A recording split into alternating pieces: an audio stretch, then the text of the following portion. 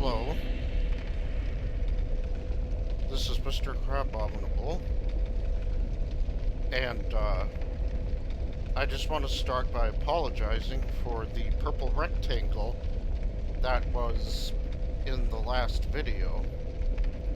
I'm still monkeying around with the alert system, and apparently there's an outline for, the alert thing. I know that on some other Twitch channels, they somehow have this outline completely invisible, and the only thing you see is the alerts. Still trying to figure out what to do about that.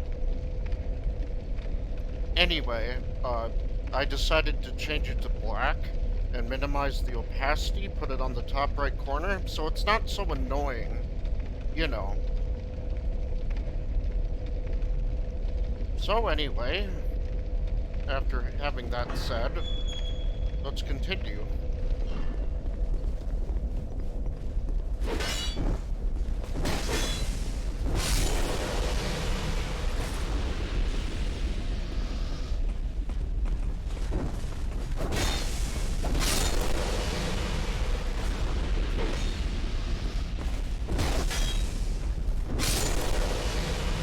So, this is part 4 of the journey to get all the spells.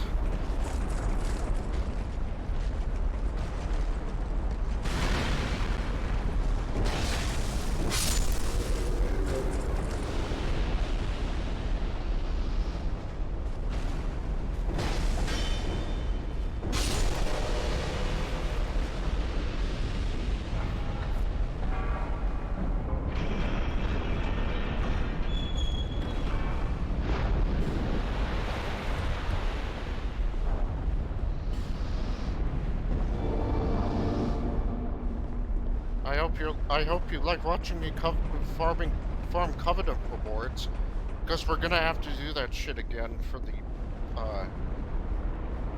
Bellkeeper Covenant.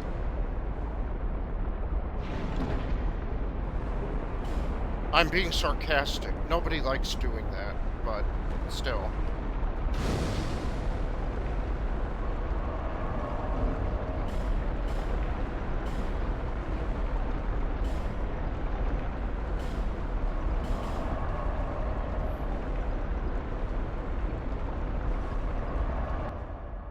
Might as well spend my souls so that invaders can't have them.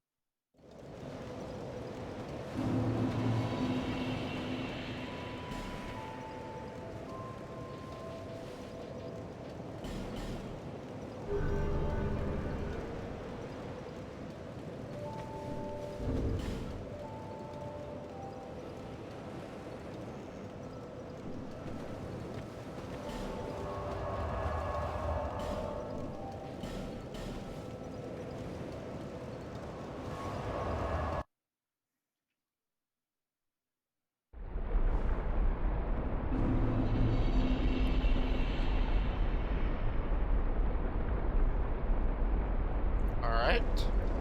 Now, there are 2 ways to level up or rank up in the Bellkeeper Covenant. The first way is to keep killing, trespassers in, in Belfry Luna or Belfry Soul. And the second way, which we're gonna do, is to repeatedly kill the Mad Warrior. Oh, wait, no, don't do that. So for this one, I'm gonna have to get rid of this ring because, well, the cat ring is absolutely necessary for making this go as fast as possible. Why? That's why.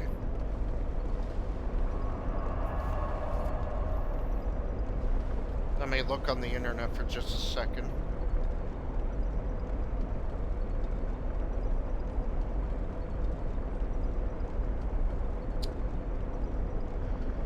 So according to this, you need to defeat 10 trespassers to get the first reward, 30 for the next one, and 100 for the final one.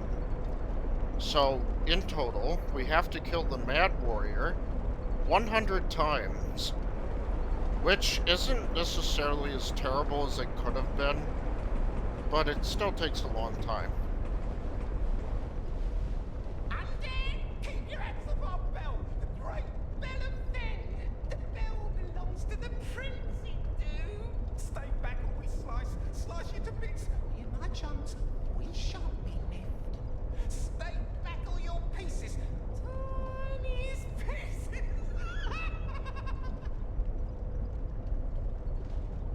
A long, long time ago, the prince he made me, yes, just like so.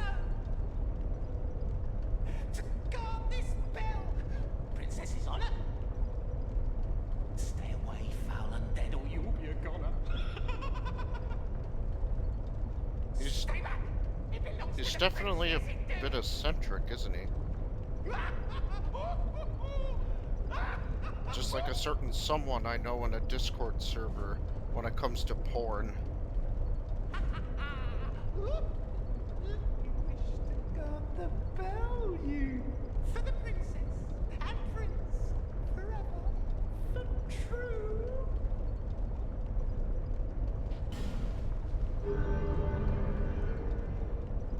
Now, the problem with the Mad Warrior is that you need to join this covenant for him to appear, and he doesn't always show up every time you reload with the bonfire. Here for you. When you're round the bell, you'll be brought near. When the bell is in trouble, the ring brings you here. Slice bullshits, whoever they are, whoever be they near, be they far. Slice them to pieces for the prince. Yes!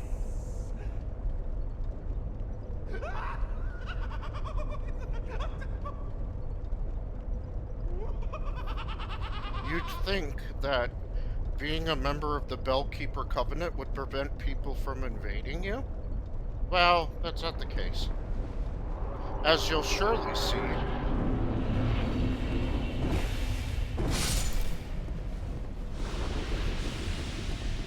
there are a couple of non-respawnable NPCs around.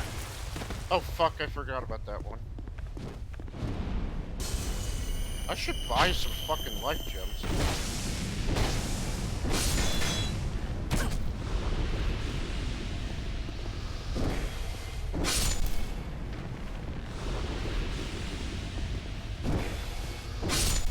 Actually, I should keep this ring on for one specific thing I want to happen. Our next guy is this one.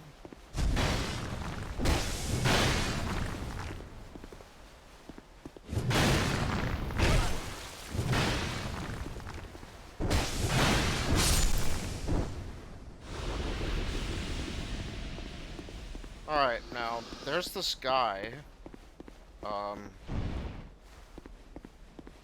He wields two Avalons, just like Bowman Guthrie. What I want to do is get him to drop something. Unfortunately, he doesn't always drop something, and once you kill him, he doesn't come back unless you use a bonfire setting. So, what do I want from him? Well, it's this thing called the Black Witch Domino Masks. It boosts dark damage, but it decreases your HP. And that's him.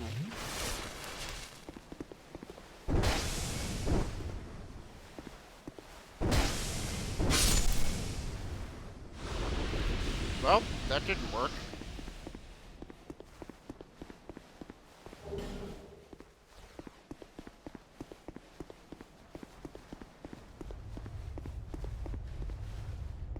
Now, if there's ever a fog gate at that door right there, that means someone's invading, so just to let you know in advance.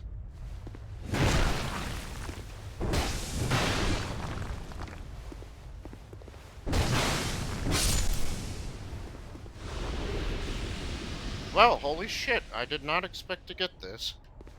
Orma's Great Shield.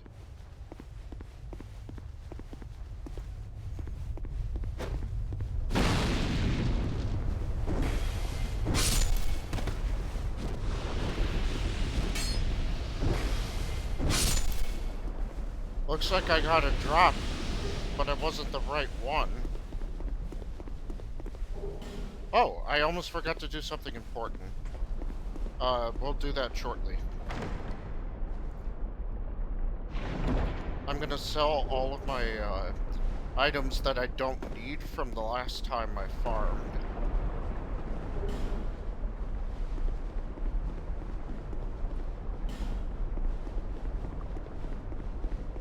There's a secret wall.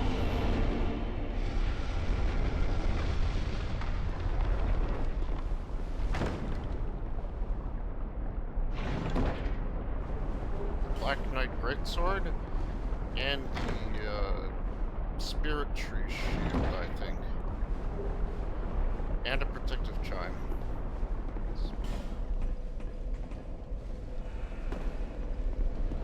Now, you might think once you rest at this bonfire, it's impossible to get out of here unless you go through Belfry's Soul.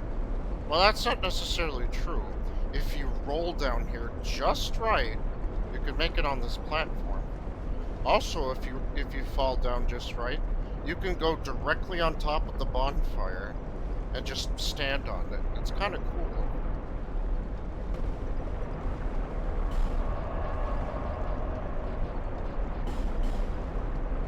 Let's go see Gavlan.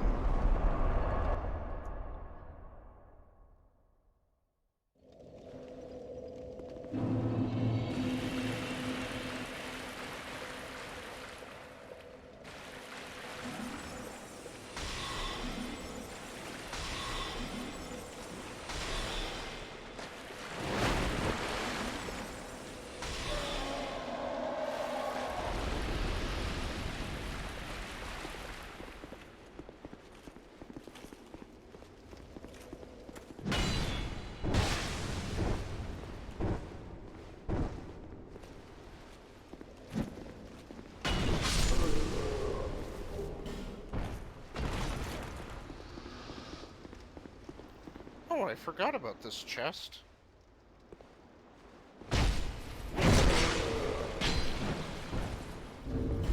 I don't think I'll be needing this anymore. It's not that strong.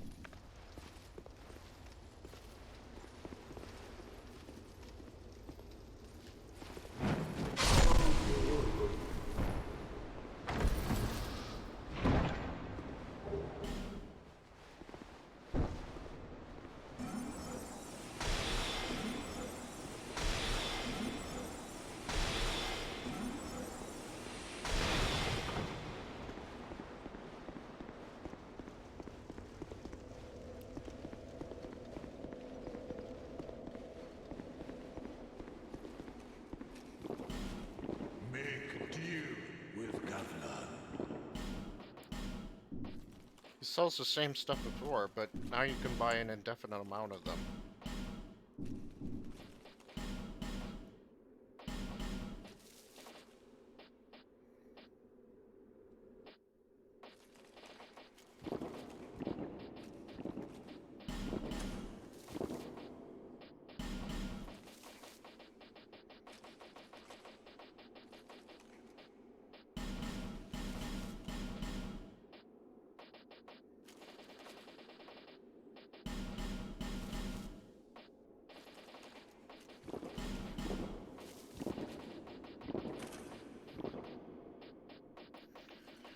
We can sell this scythe because you get a scythe +7 later on in one of the DLCs.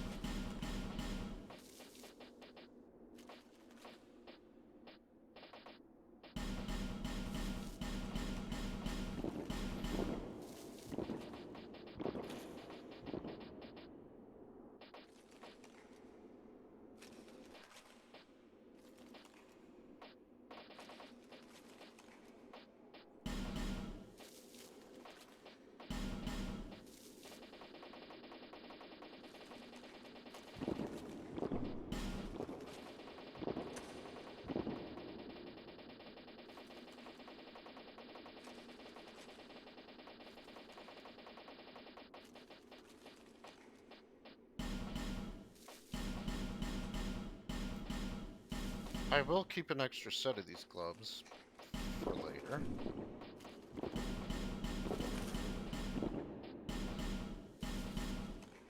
Yeah, believe it or not, there are actually two versions of the Prisoner's Tatters. There's this one, and then there's this one, and they have slightly different stats, but they're more or less the same thing.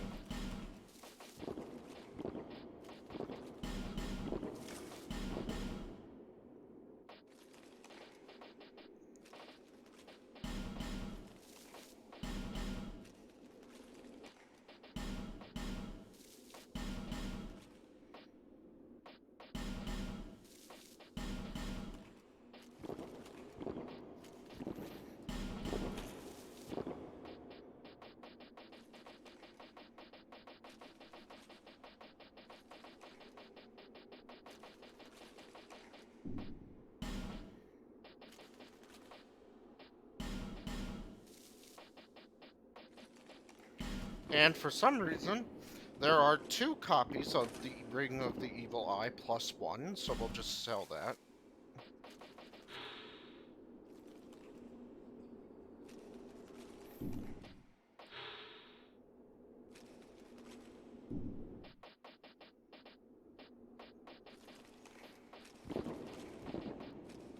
And the blue tier stone ring. Oh, and just to be clear, you cannot equip two of the same ring, even if it's like a plus version of it. Yes, the dragon rings. They're pretty powerful stuff, but they get lower and lower durability the better they are.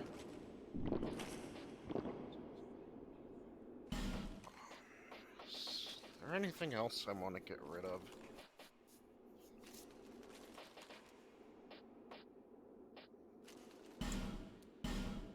Nah, it's not worth selling.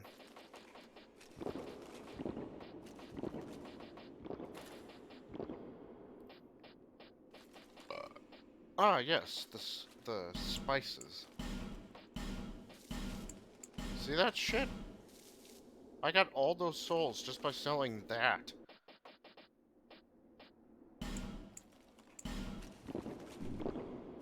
Well, I'll keep these around. I don't know, it's just for novelty, I guess. Ah, a fire seed. I should probably use that. With Gavlan, you deal. Much deal. These you take. For you.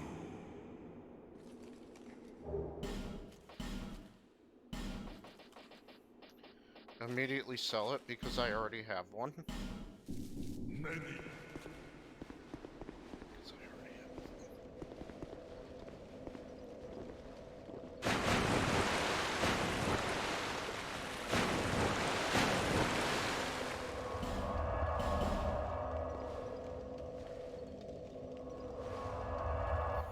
Who needs incense when you've got enough faith and intelligence to cast everything? I think it's time we start incorporating some hexes.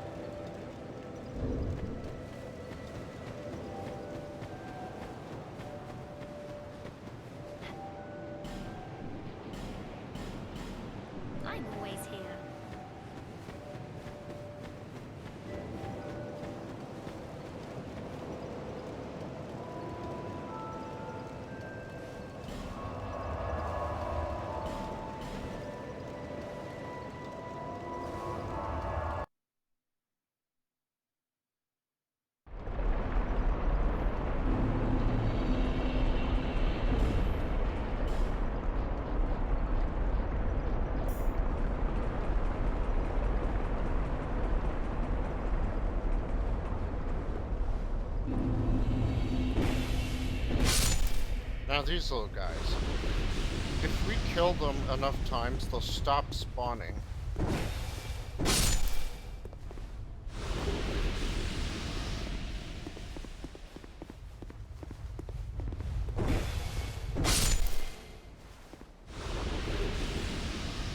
If you're wondering who the Mad Warrior is, he stands right against this wall, right up here, and he's red. So you'll know him when we see him.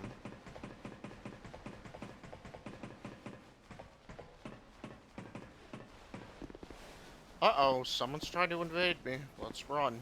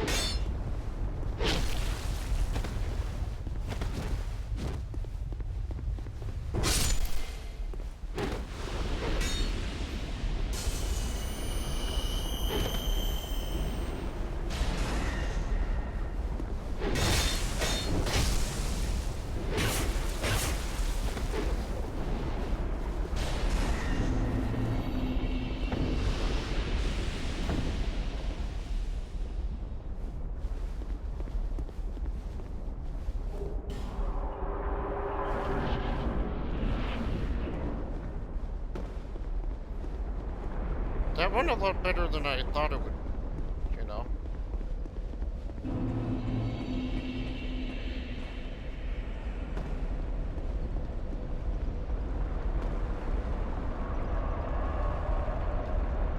The reason I ran over to kill those two bell keepers by the fog gate is because I want them to stop spawning, so that if someone does invade my game, I can just run through the fog.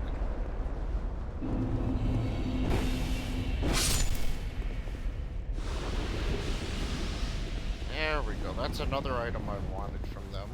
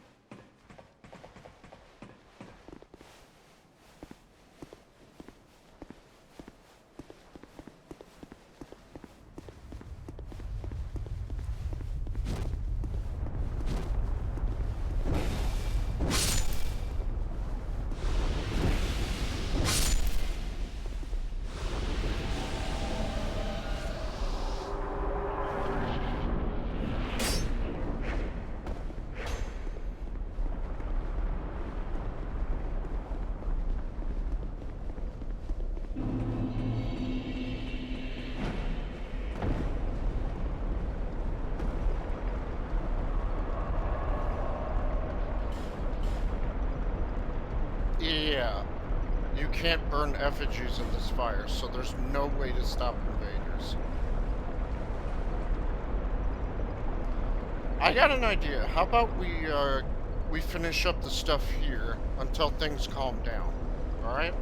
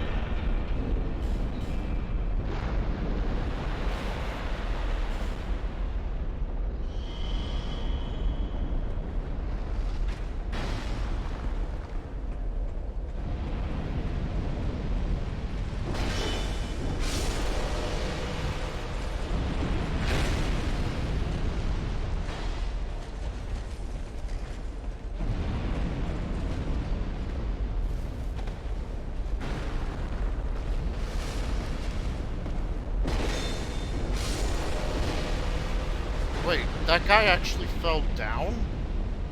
That's funny.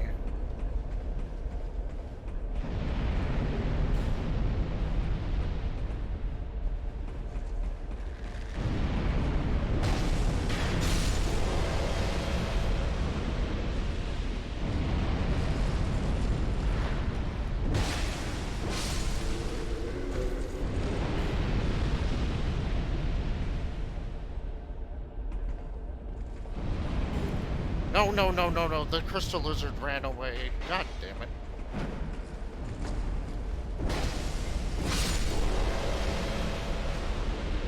Oh, shit. We don't want to touch those. Because then lava will start coming out through here, and it'll make things permanently harder later on. Oh well, gotta rest at the bonfire again and reset everything so we can get that little guy.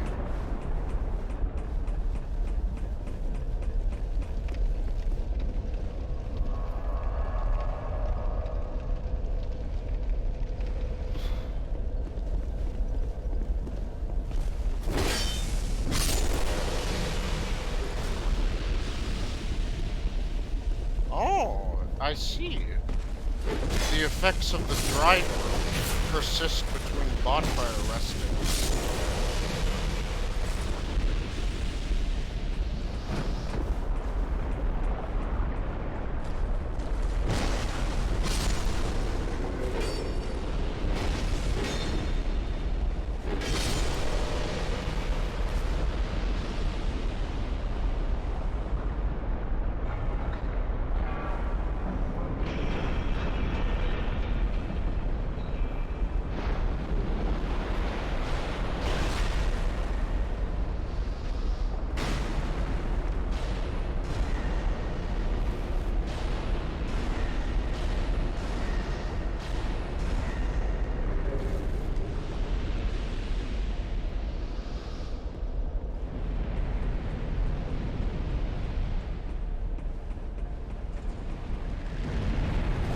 Ah!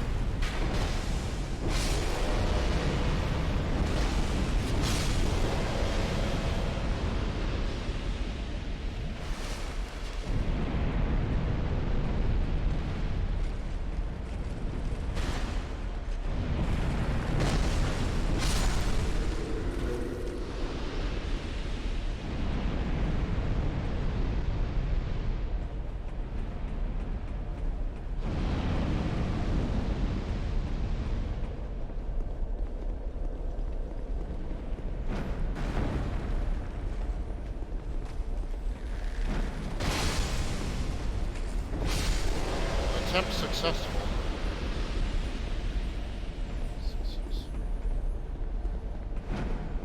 Now, there's this guy up ahead that invades your game, and he's... well... the last time I fought him, he hit me with an attack, and it caused everything I was wearing to be broken. His name is Oliver the Collector. Very dangerous.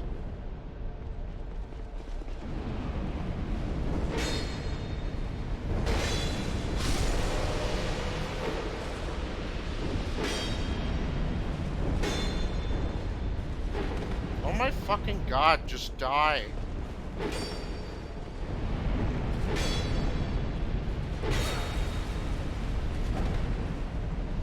Okay, fine. You wanna play cheaply?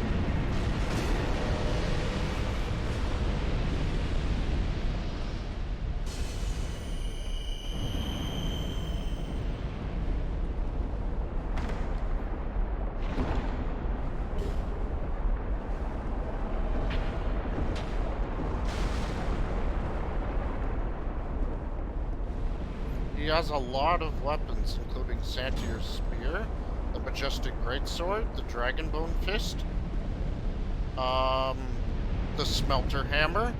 He's obviously fat rolling because he can't possibly carry all that.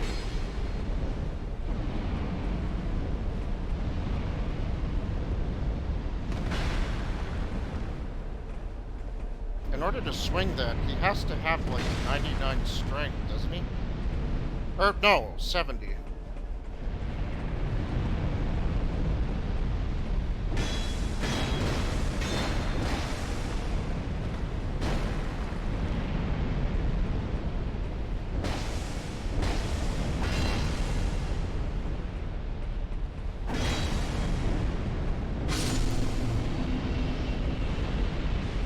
Now, apparently, he's not the only one that can break your equipment like that. There is also Bradley of the Old Guard, which is an ally that you could summon. He does that too. But only to invaders, obviously.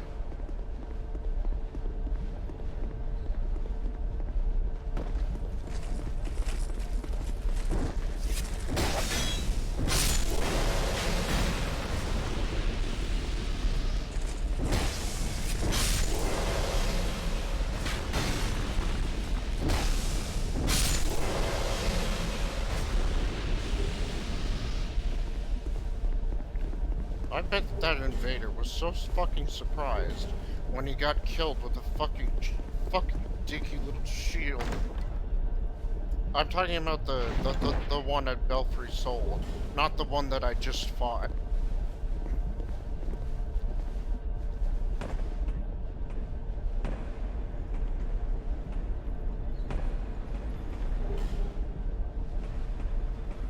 But that's the secret.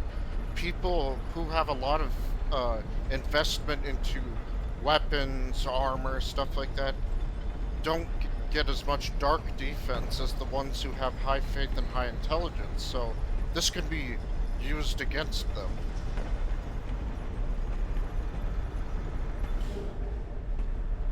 Now I just gotta be careful not to fall the fuck off.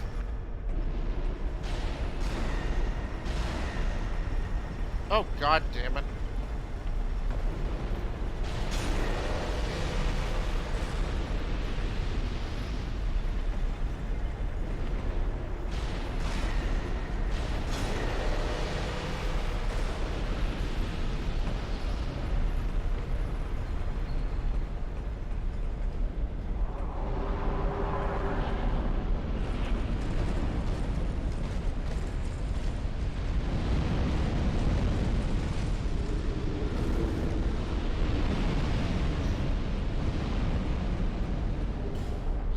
Got cooked.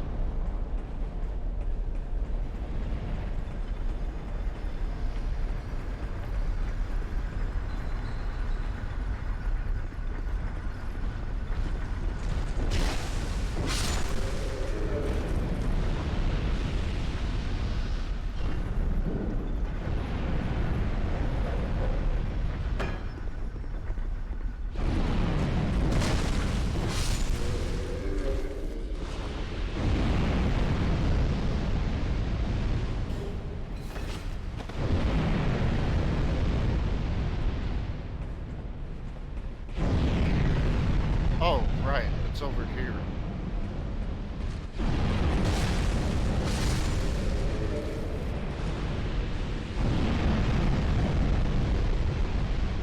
With my trusty shield, everything run pretty smoothly.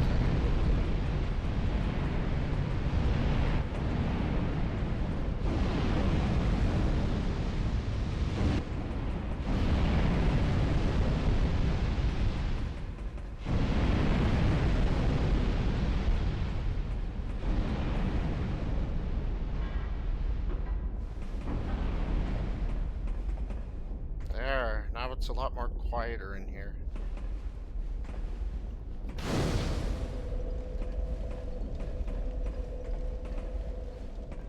Doesn't pay to rest.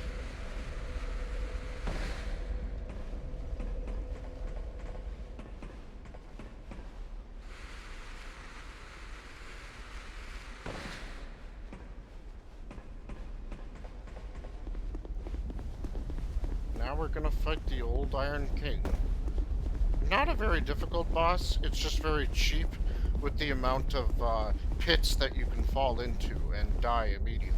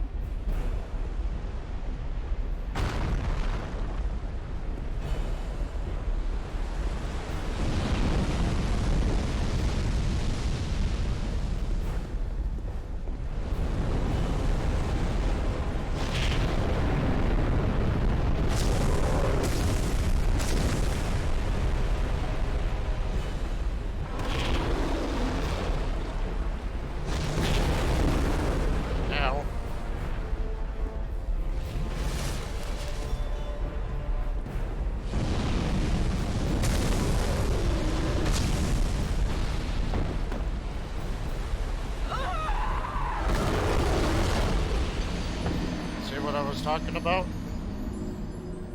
Sometimes you get knocked into them, and, well, there's nothing you could do.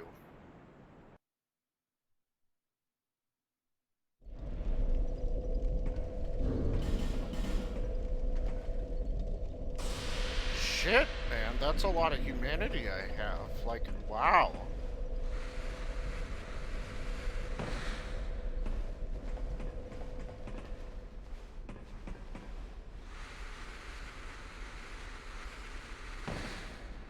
Yes, one last thing about the Mad Warrior. I'm assuming the game wants you to use co-op, you know, when, or online connectivity and fight people online to rank up the Covenant. But if you don't kill the Mad Warrior over and over again, you can't get his set. There are some NPCs that drop it, but it's like a very rare chance, so you're better off just killing the Mad Warrior over and over again.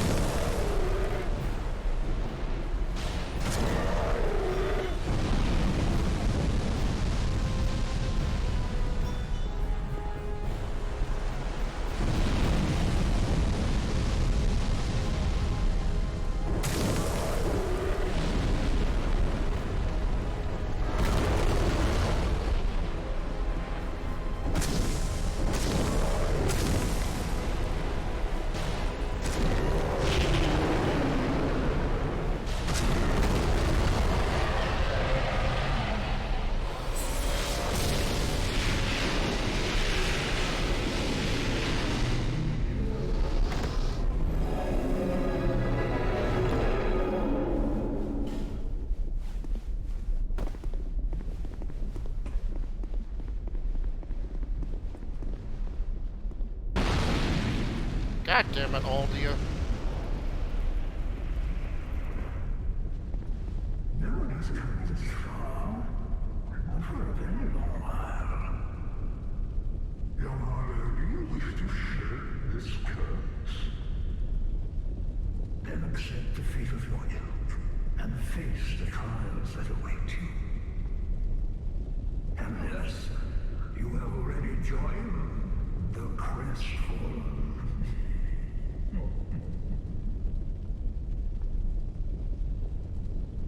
Young Harlow, there are but two paths.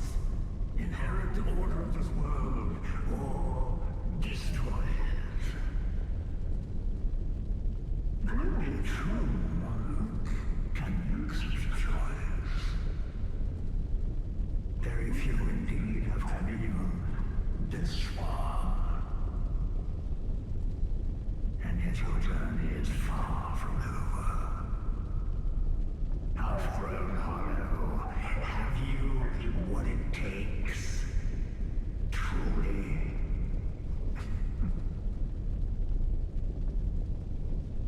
Young Hollow, seek after Venric. He who almost became a true monarch. The Venric is certain to guide your way. Fledgling Hollow, may we meet again?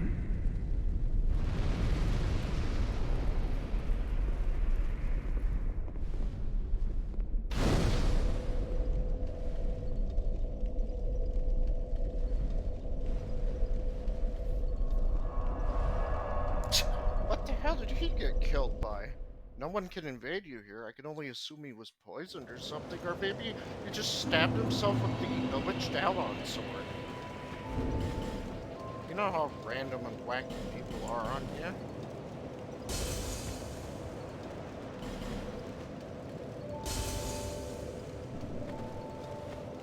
blessed with a myriad of souls, bearer of the curse. Make your way to the castle.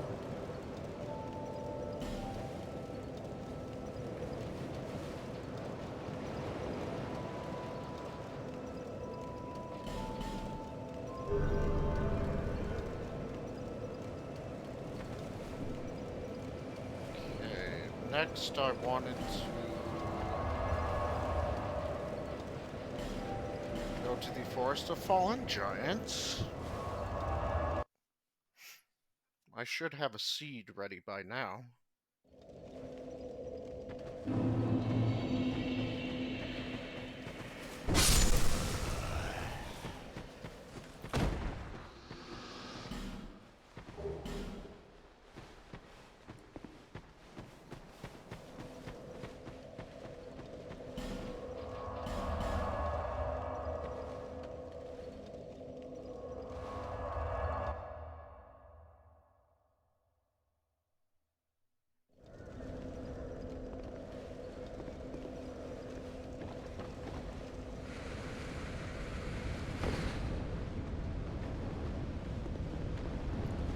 Now, a lot of people like to open the iron door, which is right next to the last giant boss fight.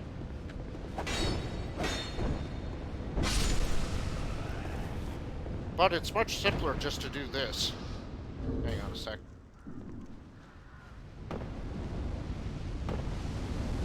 Oh, for fuck's sake.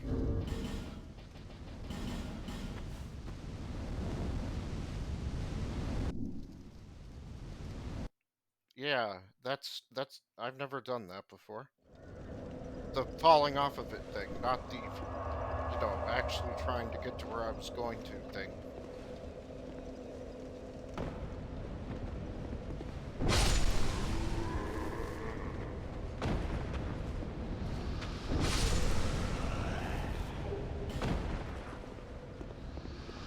Ah, life gems. I keep forgetting to buy those. Anyway, let's try this again.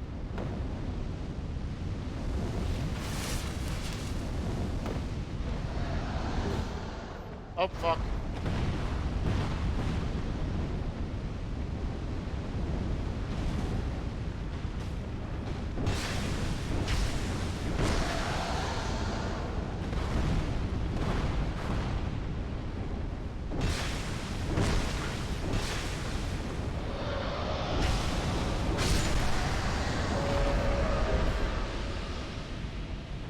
No, I didn't know they could drop that. They don't usually drop anything for me.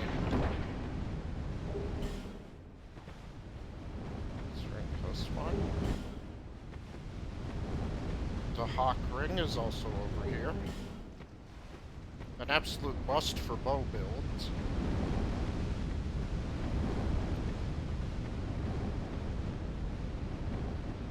These jets of fire are caused by these things. If you kill them all, they'll go away.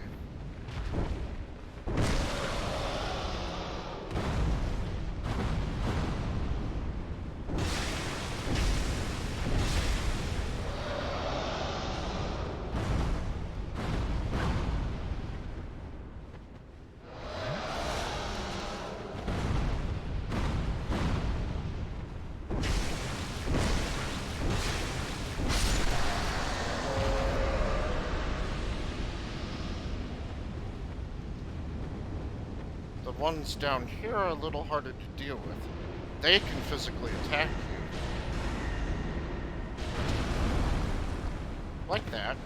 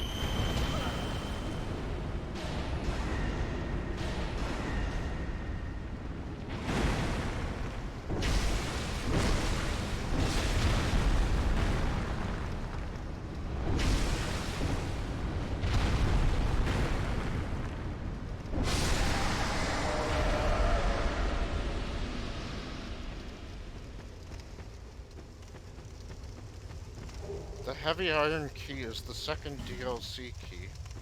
That's why I ran back now to grab it.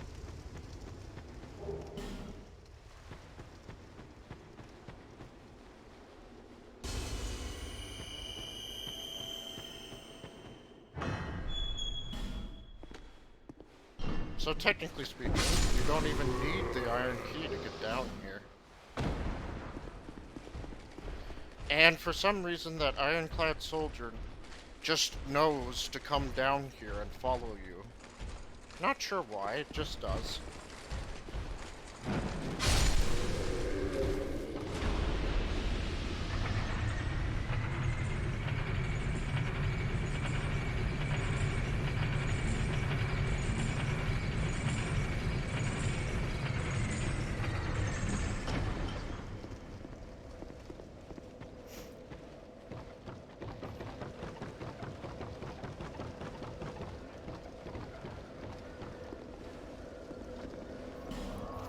Okay, next stop, I want to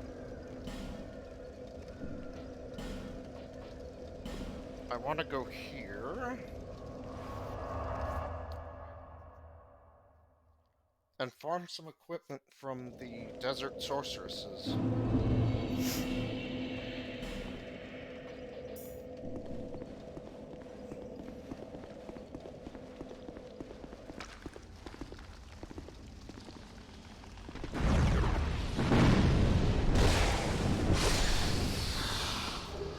Malformed claws.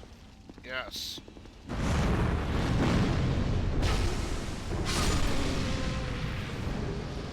Damn it, not the gloves again. I already have those.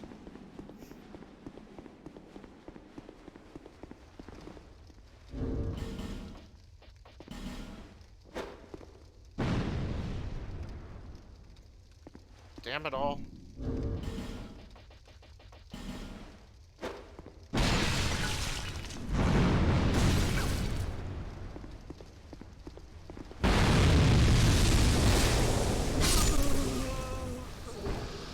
Desert Sorcerer's Hood, good.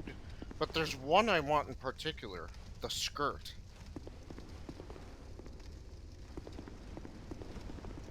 Hello.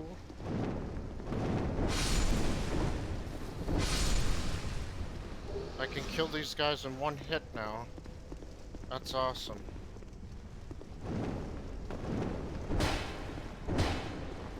That's the great thing about Dark Souls. You can make any kind of build, and it can be viable.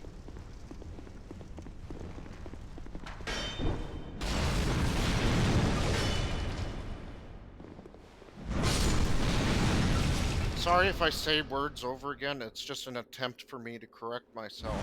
Or make sure what I said was, you know, not wrong.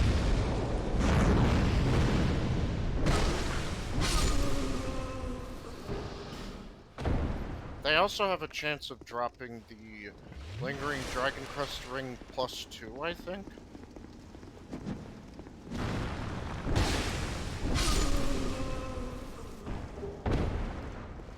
God damn it.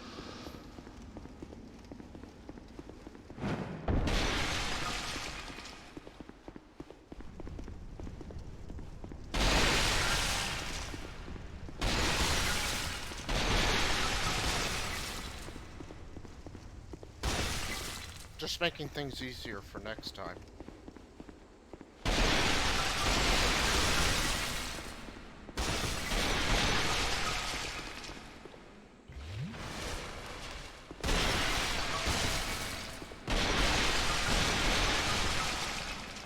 There, now I don't have to worry about those anymore.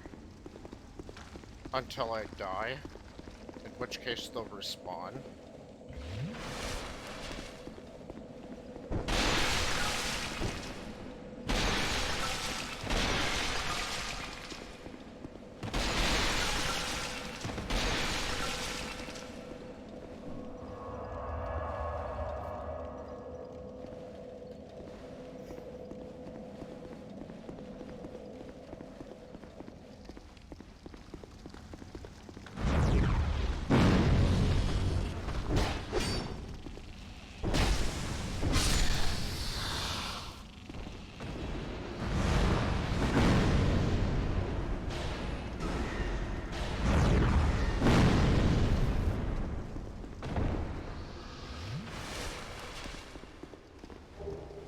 These desert sorceresses are not to be trifled with. Their fire damage is exceedingly high, even for someone of an INT in faith such as mine. Oh boy, look who's come to play. It's the Forlorn.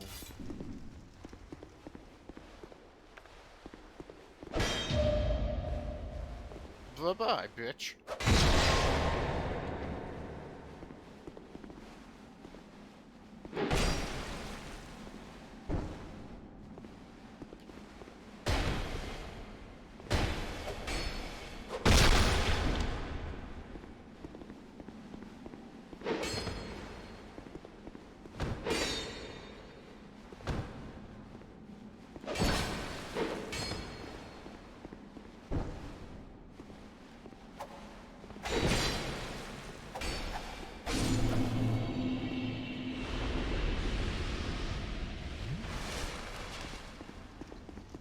Forlorn just goes away. He never truly dies.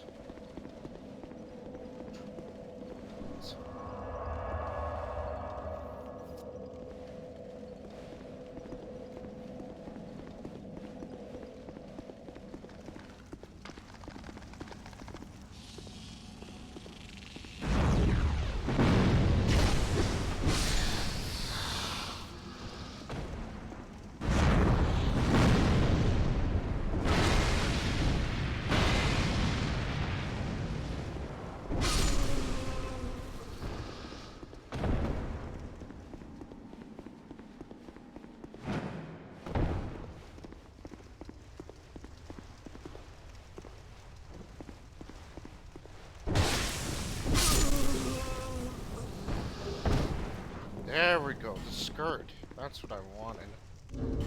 Well, I think we have everything. I just want to get that one ring, though.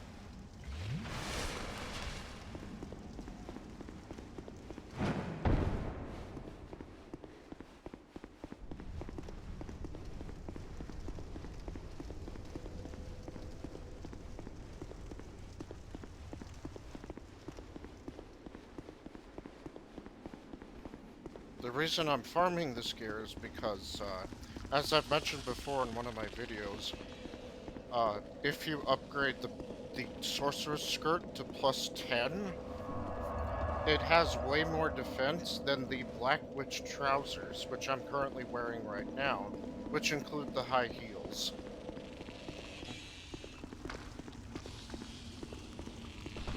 You might say that it kind of ruins the look, but it's hidden underneath a dress, so it's not very noticeable.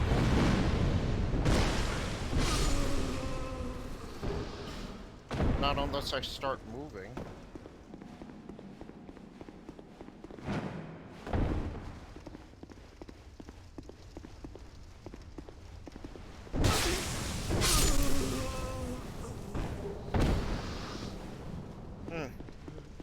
They're not dropping it.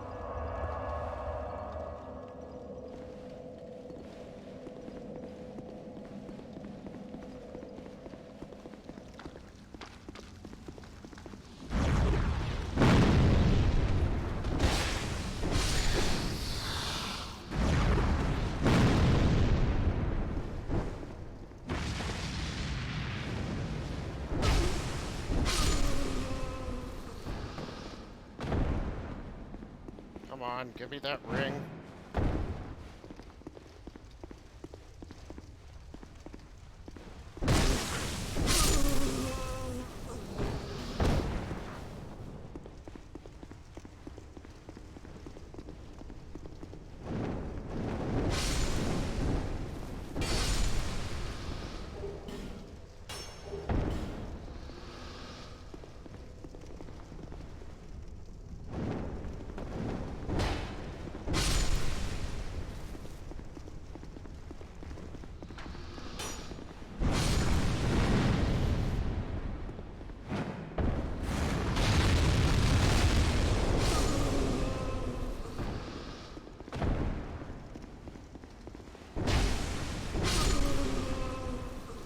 There originally used to be 6 desert sorceresses in this place, until they took 2 of them and moved them to the poison pool in the Scholar of the First Sin edition.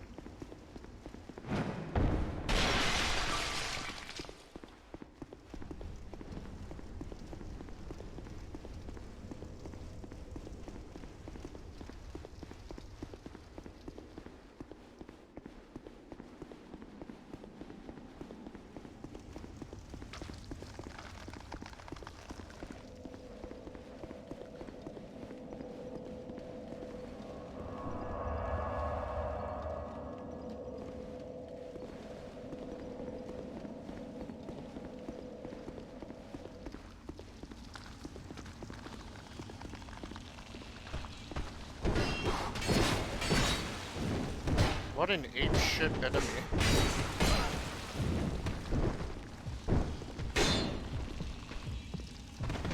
No, you fucking don't.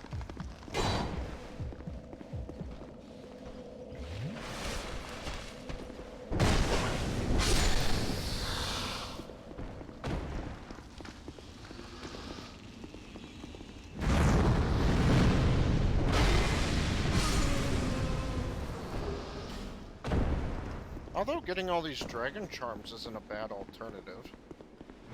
Dragon charms are very useful, even if you're not poisoned.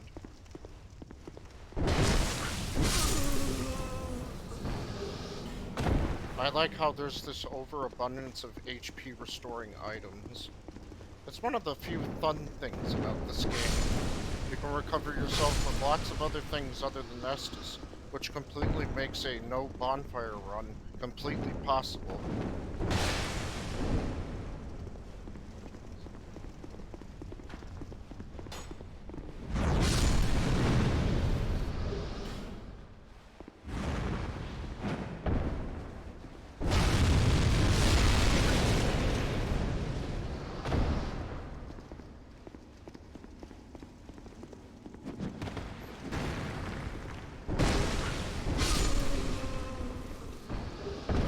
Slap that ass. And don't worry, it's not being misogynistic. My character is a female. She's just a lesbian. Or bi. Whatever you want. Yeah, most people are... I see a lot of people identifying as bi now. Especially in the Discord server that I'm in.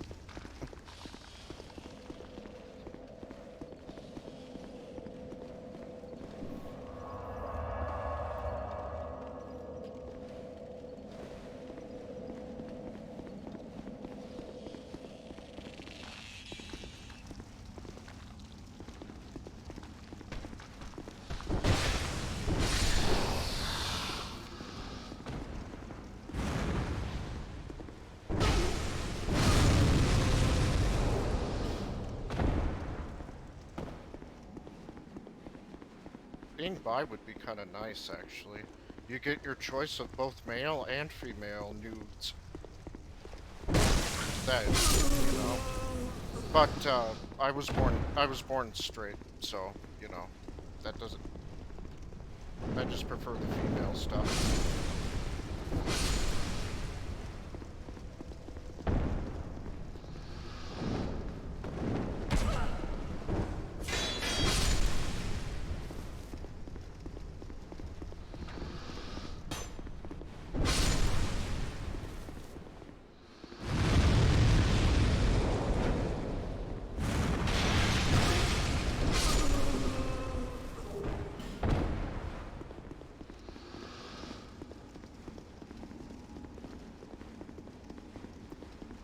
just trying to figure out what the hell she was gonna do.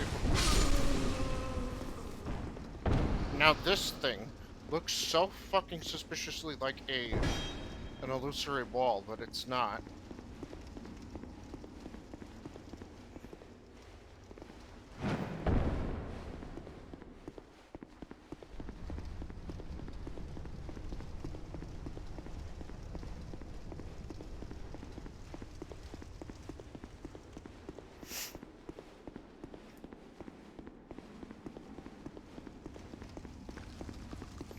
There is one other thing I should take care of. I really need to improve my sunset staff so that when I start casting better sort hexes, I can use that.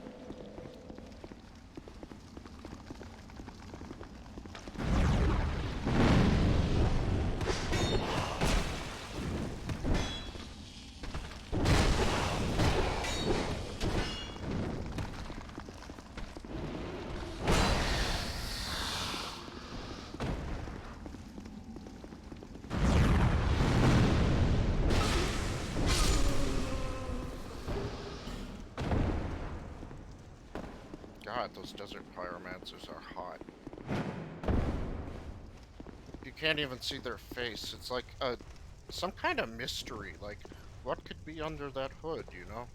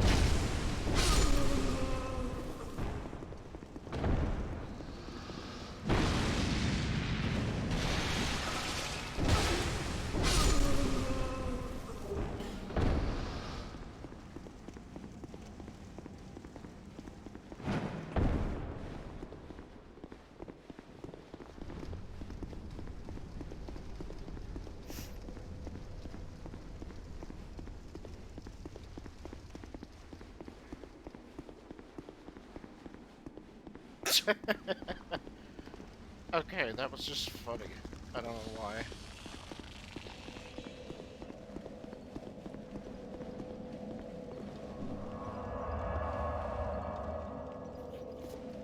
This is...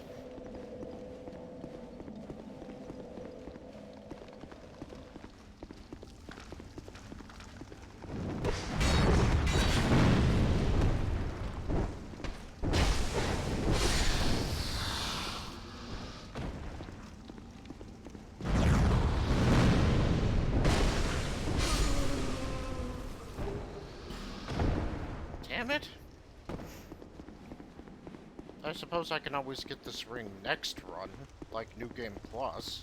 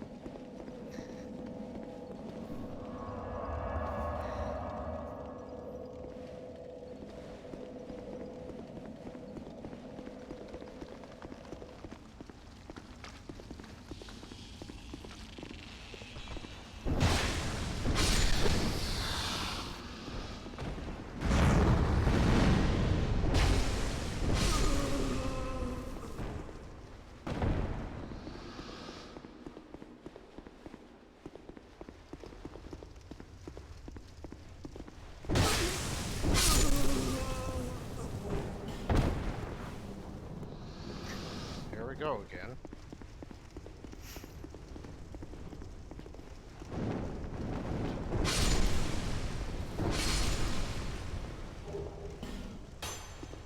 Wow, 2 sets of mannequin claws. You could, like, dual wield these.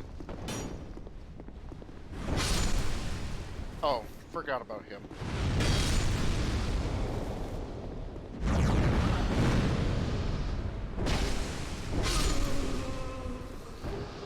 There it is. The Lingering Dragon Crest Ring +1. That's what I was after. Well, along with the Desert Sorceress skirt.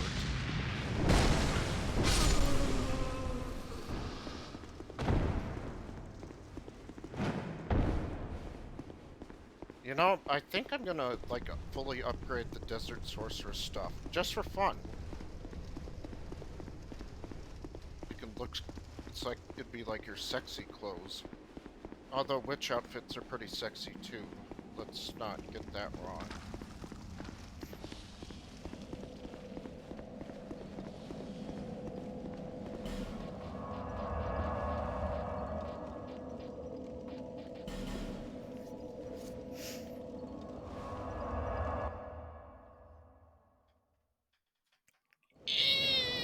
Ugh.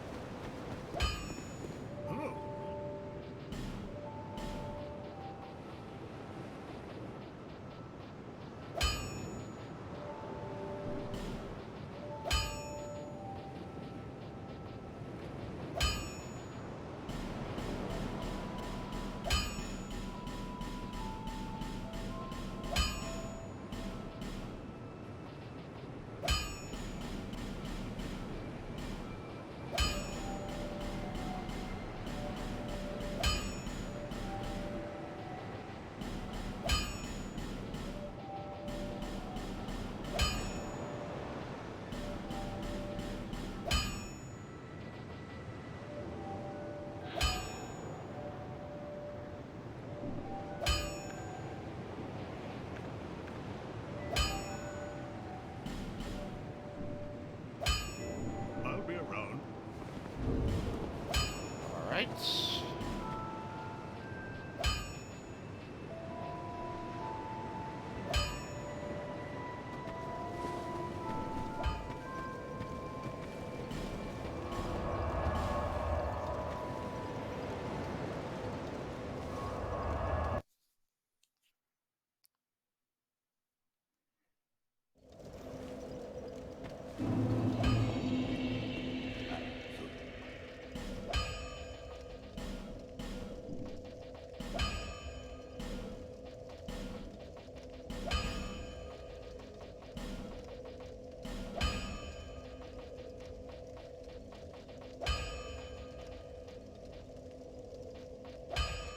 Need more pale stone.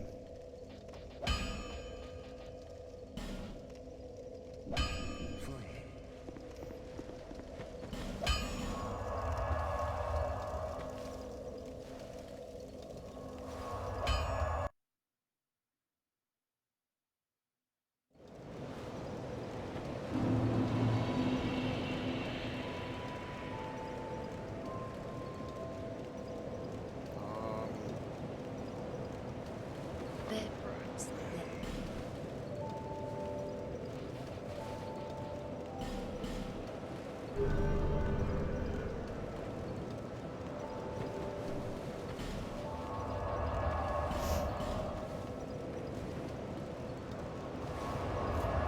Next, we're going to the second DLC, just so I can warp there later.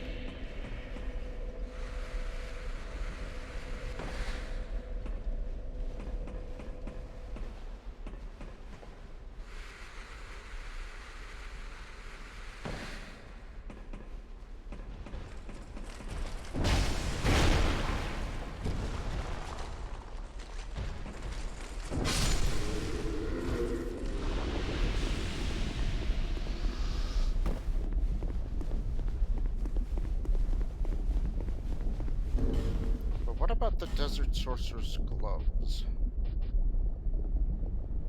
No, still not as good as these ones.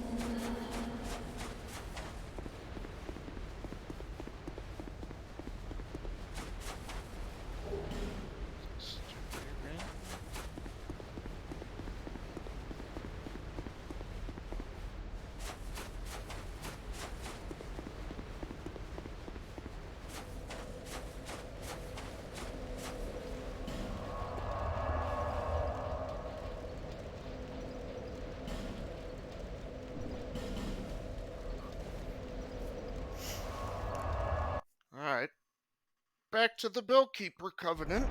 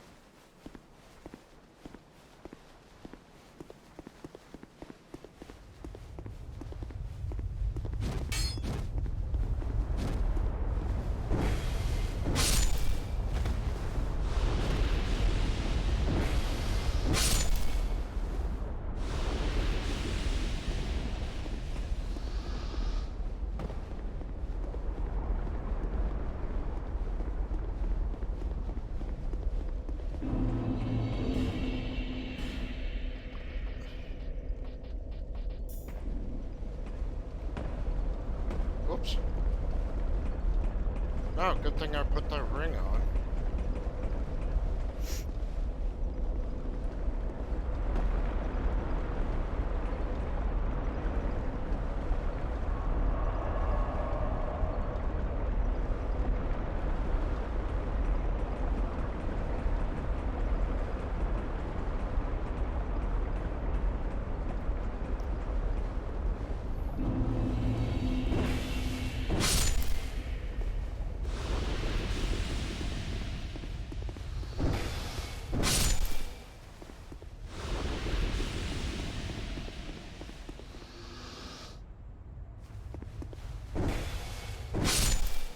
there he is.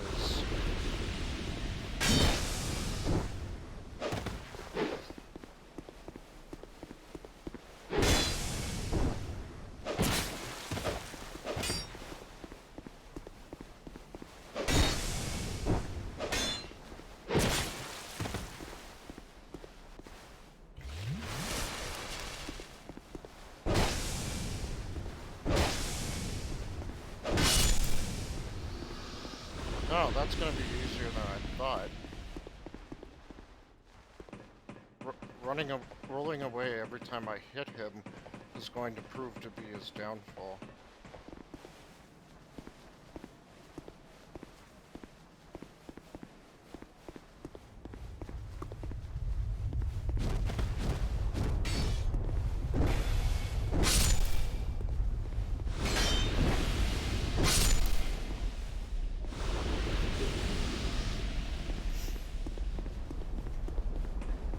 So that's one kill out of 100.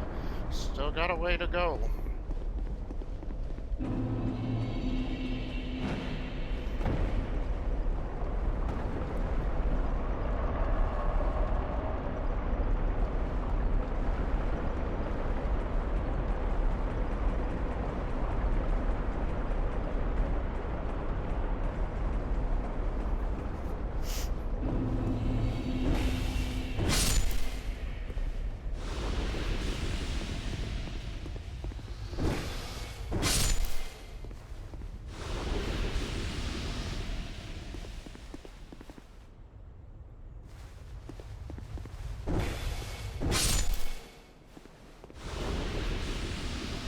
Flame Swathe. Yeah, I forgot the Bellkeeper enemies can drop those. Makes me wish I hadn't paid money for my copy of the spell.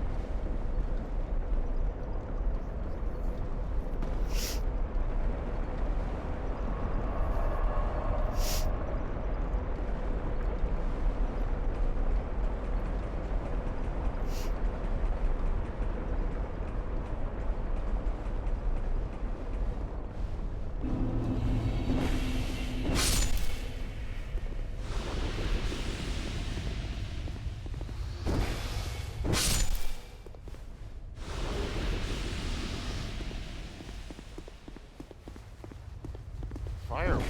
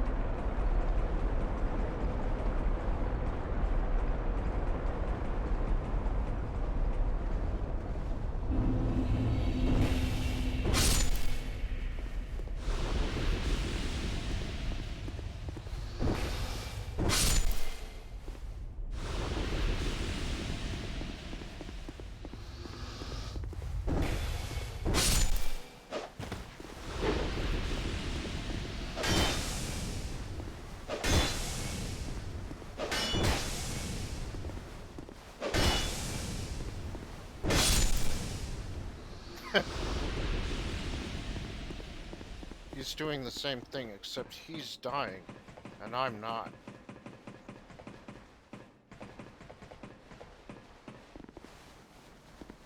I'm getting rid of these Bellkeeper guys so that anybody who invades my game cannot use them against me.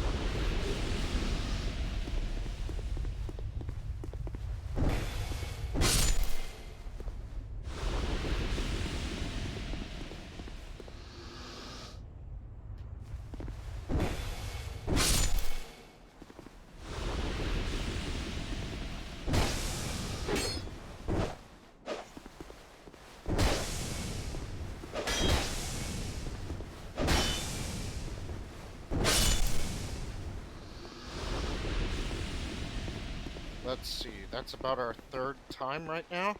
There's no way for me to keep track other than talking to the Bellkeeper guy every single time and seeing if he says anything, or if the "you gained a rank in this Covenant" message comes up.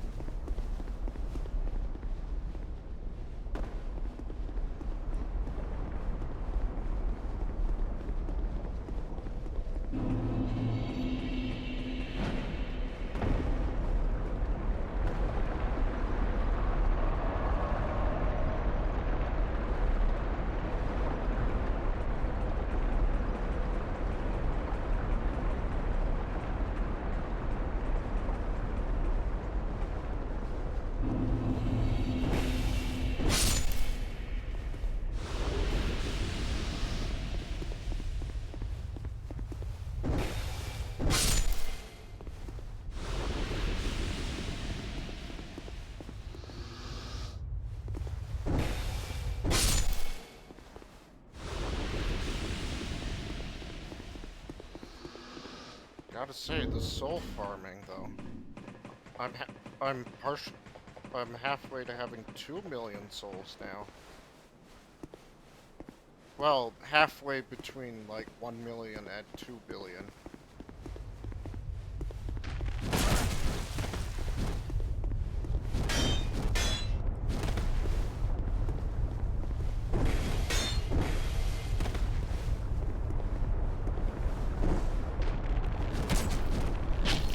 The only thing I really hate about these guys is their bows. They seem to hit you from every conceivable angle. And it does a lot of damage, unsurprisingly.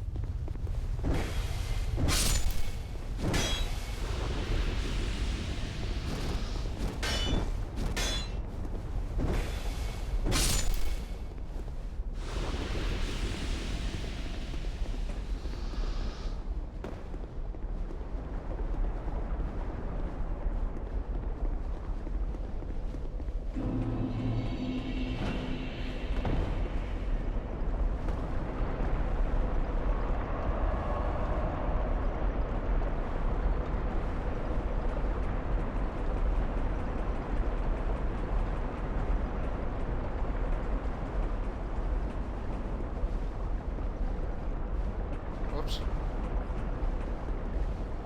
Tear him to shreds. Tear him to leave me.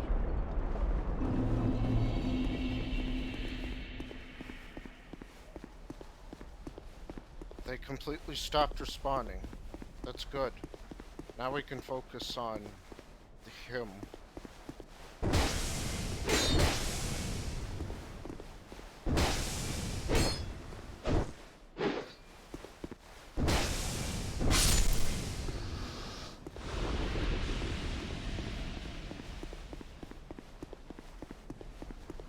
Now that that's done, we can just run back here, fall down, rest at the bonfire, and just keep doing this over and over.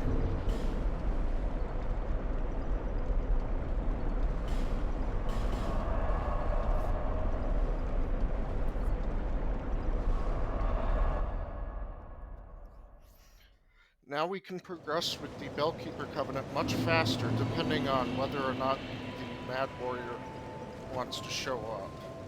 Bearer, lest this.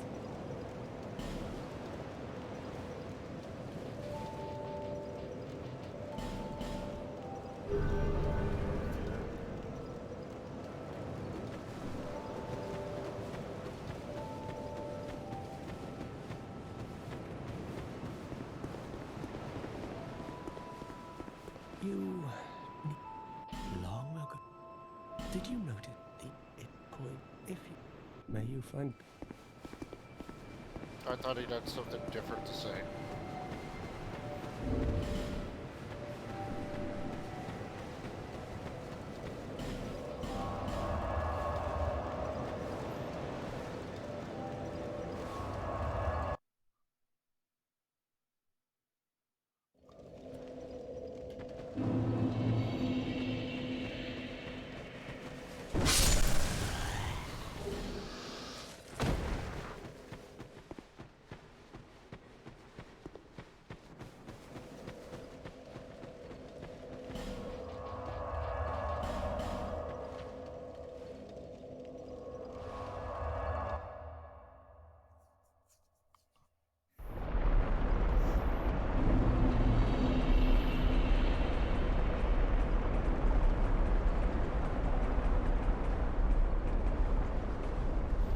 Now, we're just gonna run all the way over here, check if he's there. If he's not there, we immediately run back, go down to the bonfire, rest, and repeat.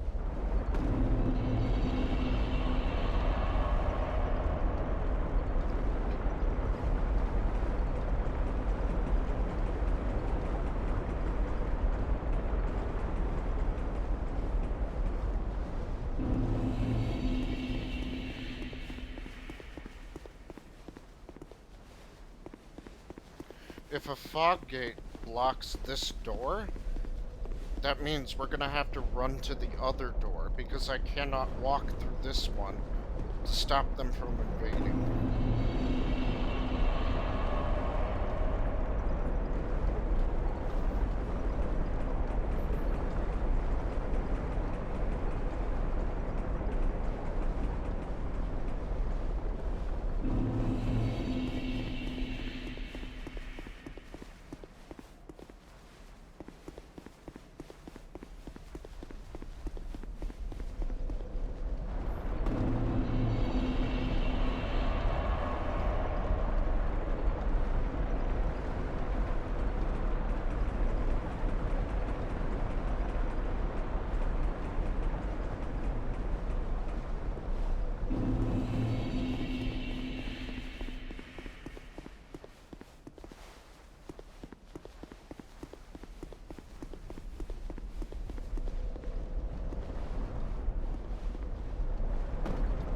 Ta-da!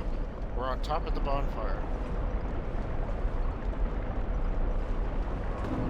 Shit! I was hoping to, be able to sit on top of the bonfire.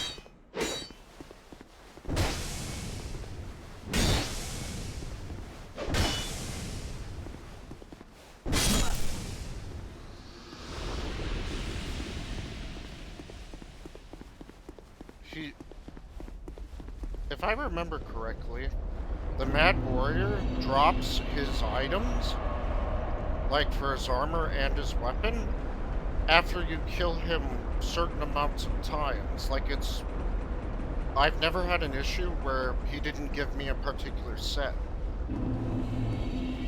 Unless, of course, wasn't it in the original version of this game where he didn't always drop what he was supposed to? It's possible, I guess.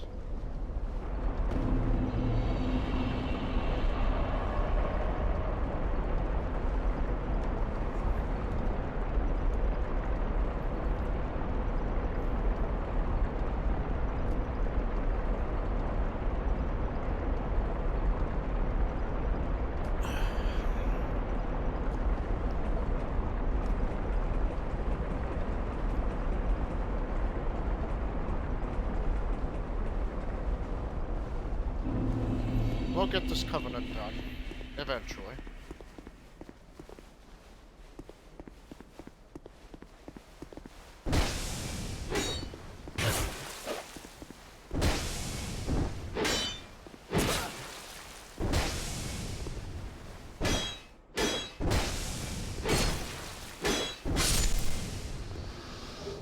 Mad Warrior leggings. Sweet.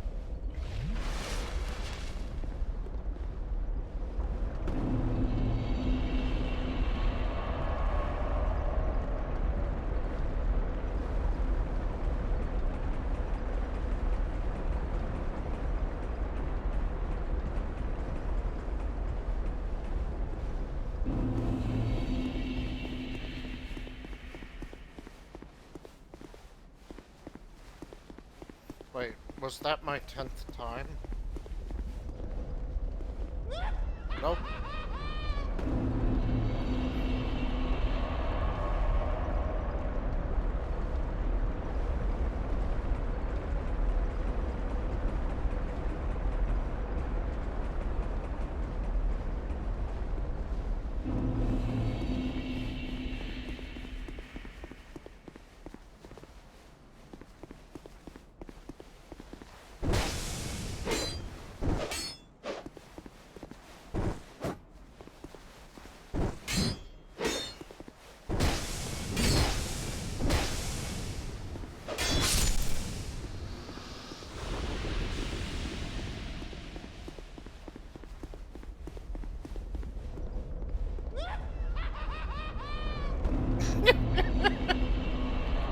I just like how manic his laugh is. It's kinda catchy.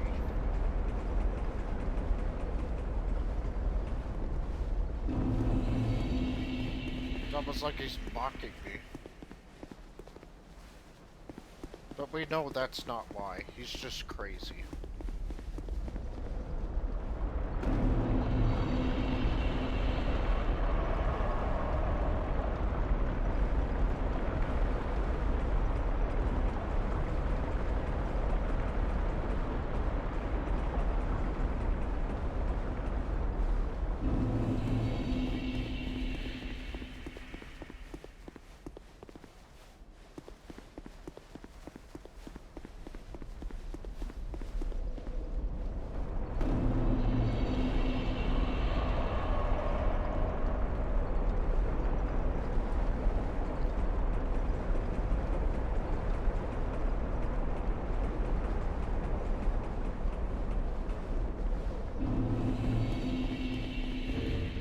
You know what? I think I'm gonna change something.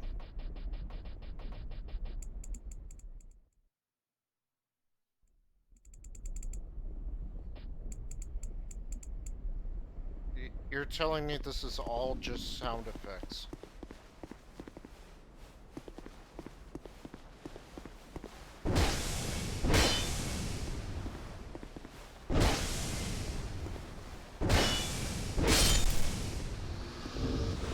I think I'm gonna turn down the sound effects a little bit.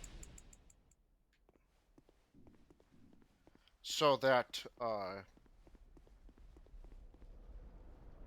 every time it goes, every time you go into a new zone, it'll be quieter. And that way people don't have to listen to it as well, as much, or as loudly. I think that's fair, you know?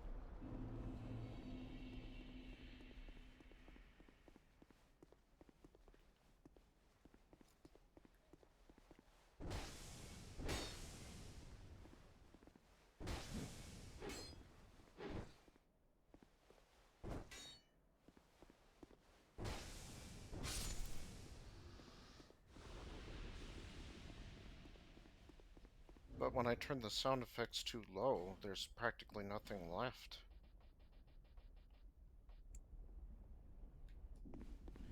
Maybe that's fine?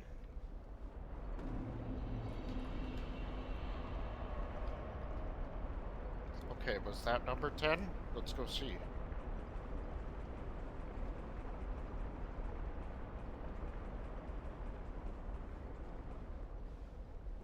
Yep.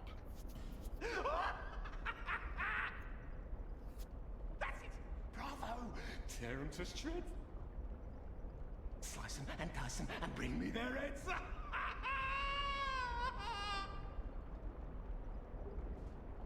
A Titanite slab. Not a bad reward, but not really great either.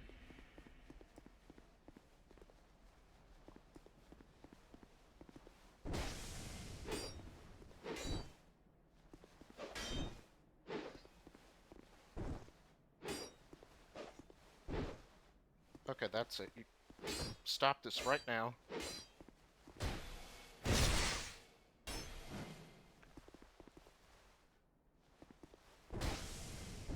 See what I mean when I assume that all these characters have unlimited stamina?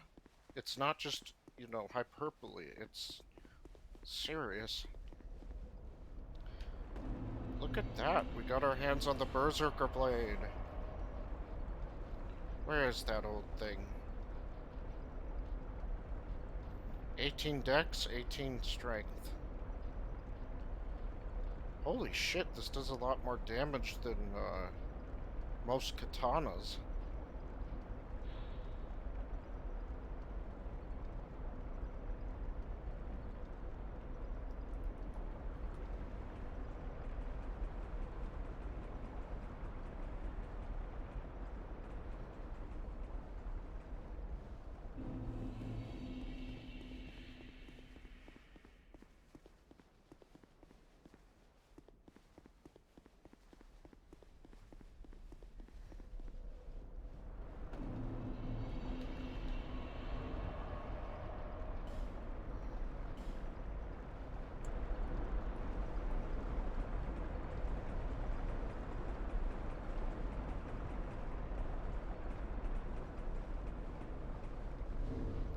Nah, I'm gonna leave it at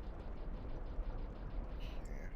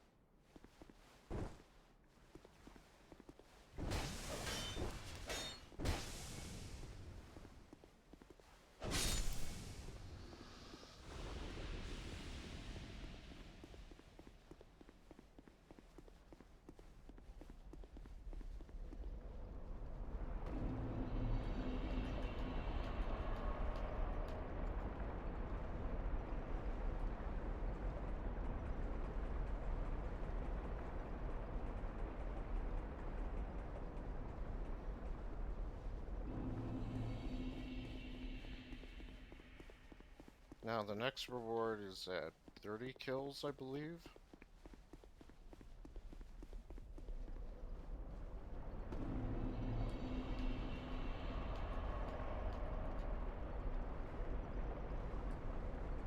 I really should have named this series Journey to Get Fucking Everything.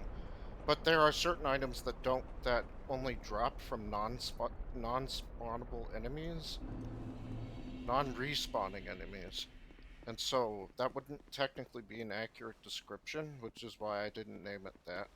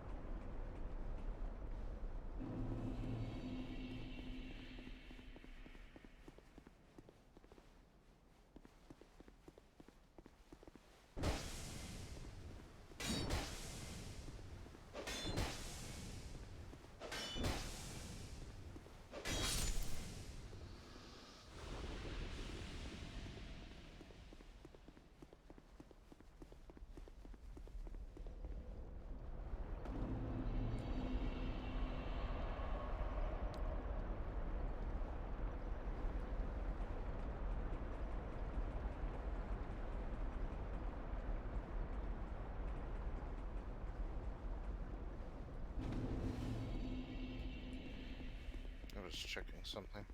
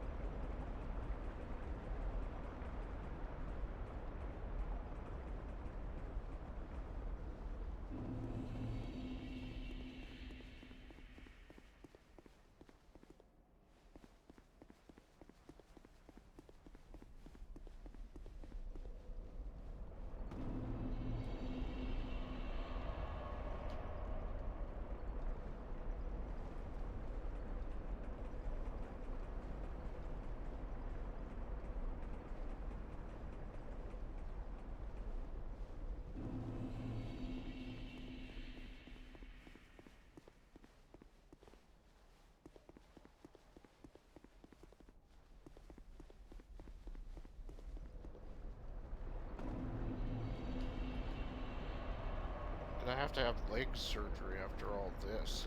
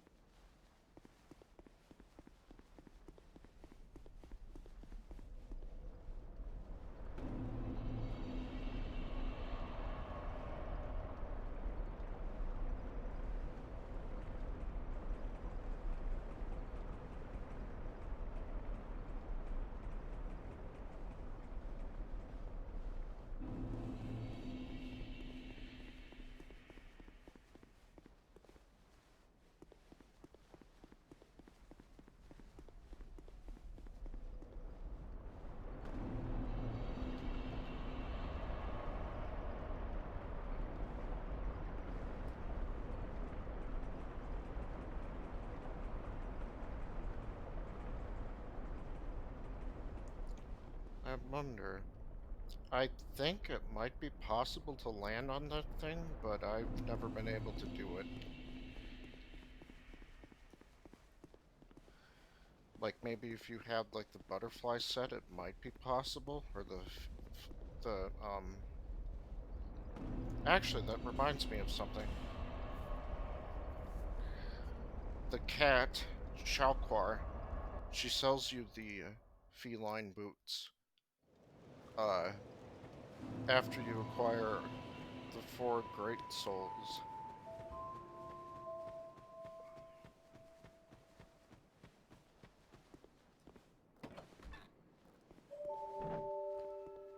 Well, you've grown quite a bit, haven't you? Your scent is lovelier than it's ever been. Why not trot along to the castle and meet the king? Long ago, he smelled just like you. Not so much anymore, though. He's quite rancid by now. But we cats love that. It's an acquired taste.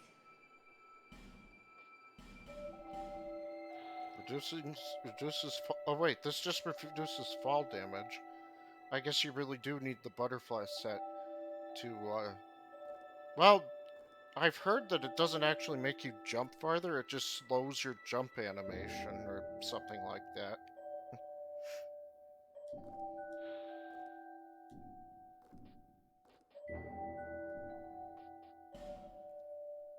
Let's see here. Blue Sentinels, Brotherhood of Blood, Heirs of the Sun. Still got a ways to go.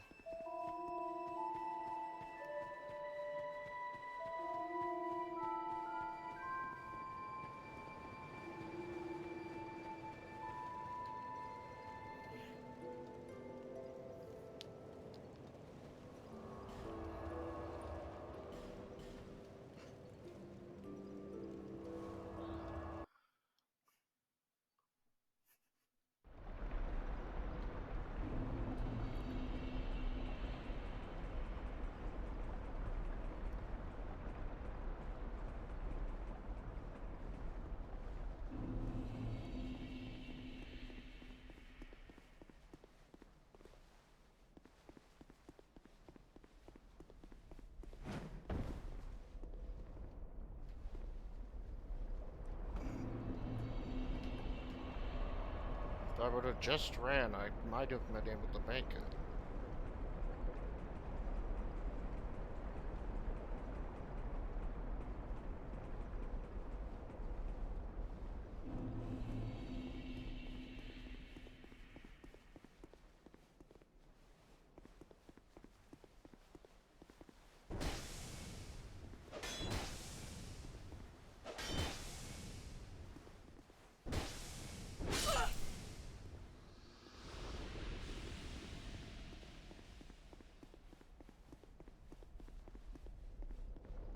Let's try this again. Damn it! I don't... It's like there's some kind of barrier that you can't go... It's like... There's a tiny little invisible wall where that pillar is, and that's why I can't make it, probably.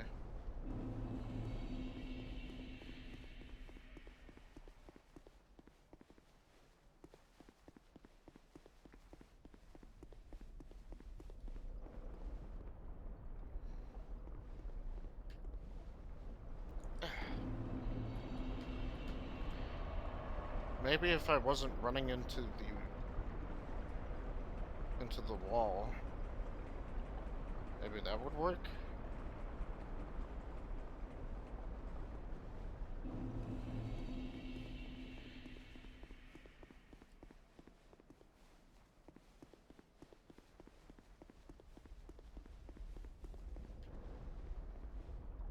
If only you could, like, jump here.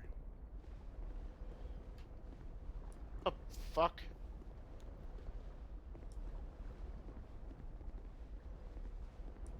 Damn it.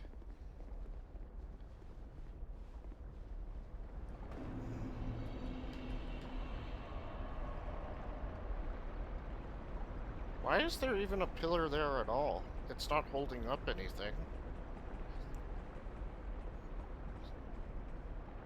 Although, there are a lot of other pillars that look similar to it.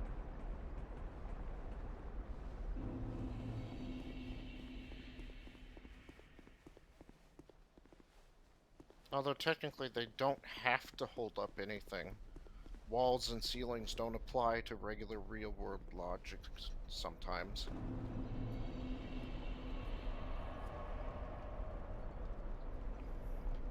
It's like when you're building stuff in, like, Fallout 4 or Fallout 76. It's just, you could build it out together however you want and it still looks like shit. Doesn't even have to make sense and it still works.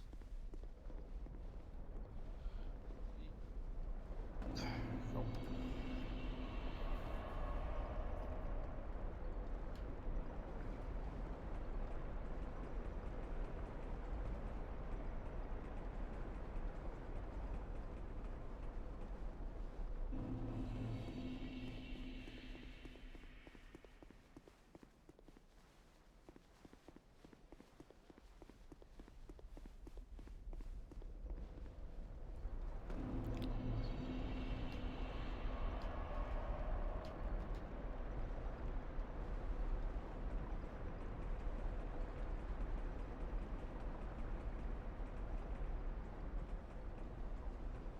Yep. This is all very slow progress. Although not getting rat tails is pretty slow progress too.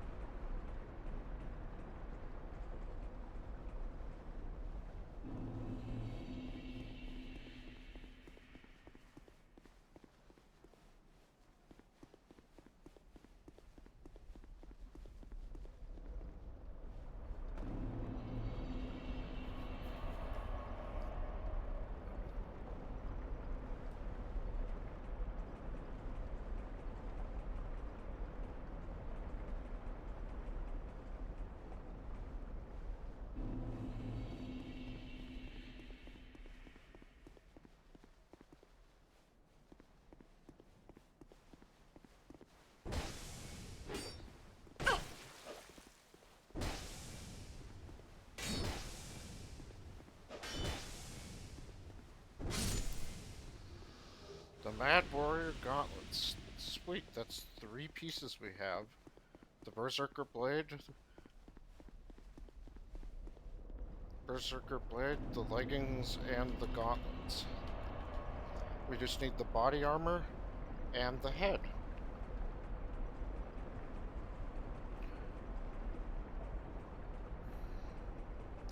Tell you what, if I actually get all the pieces of the armor set, maybe I'll try putting on the ring and start taking out trespassers. How about that? Might be kind of fun.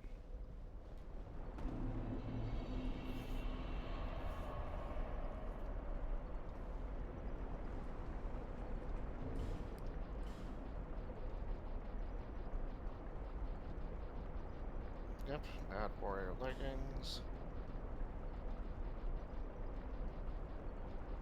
Mad Warrior gauntlets.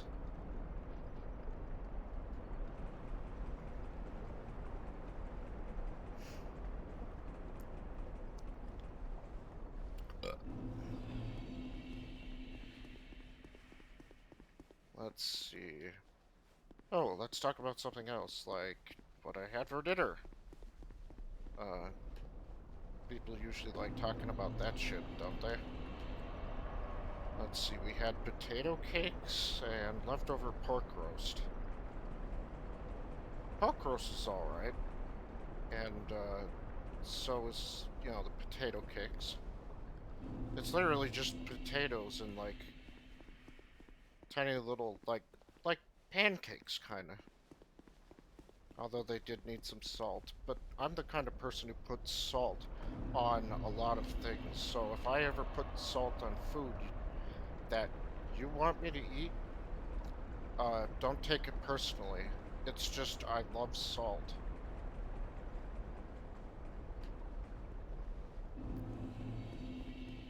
But listen, there are some foods out there that are so filled with salt that even I don't really like eating them that much. And that one food is Spam. You know, that comes in a can. That meat. Look, if even I say that it has too much salt in it, you've got a problem. Like, holy shit, there does not need to be so much salt in one fucking thing. I know I love salt, but even I have my limits.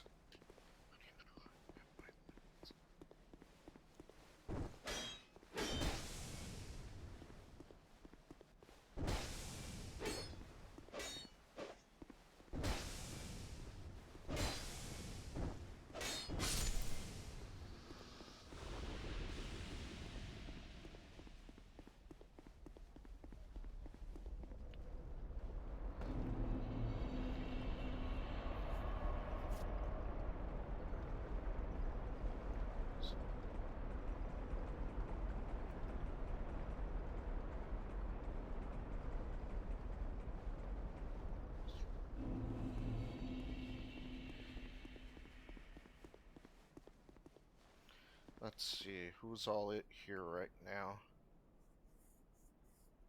Another TTV viewer and Ladderling.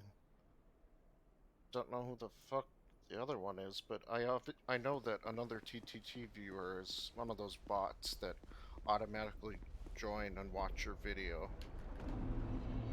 There's a couple other ones, but that's the only one that's here right now.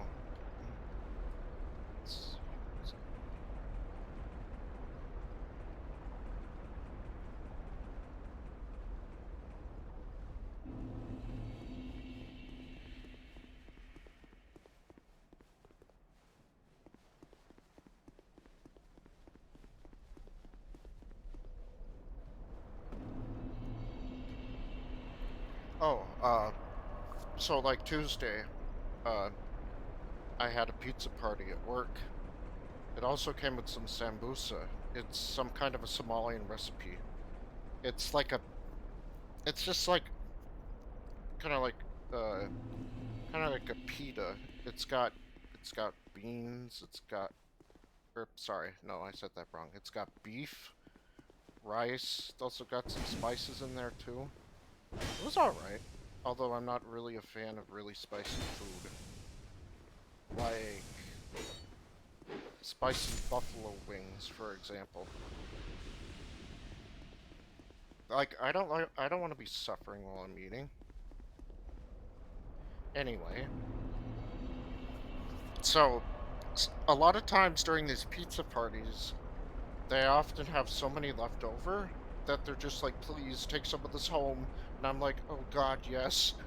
You know, so I took like 2 full boxes of cheese pizza home. And no, no, no, that's not code for what you're thinking. This is actual, like, food.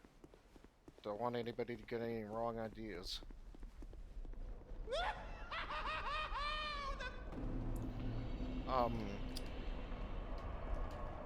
So I brought 2 full boxes home after eating like 5 slices.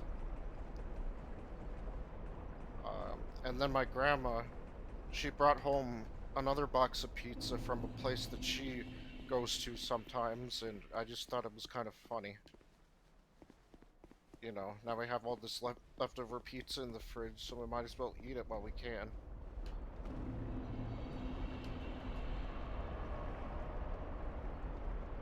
Personally, I really love Little Caesars. I know Iron Mouse does too.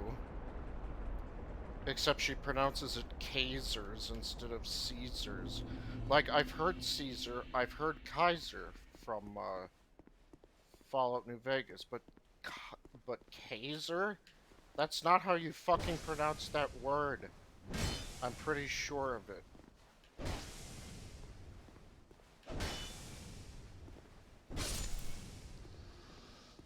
So yeah, that's a funny story. Let's see. Not much really goes on in my life, other than just going to work out, coming back home, playing video games. Same old, same old. And yeah, I have a job. A lot of... You'd be surprised how many NEETs there are. You know, people that don't have jobs, that aren't going to college, yada yada. Of course, going to college is generally a bad idea nowadays. You know why? Because it's breeding grounds for, it's more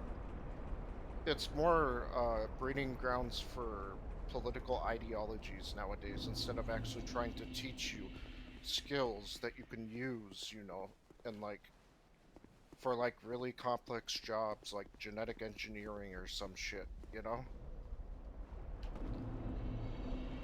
Now it's all about, now it's all about what's racist nowadays. It's like, is this machine racist? It's like, no, the fuck it isn't. Like, you know, we use facts and logic here. We don't use, you know, our personal beliefs, you know, into the making of the programming of this thing. It's just, they try to look for things that aren't there. It's like when people try to,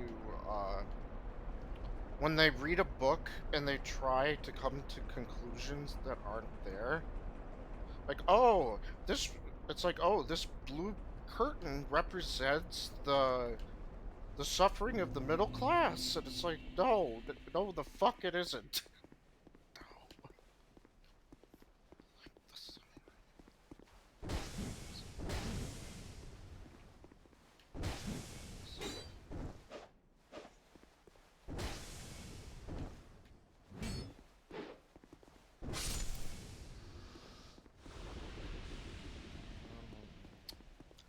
What else?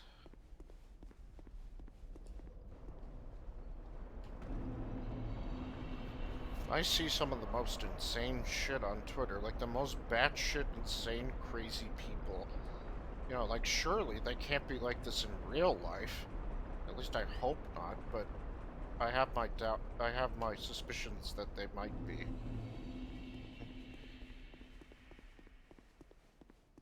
Like,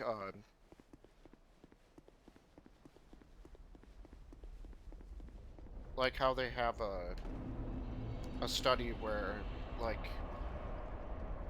they have about like 50% of men committing, or ending their own lives, I should say. And there were a lot of women in the comments. They're like, "Oh, we need to get this number higher. We need to bully them more." And it's like, wow, okay, that's that's really mean. Imagine, being hated for just existing, right?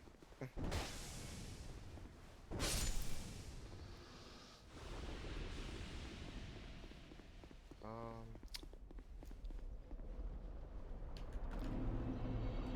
so I left a comment that was like, okay, we need 3 female comments to equal 1 whole comment. Like, yeah, that's kind of mean too, but it's pretty tame in comparison to saying that men should, like, end their own lives. So, it's fair game. Like, holy shit, there's no reason, to make people feel like that,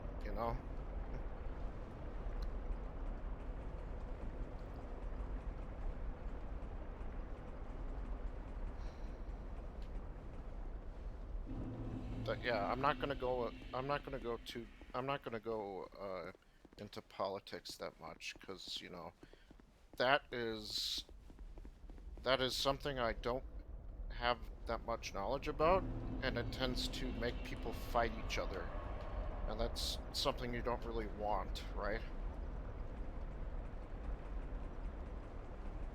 My mental health has been pretty good, although sometimes I do suffer from... No, I do suffer from depression. It's just that, I've been able to keep it very manageable. That's just what happens, when, like, if it's, like, a period of time where there isn't much, sunlight, or perhaps recent events have caused you to feel bad about yourself, I mean, there was a point in my life where I tried to end my own life, but, you know what happens. Your attempt fails, and then you have to go explain what happened, at least in my case.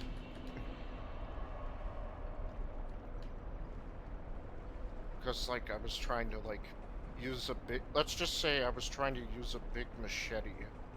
And, well, fortunately, it wasn't as sharp, and the cuts didn't hit any arteries, so I had to explain to my grandparents what happened.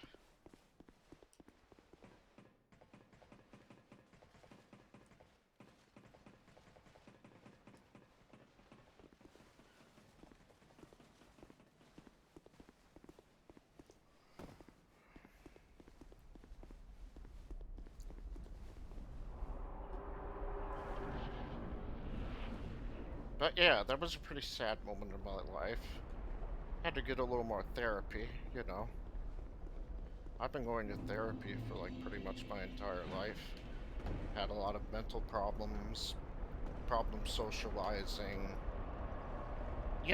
Something that, a person with Asperger's typically deals with, such as myself. Of course, it's not limited to just Asperger's. I was diagnosed with autism at age 3, and autism is like a wide range of mental disorders, and in my particular case, it was, let's see, ADHD, Tourette syndrome, Asperger's. I think that pretty much covers it. So I had to take some medicine to, like, make going through life like normal, or as normal as possible. There were times when certain things didn't work and we had to change medications here and there.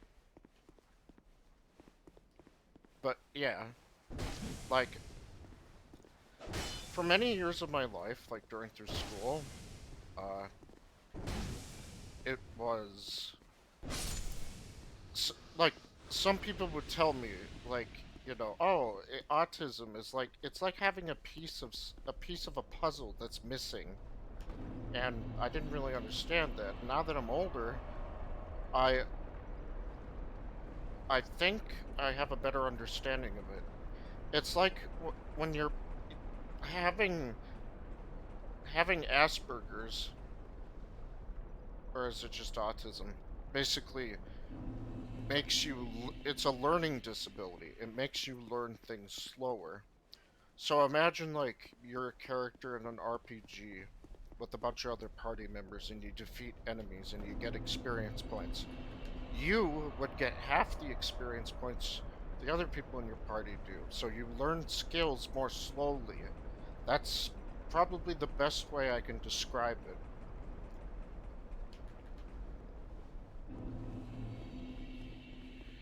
But yeah, life with autism is not easy, especially at school.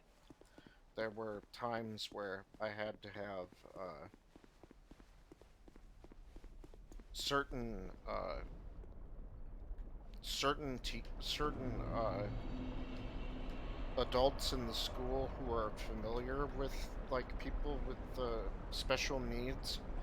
Like I had to have them talk to classes in my school so that people would understand exactly what I was going through and what my you know, how I act around people and stuff like that. And sometimes I kind of wish I never did that, so I could have at least maybe have been a little normal, or at least appear normal. But I guess it wouldn't have mattered because other students would have known, you know, hey, this guy's a little different, you know. I guess it wouldn't have really mattered that much. Sweet. Mad Warrior armor.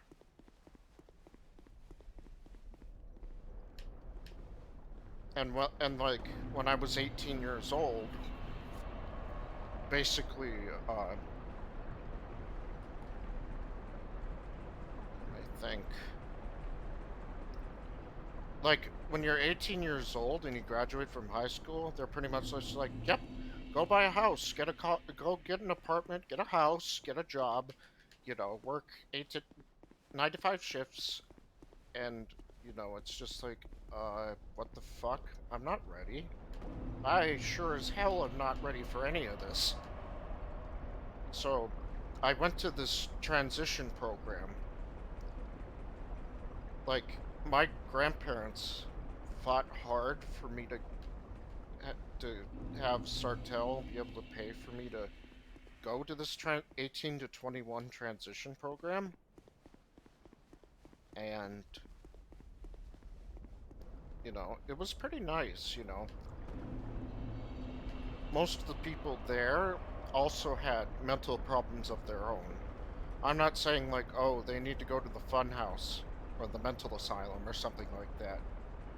You know, they just all had a variety of problems for various reasons, you know. And they were filled with people my age, as well as some other, like, staff members, as well as the teacher that was there. And kind of the goal of the place is, like, to help you get slowly volunteer for work and then eventually get your own job, while they teach you about certain things that you need to know for the real world. And it was alright, you know? I went there for I think it was about 19 when I started, so I was only there for about 3 years. And because of them, I got my first paying job at Walmart. Dear fucking God, I hated that place. So, Walmart. It's not the funnest place to work at, you know. They expect a lot out of you. And, for some reason, they always talk about having so many employees that work for them. And whenever I work, it's like, what, maybe 2, 3 of us? So basically my job title, I was basically a courtesy associate, which is just fancy terminology for the guy who grabs the shopping carts and brings them back to the store. Although, we also carried a radio around with us, and we would get calls about, hey, this person's got this big item they need help lifting into their car. Go and help them. It's like, yeah, alright. But, the thing that made me the angriest about the place is some of the employees that I worked with. Not all of them were bad. I had one that I was really good friends with. Two I was pretty okay with. Or another one I was okay with, not two. I think his name was Aaron. And the other one was named Paul. But Paul hasn't really worked at Walmart since then. And I stopped working there after a few years. I'll get to that in a bit. So, you know, I'm constantly going through traffic, trying to get as many carts as I can. Like, you put a hook into the cart on the back. Oh, right. I should first explain about the tools that we use. Basically, back then, before they had cart machines, they would have people take the carts manually, have one person steer in front, and another one steer in, or the other one in the back push forward. And that's how they did things back then, but it's not as fast as what we had currently, where you have a cart machine where you turn the handlebars like you're on a motorbike or something, and when you turn them to a certain point where they stop, it makes the cart machine go forward. If you turn it a little, it makes it go a little slowly. And that's what we do if we don't have any carts attached to it. We could steer it and drive it at the same time. But if we got a bunch of carts on attached to the... Because, like, attached to the cart machine is a cart that is always on the front of it and never gets removed for any reason. So you'll have a bunch of carts attached to that cart. The maximum you're allowed to have is 20, but if I'm going to be honest with you, if you want to keep up with all the shoppers, you got to break the rules a little bit. You got to take more. I might get some complaints about that if staff sees me do that, but I really don't give a shit, you know? Because, like, there is no, like, nobody cares if you're having like, they don't care about the reasons you might not be able to catch up with the demand of customers. They just expect you to do it. So, like, sometimes some of the employees would take off work, and you know, that's fine every once in a while. But the problem is when you have so few employees working, you basically have to pick up the slack. And I would go to work, you know, like 99% of the time. You know, I was a hard worker. I always went to work when I had to. But no, some of these other employees, they just take off whenever they feel like it. It's like, oh, I'm sick. And there was this one employee that did that. And I knew fucking damn well that he was not sick. He was just fine the other day, you know. And they kept doing it over and over. And I got pretty sick of that. And then they'd be like, you guys are going too slow, you need to get more carts. It's like, I'm the only fucking guy here. Give me a fucking break. You know? I just got the anger inside me just boiled over time. And, let's see. It was especially rough during the winter. Dear God, Black Friday was the absolute worst day to be working. So many people coming in, so many carts just go. It's like an angry mob during that time of year. At least my only solace was being able to walk to the Hardee's that was nearby Walmart and get some food there. They also had a Taco John's and a Frugal's, but Frugal's went out of business quite a while ago. But instead, Fudge and Delicious took it over, which is like a place that sells fried food and like ice cream and stuff. God, some of their ice cream flavors are good. I love the cinnamon one. You know, it's cinnamon mixed with vanilla ice cream.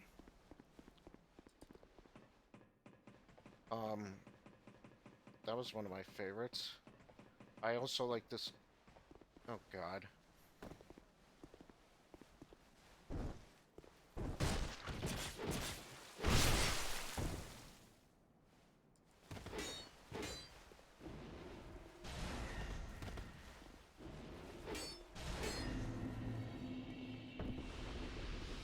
God, that was close. Or Maple Nut. That's the one I liked.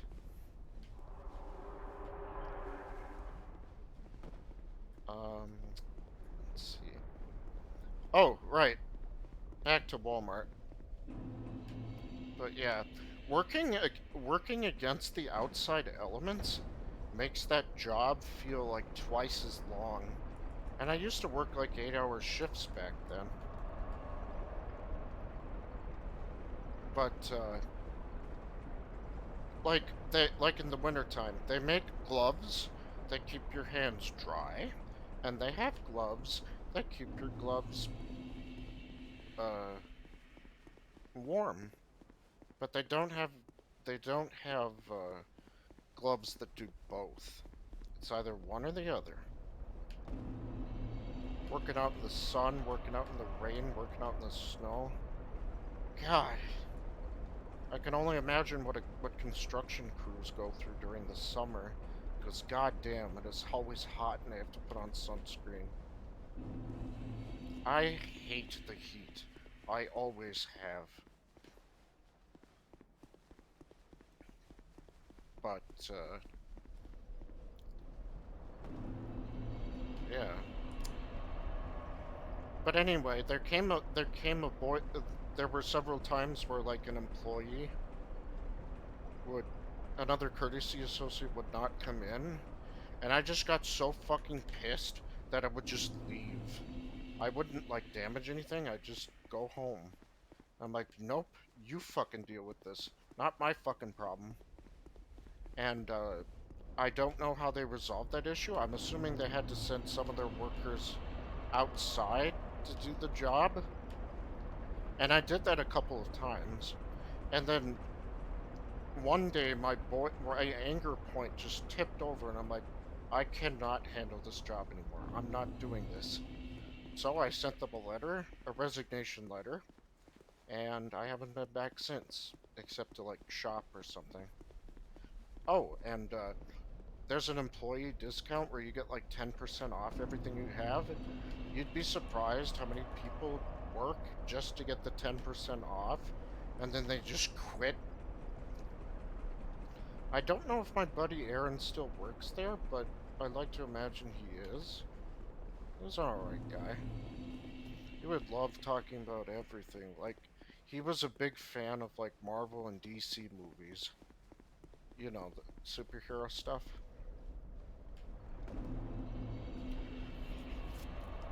But anyway, I decided, you know, I'd have to get another job somewhere or go to school. And I ended up getting another job at a place called,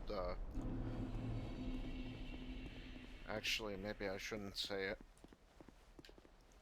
Because, like, how do I describe this? It's a series of warehouses, and they are used for different purposes. But basically what we do is, well, my particular job, I'm known as a stager. So basically I go there and I open cardboard boxes filled with products, and I put them on the rackings for the pickers. The pickers are in the middle of this narrow line filled with all sorts of products of different ranks. And basically, the pickers, there's this conveyor belt in front of them.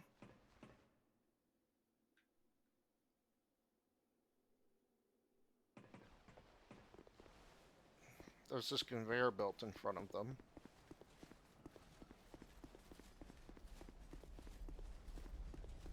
I think I'm gonna have to stop coming here for now.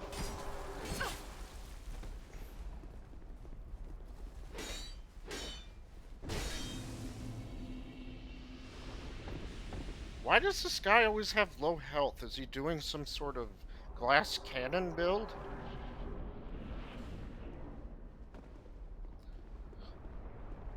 You know what? I think I'm gonna go to Dranglight Castle for now. So, what I'm doing at my job is like part of a cog in a big machine, and there's hundreds of employees that work out in place. If employees don't work,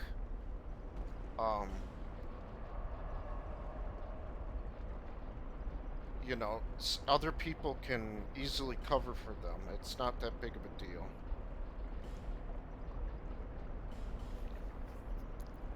So, basically, you have this very long uh, con conveyor belt where it's got like metal rolls that turn a certain direction, and it has all these cardboard trays that move along it, and inside each tray is a letter addressed to a particular person that ordered some products from them, and it has their name, their address.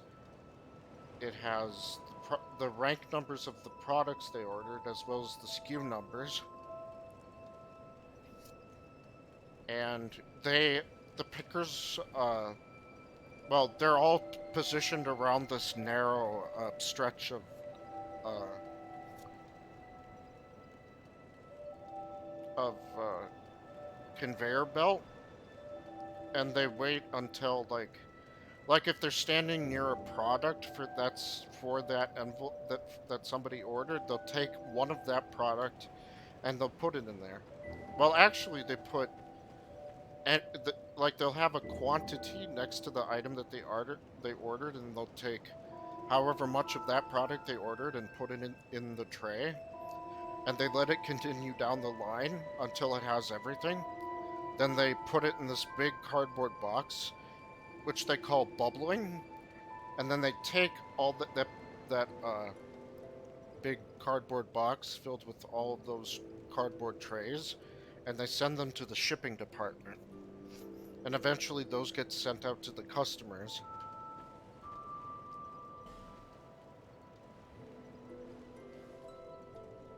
So that's basically everything, I think. There's also the rankers. The ranker's job is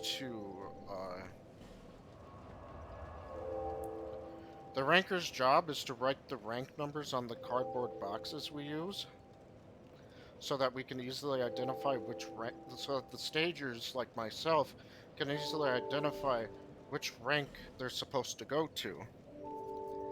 And usually they send the cardboard boxes out to us right in front of where they're supposed to go in advance.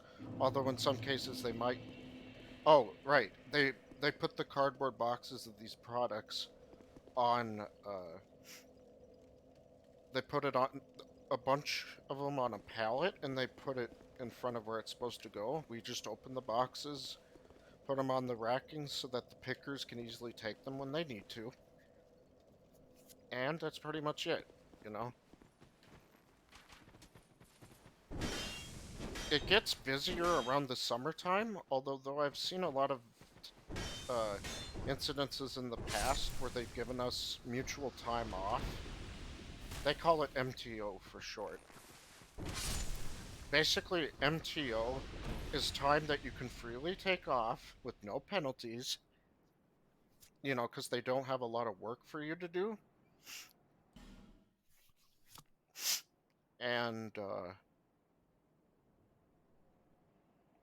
you know, you can just take the time off. You won't get paid for it, but you're free to take it off. Although, if you're someone who's working like 8-hour shifts, you probably want to work as much as possible. Except I'm a part-timer. I don't work 8-hour shifts anymore. I work from like 12 p.m. to 4:30 p.m. The days I work are pretty much Monday, Tuesday, Wednesday, and Friday. Thursdays and Saturdays and Sundays I have off. So you're probably wondering, how come you never stream at like 12 o'clock or something like that? And that's because, well, either I'm at work, or if it's my day off, I'm probably taking a nap because I stay up way too late at night playing video games. And, you know, that's something that I probably shouldn't be doing, but do anyway.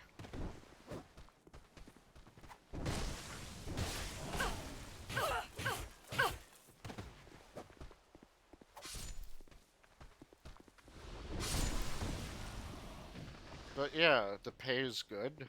You get a little increase to your pay every year for like your performance review. And we often have events where we get to eat food, you know, and not have to work for a little while. Like maybe 15 to 30 minutes. No, it's definitely 30 minutes. Although, no, never mind, it's 30. Anyway, that's why we had that pizza party I mentioned, but because it was around COVID, you know, like, when COVID started, we didn't have, like, giving food out to people as much because we were worried that they were worried that they were gonna get COVID. And, but now that the mask mandate has been lifted, uh, you know, people don't have to wear a mask if they don't want to, even if they're not vaccinated. But the food gatherings are back, and, you know, all is well. Oh, get over here, you.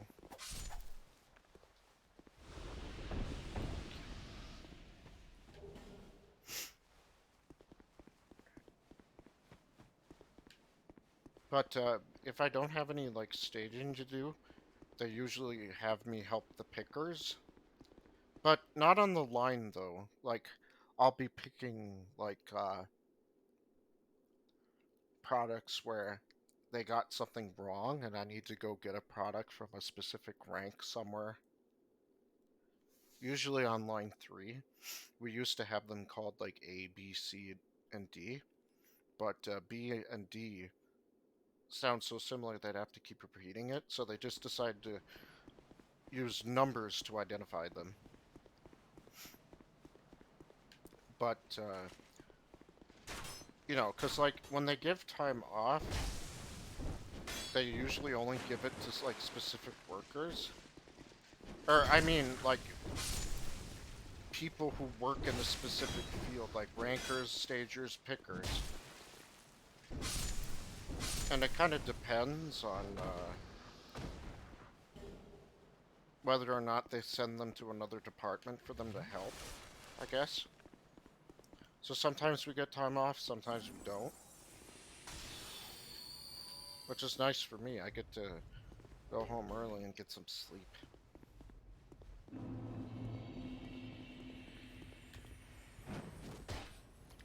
Son of a bitch. Gotcha!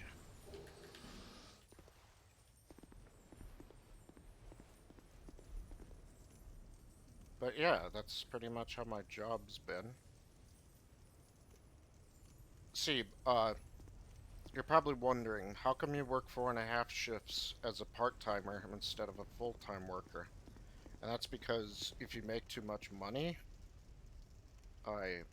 if I make too much money, I lose my disability benefits. Like, money I get for, like, SSI.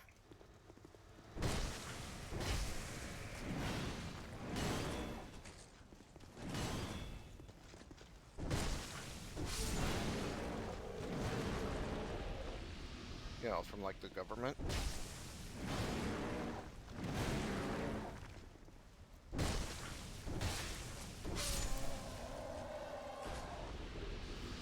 I also have, there's also this program I'm with that, basically they provide staff for special needs people that need it. Whether, you know, transportation, having them run errands and stuff like that. And I've been with them since I was very little. I'm, very independent mostly, but I don't drive. I don't have a car, you know? I don't have a license. I do have a permit, but I just never was able to, or I was just, I get so scared behind the wheel. I know what I'm supposed to do, but it's just that, well, you know, I'm driving a big, heavy-ass weapon, and if I make one mistake, I could potentially kill people, and it just scares me, you know?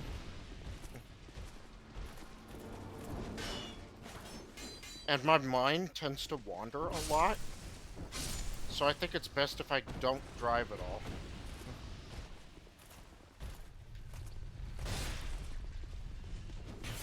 Oh, for fuck's sake.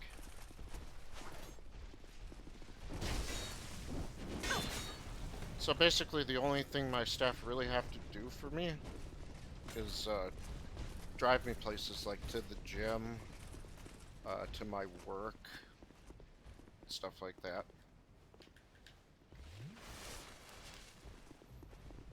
And also, I'm very good friends with this one particular staff member. Like, I'm such good friends with her husband and her nephew that, well, when we're together, it's almost like we're practically related. Like, that's how good of friends we are.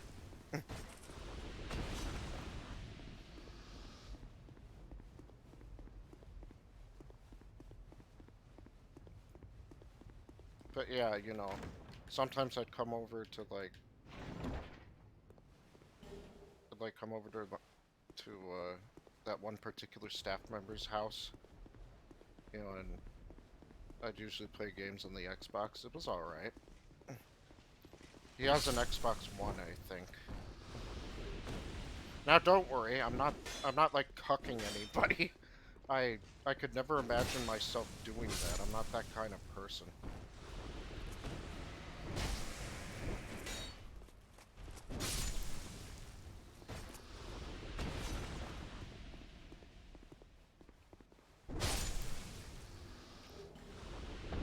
But yeah, I used to have like longer shifts back before COVID started.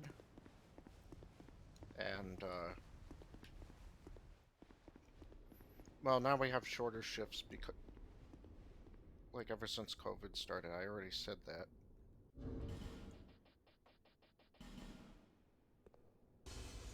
But if the longer shifts ever do come back, then I'm not going to probably stream as long.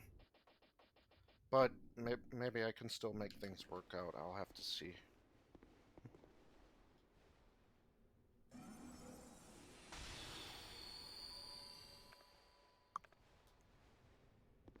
Who are you? And by you did my the with the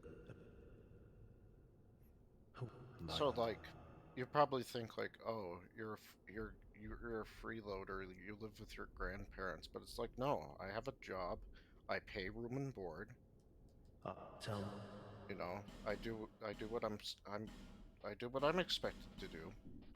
And if my grandma ever needs help with anything, she asks me, you know. And you know, that's all she really wants from me. Just help her whenever she needs it. Because sometimes as she gets up in there in age, certain things become more difficult with her, such as lifting heavy stuff, like bags of salt for a water softener, for example. Gone so soon.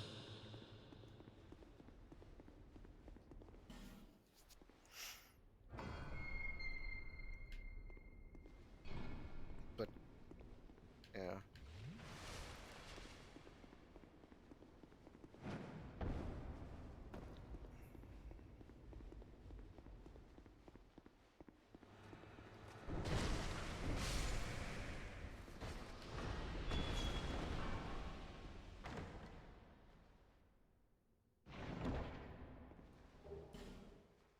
Ah, that's right. I guess there were 5 sublime bone dusts in this game.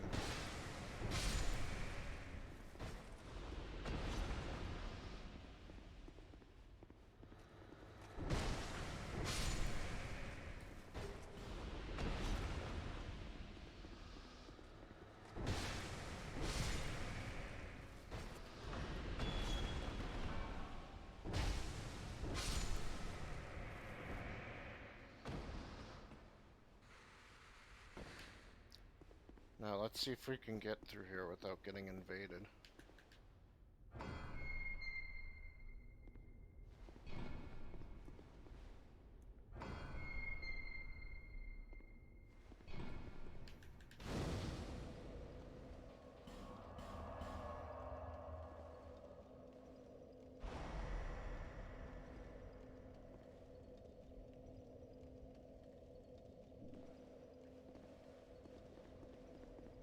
So yeah, I think I've talked a lot for right now. I'm just gonna focus on the game for right now.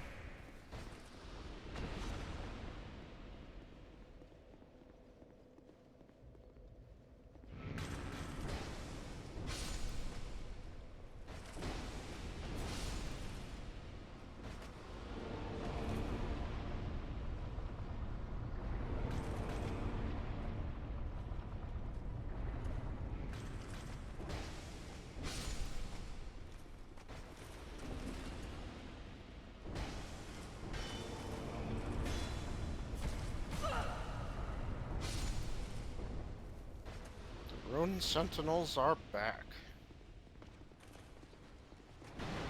Of course, they're just as easy as they were when I fought them originally back at the Lost Bastille. They drop the rune set, but they don't drop any weapons. So if you're hoping to get some, too bad.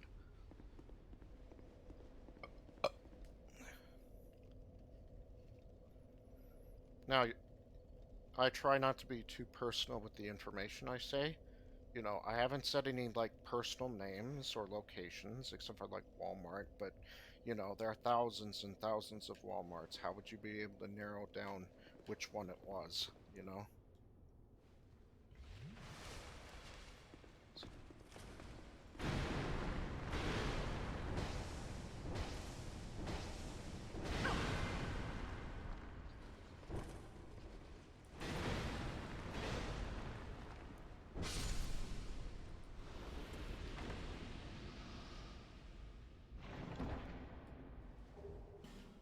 Yeah, the only thing I don't like, about this time of year is we got really hot summers and really cold winters. You know how that's like, right?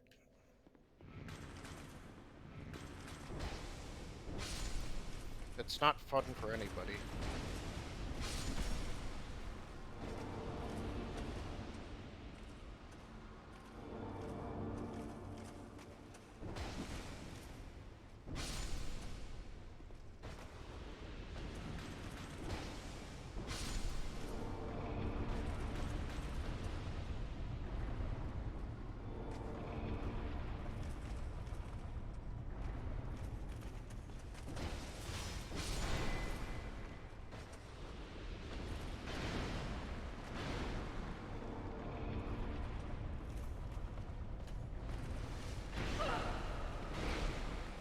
And yeah, I'm opening all the doors at once. I'm not afraid.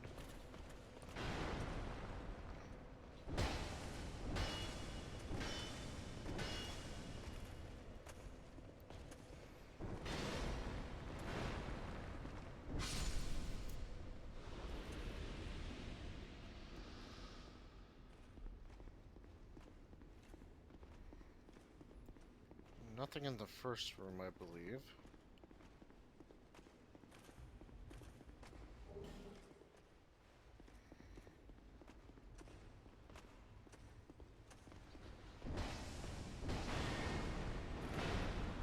Uh-oh, here comes the other one.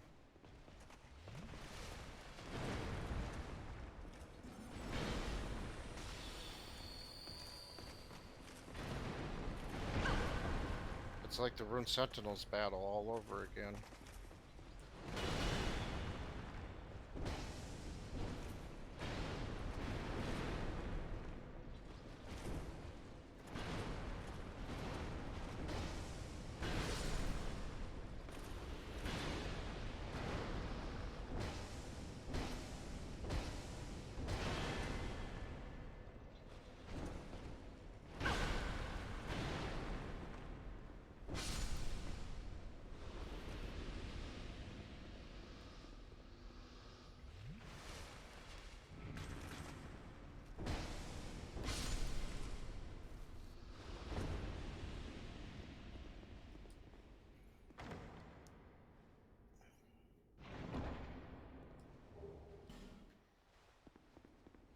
Very nice.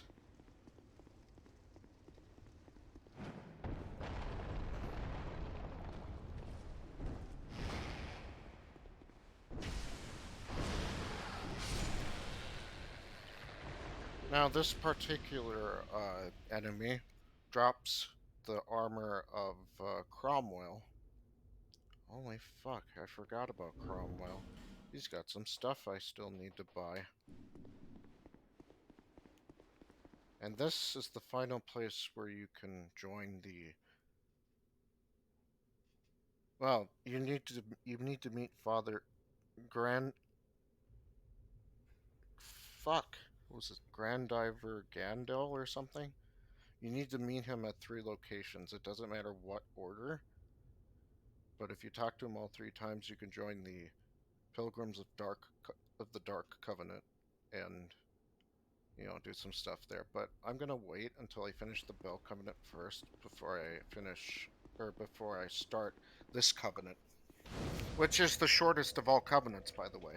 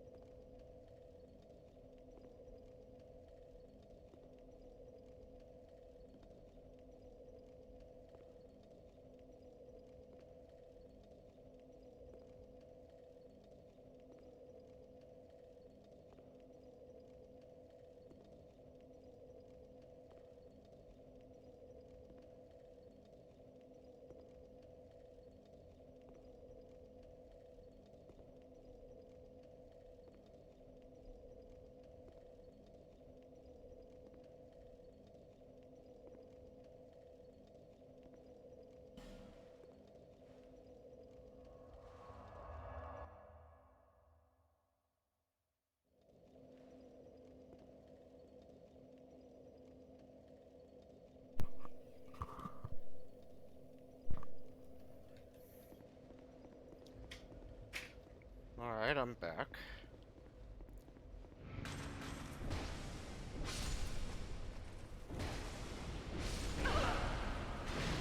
Ah, right. I forgot already.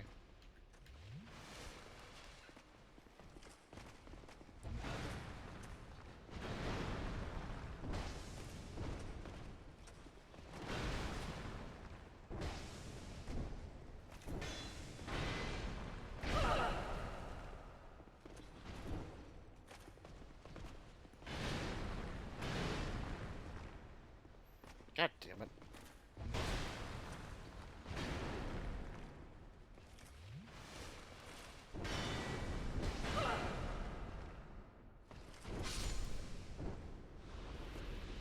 The Rune Helm. Awesome. I might come back here and farm for these. You never know.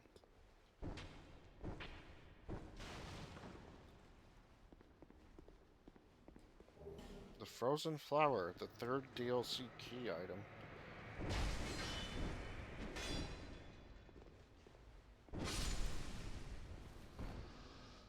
Isn't there supposed to be another one that jumps out?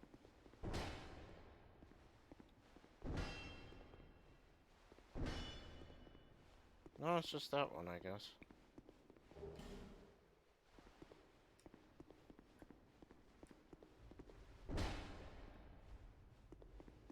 Now I'm just getting paranoid.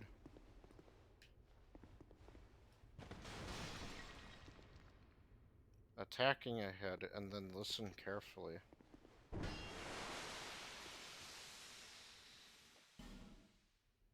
Oh yeah, it's those acid spitting things that are above here. Now there's 5 statues, and if I can remember, there's 2 of them that attack you.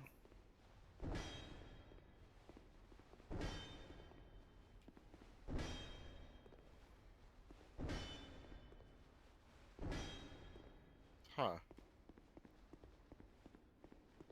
Oh, it's this. Is it this one?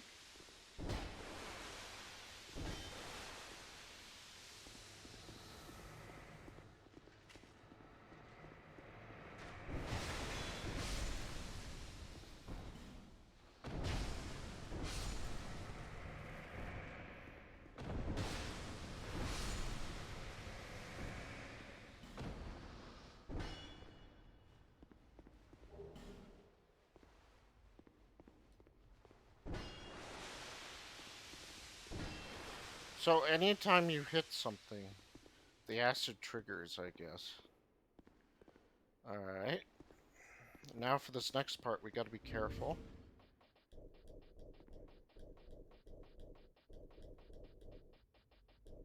We gotta take off all my clothes for this one.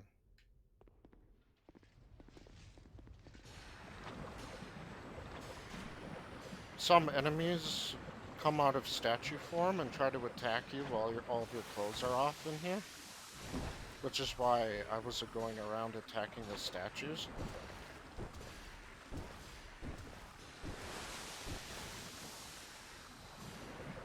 Because, you know, this acid destroys your equipment. Unfortunately, that treasure chest and this item right here seem to be the only things worth grabbing in here. I've tried looking for secret walls, and it doesn't seem like there are any.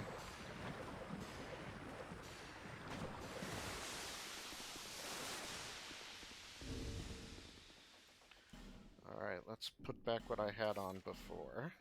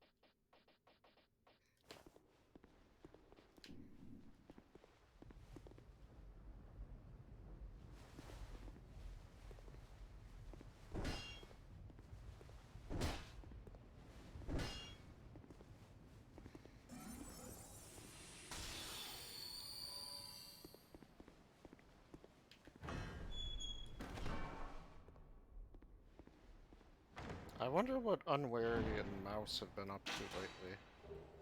Haven't seen them for a little bit. I'm not gonna get paranoid and say I'm never gonna see them again.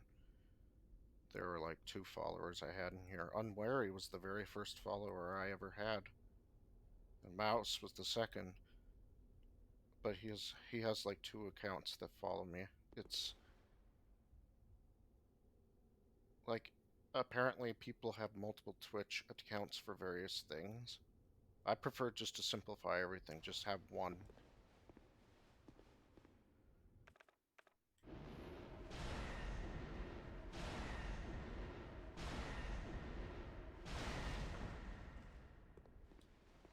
I just need to roll. Ah, still got hit.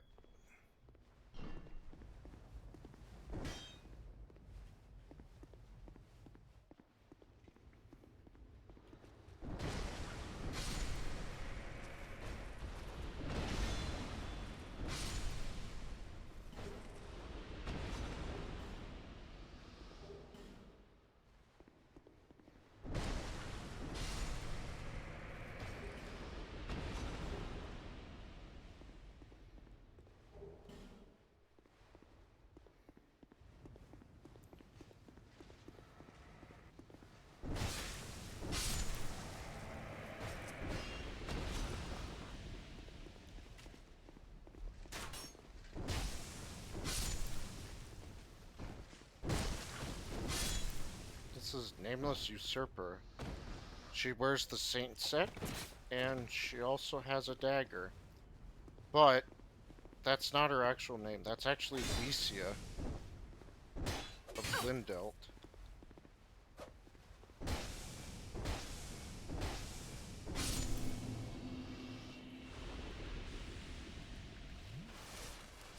You want proof? If you kill her, you will never get invaded by this character.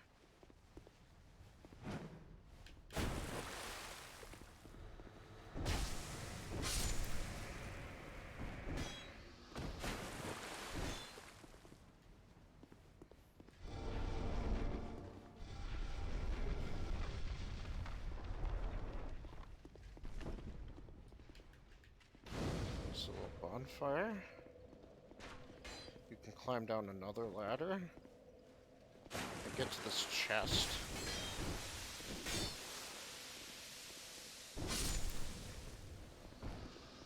Or you can find a chest with the Hunter's Black Bow, as well as something else I can't remember the name of. Oh, it's just iron arrows.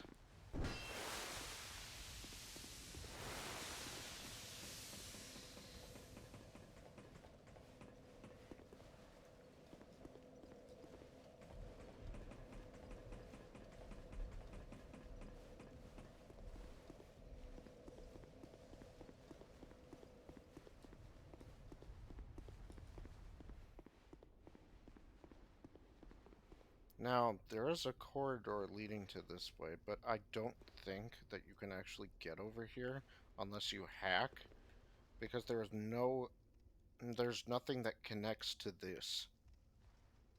I wish there was. Because wouldn't it be nice if there was a queen's outfit instead of a king's outfit? Or no, a queen's and a king's outfit. That'd be nice. You have fought admirably on your journey, cursed undead. I am Nashandra, Queen of Dranglake. A true monarch carries the weight of their souls, the last king of this land. King Vendrick, as he was called. He found the strength to rule his people, and when the undead were born, cursed, he found more strength to face them. But in the end, he never took the true throne. Yeah, totally not evil at all. Visit Vendrick. We have no need for two rulers. You can try and shoot her as much as you want, but nothing happens.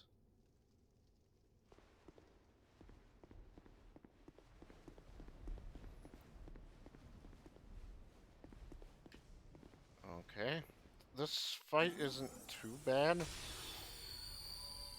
First, we're gonna get rid of the archer. That's the, it's also the weakest.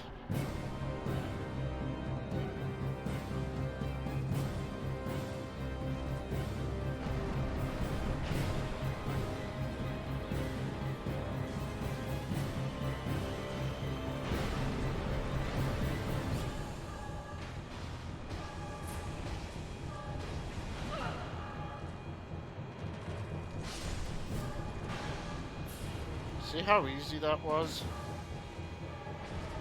And it's not because I have an overpowered weapon.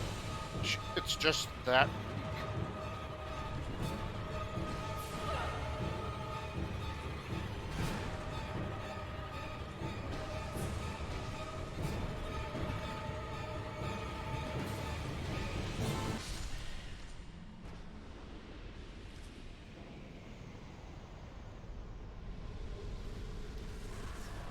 I'm not sure what's all in here. It looks like broken treasure.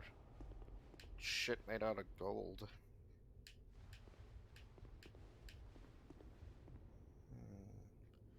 I wonder, would anything happen if I got him to smash this?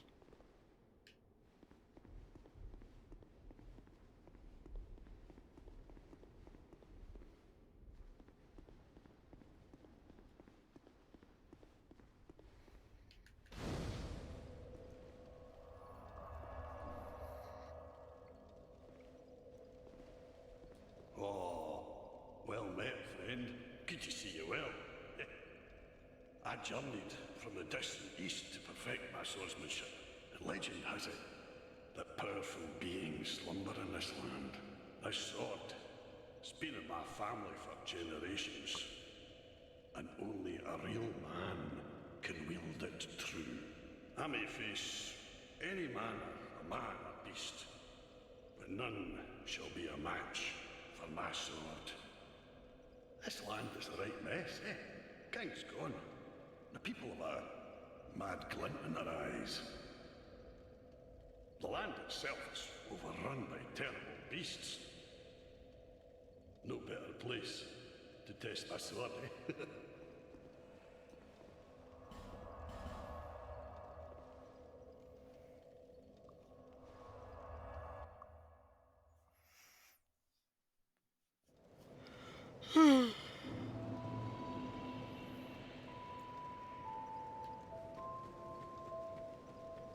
Well.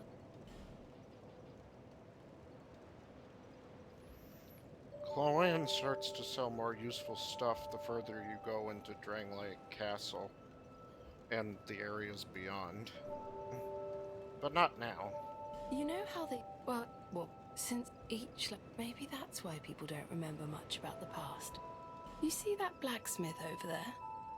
Is he one of those hollows? He seems to keep eyeing me up. He sort of looks like my father. He's a blacksmith too. The poor man's such a worrywart. But he wouldn't follow me out here, would he? Well, spoilers, that is it. That is him. I was born in a land to the west, Volgan. Famous for its merchants. They were great, bustling cities. But for me, they were suffocating. And so I set out, in search of stones in faraway lands. There are dangers, for certain. But I much prefer to live this way. But for the life of me, I can't remember how I ended up here. It's as if I were drawn to the place, or lured in. No interest.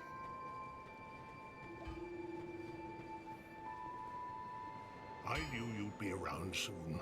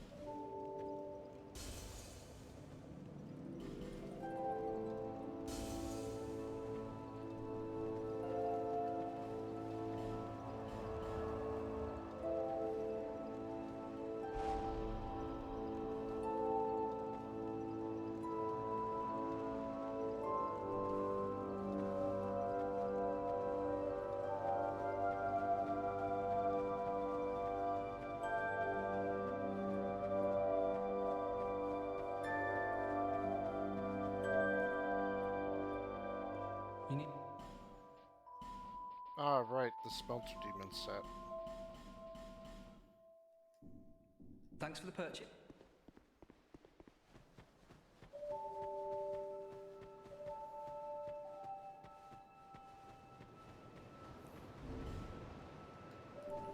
Got one fire seed.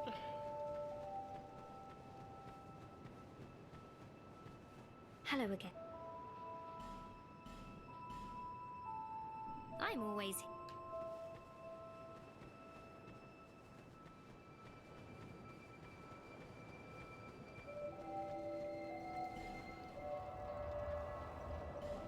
Gonna go see Cromwell. He has this male priestess set. Male priest set that I haven't bought yet. I'm gonna go get that.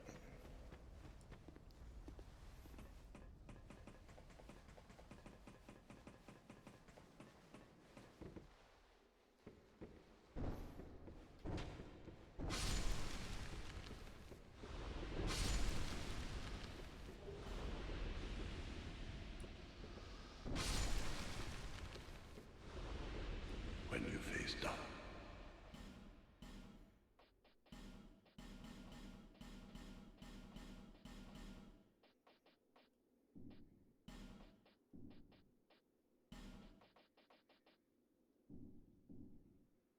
anyone can.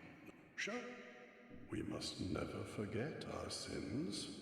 This guy says the same thing every time, so it's not really worth talking to him. Unless you're trying to get the Ring of Resistance.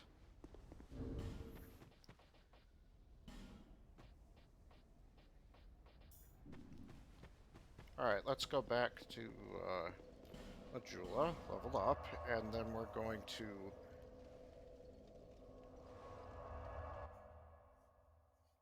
go back and finish the Covenant. Or at least try to. I'm probably not going to make it tonight. Look at that, an INT of 50. We can finally use... wait. The Sunset Staff. That's right, I was going to improve that.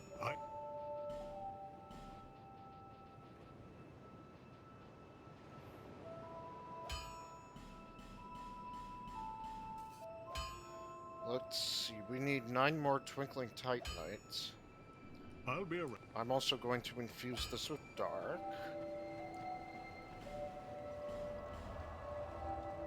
Macduff is the only blacksmith that can do that.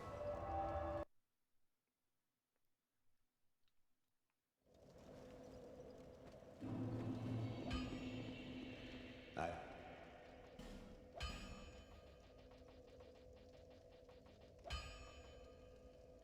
Wait, no, infuse.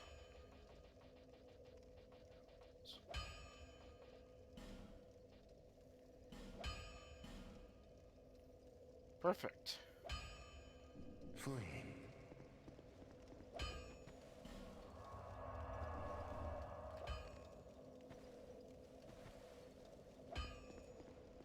Aye. Also, we want to infuse the Staff of Wisdom with a Faint Stone. Just in case I ever want to use sorceries. Flame. I know what you're thinking, you know, why don't just use the Sanctum Shield, but it's completely inferior to this. Especially since the staff is not upgraded at all, and this thing is.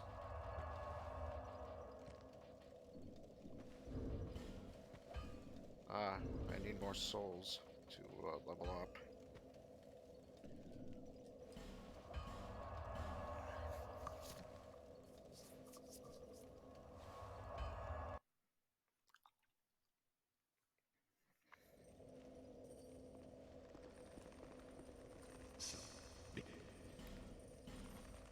Now I can get these Sorcerer's Twin Blade.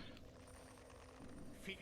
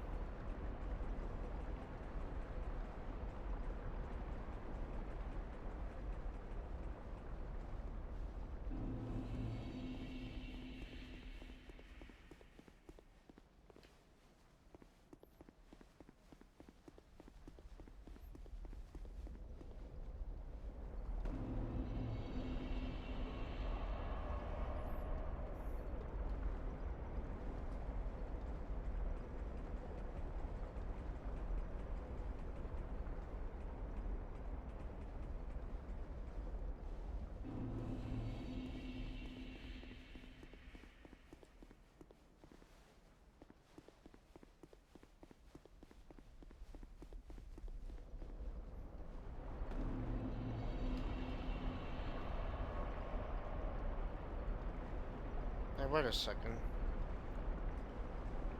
Both the Desert Sorcerer's skirt and the Black Witch trousers have high heels. It's just that one is the heel is significantly wider on this than it is on the Black Witch trousers, where it's thinner and a lot higher.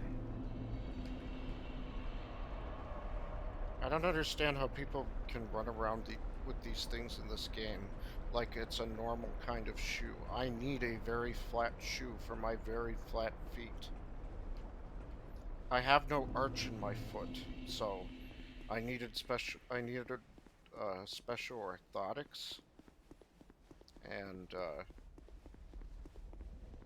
that staff person I was talking about before, she has the opposite problem. Her arch is so fucking big. She has to wear men's size shoes. Strange how things work out, huh?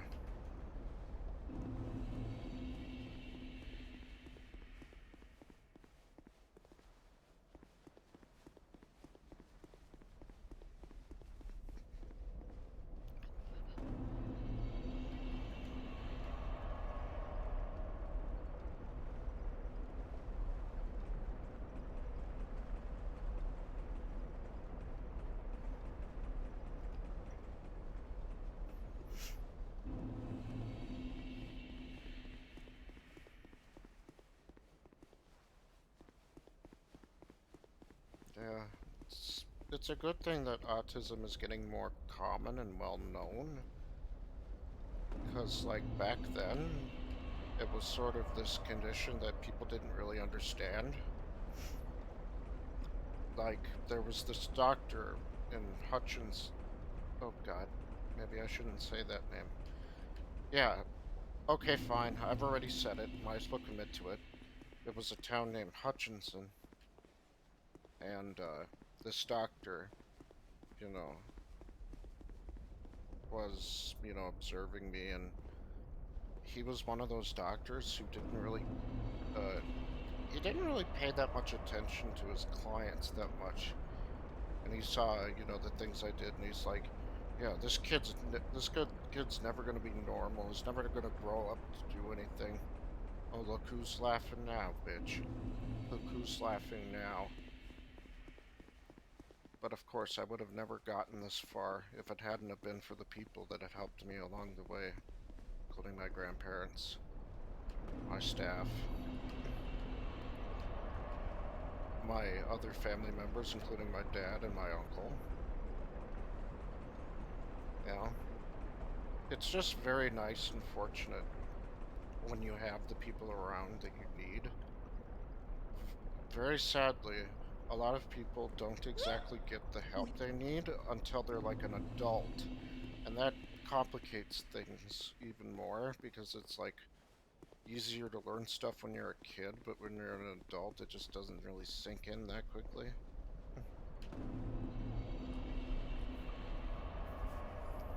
I feel bad for the people that weren't born into as fortunate circumstances as I was, I can only hope that their situation improves. But sometimes it never does.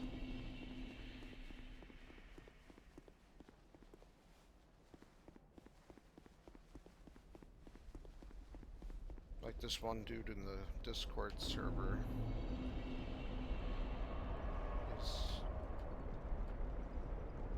I don't know, whenever he tries to express emotions around them, they just basically yell at him. It's really sad. And they don't have a lot of money, and they barely make it from day to day. Like, being poor, being poor doesn't mean you have no money. It just means you don't have enough money around to pay for your basic shit. And they also have medical problems, and that makes things like 1,000 times worse, especially when your insurance doesn't pay for anything. You know, and I don't know how they do it. You know, they get through it one way or another. And sometimes I feel kind of bad, you know, like, why was I born into such fortunate circumstances when people had to suffer, you know, through most of their lives? But I had my own struggles, but they were mostly mental, you know? Like, I'll give you an example of, like, there were certain concepts that I was not aware of. Like, for example, I figured, you know, I didn't know shit to my grandparents. It's like, oh, you know, that I'm, you know, their kid. They have to provide for me. They have to do all this. And it's not because, oh, I was some spoiled brat who, you know, wants everything on a silver platter. I just didn't know that, like, oh, there are certain obligations you have to your family members, like, you know, doing what they ask and stuff like that. And it's just because I didn't know. Don't get me wrong, I still kind of get spoiled a little here and there by my grandma. You know how nurturing grandmas are, right? Well, for most people. Sometimes you can have one of those that are just rotten and mean, but not this case. Oh, thank God, he finally showed up.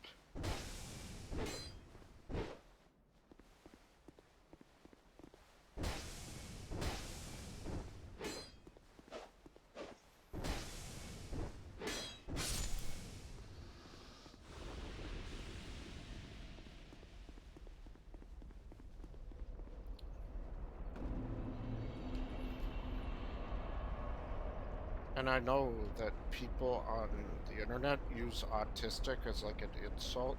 Like, oh, you're so fucking stupid, but you'd be surprised. Autistic people are very smart. They're just horrible at socializing. I know I was. I'd be too scared to talk to people on the phone or, you know, just kind of turtle up and just not want to do anything, you know? But you gradually get used to it and then it doesn't become a real problem anymore.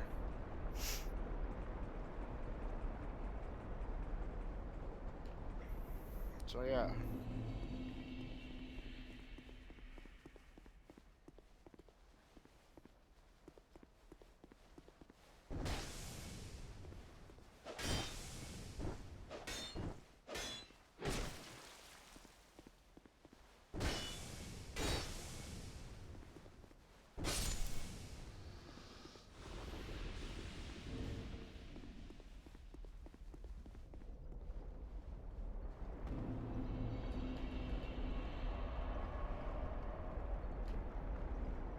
Don't get me wrong, if I see people using autistic as like an insult, I'm not really offended by it, but it's like, you know, you kind of really shouldn't use it.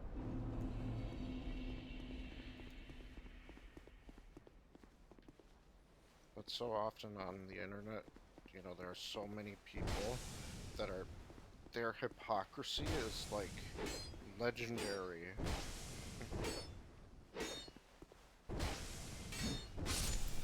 Like PETA, for example.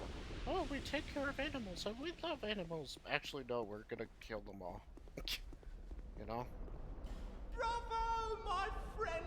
Look how they've bled! Finally, our second reward. Keep slicing and dicing till they're all little shreds.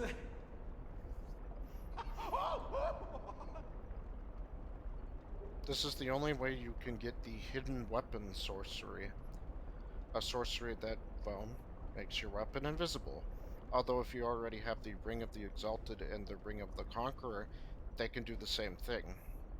Except with both right and left hand weapons. One ring for each.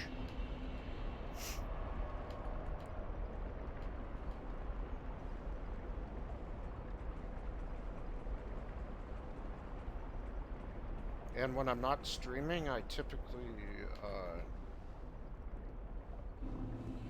well, I haven't been getting around to playing Steam as much because I've been playing a lot of Pokemon games. Because, like, I used to own a lot of Pokemon games years ago, and I sold almost all of them. And all I had left was Ultra Moon.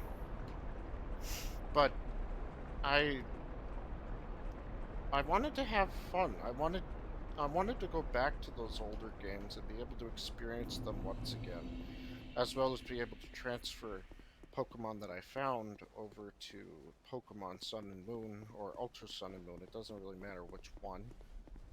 And plus, you know, since I have every Pokemon in the game, what better way to play the older games than to hunt for shinies? Because like in Pokemon Gold, Silver, and Crystal, if you have a shiny Ditto, your odds of getting a shiny Pokemon after that are 1 in 64.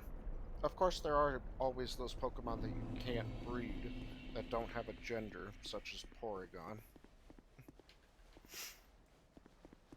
But that's Porygon and its evolutionary line are really hard to find the shinies of.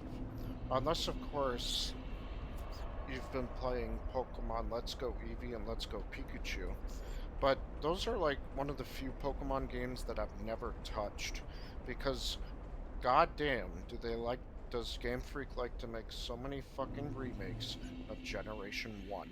I've been to Kanto so many goddamn times, I remember it like the back of my hand, and, you know, I'm not going through this shit again. I don't care what else you put in there. It's not good enough. At least Fire Red and Leaf Green did something by, you know, as well as being a remake, they also put in the Sevi Islands, which adds a little bit of content to it, but overall it's not much. But at least it's something. Meanwhile, Let's Go Pikachu and Let's Go Eevee, that's just mostly the same shit over and over again. There might be some special cutscenes here and there, but overall it's just the same. Plus, they even make you get Pokeball Plus to be able to get Mew. It's like, why do that when you can just get a Mew for Pokemon Red, Blue, and Yellow? Easy, right? No. When you catch a Pokemon in, or if you catch a Mew, the Game Freak basically programmed Pokemon Bank and Pokemon Home so that the only Mew that you can transfer is the very Mew that they gave out during that event so many years ago, where they gave out free Mews to people who had Red, Yellow, and Blue. And you would just trade a Pokemon that you didn't want with them, and they'd give you a Mew. And the trainer ID would always be GF in capital letters, and it would have a certain ID number, like 22926 or something like that. I don't remember the exact number, but only that Mew can be transferred. So, and I wanted a shiny Mew. Well, since there are no static encounters with Mew,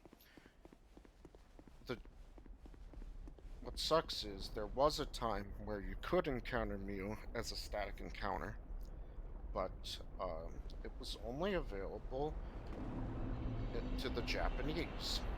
So, there was a place called Earth Island in Pokemon Emerald, I think? And for them, you could get shiny Mew. However, with some convoluted steps in Pokemon Red, Yellow, or Blue, I'd recommend Red or Blue because you need Missigno to help you. And in Yellow version, if you counter Missigno, it'll crash your game. Except for one particular one I've heard about. But the point is, you know, just get Red and Blue. It'll make things much easier. Because you need to have certain combinations of items in your backpack later on in order for a certain item to trigger the effects that we want. There are certain steps you need to take. One is if you haven't caught Mew yet, and the other strategy is if you already caught Mew.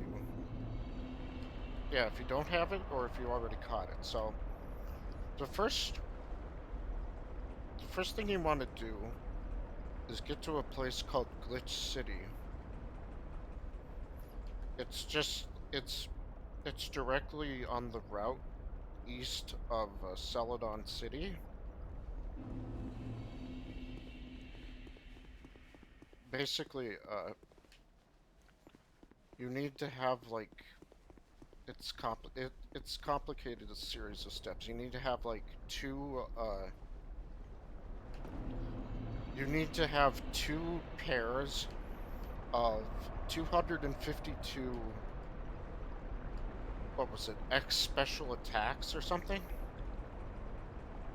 And then you need to somehow copy one of them into the 3rd slot by getting rid of an item. And if you go to a certain spot in Celadon City, and you do that, and then you start walking down and then to the left, you'll end up in Glitch City. The goal is to get an item called 8F, which we use to make certain things happen. So, you go into Glitch City, you find this item called 8F. It appears when you've taken enough steps into the city, like it'll say 1F, 2F, 3F, 4F, and so on. When you get to 8F, you need to somehow, the combination of items you have somehow lets you navigate into, like it goes way below your item pack to like some kind of item storage thing. And then you swap item AF with your inventory, and then you have it. Then you need to fill your pack with a very specific set of items, as well as a specific quantity.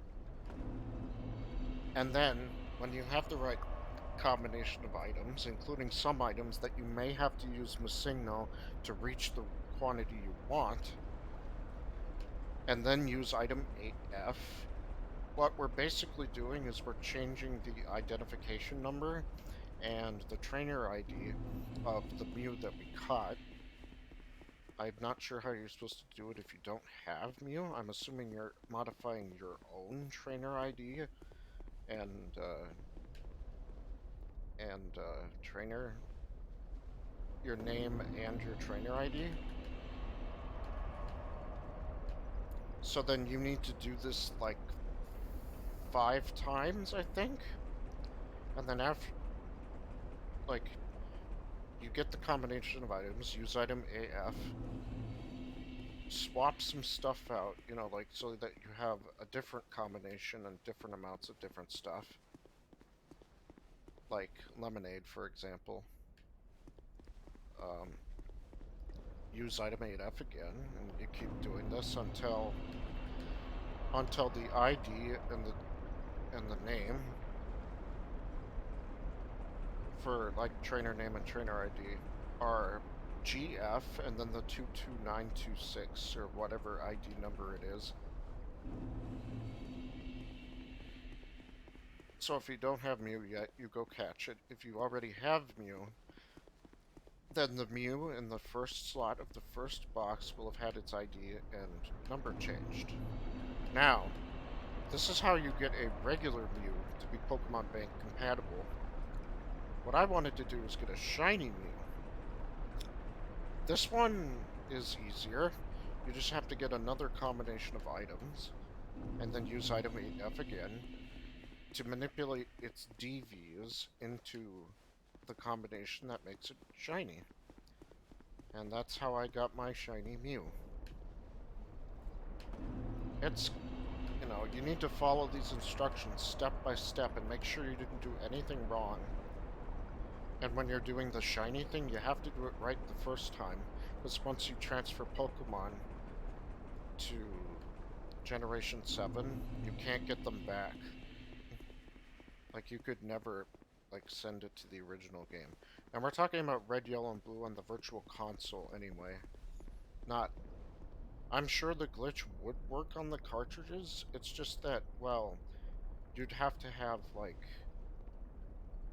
You'd have to have the game carts from, like, Gen 2 and the game carts from Gen 1, have 2 Game Boy Colors, have a trading cable, you know, and you need all that extra accessory shit, or you could just use Virtual Console on 2DSs and have one game on each system, and then you can just trade like that.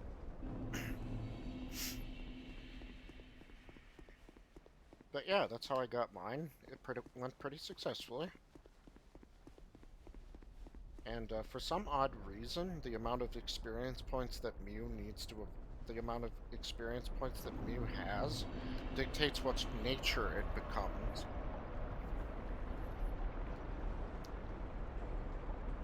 And yeah, that's pretty much the story.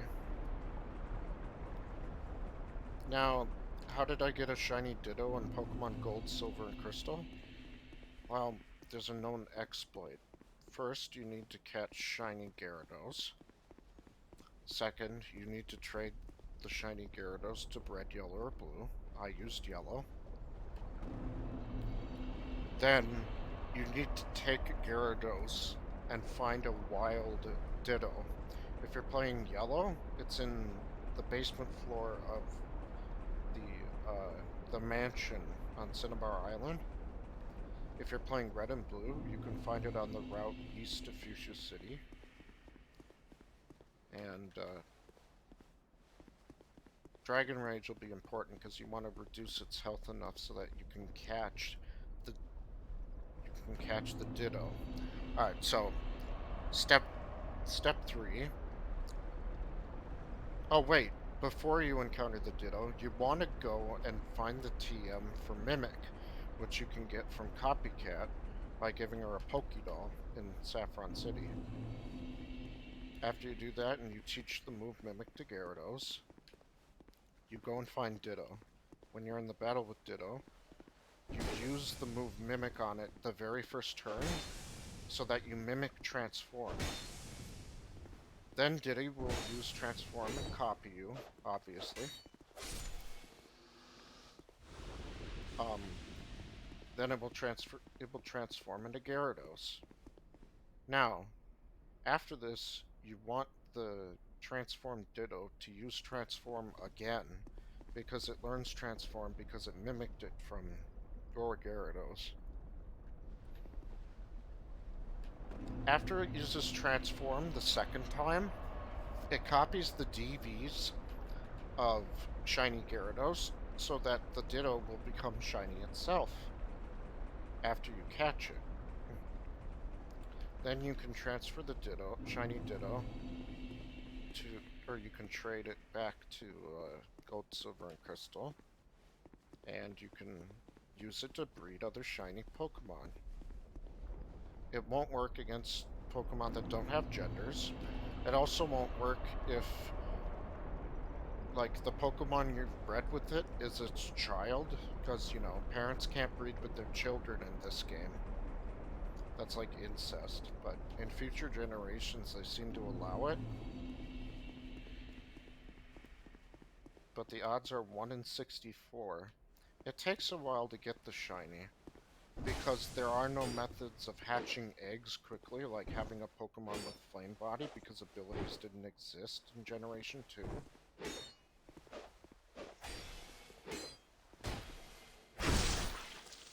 So you'll have to do it just by riding your bike back and forth. I usually do it at Goldenrod City, but sometimes other trainers get in the way. It can be kind of annoying. But yeah, you just take it to you take whatever Pokemon you want a shiny of to the daycare, and you keep hatching eggs until you get the shiny that you want.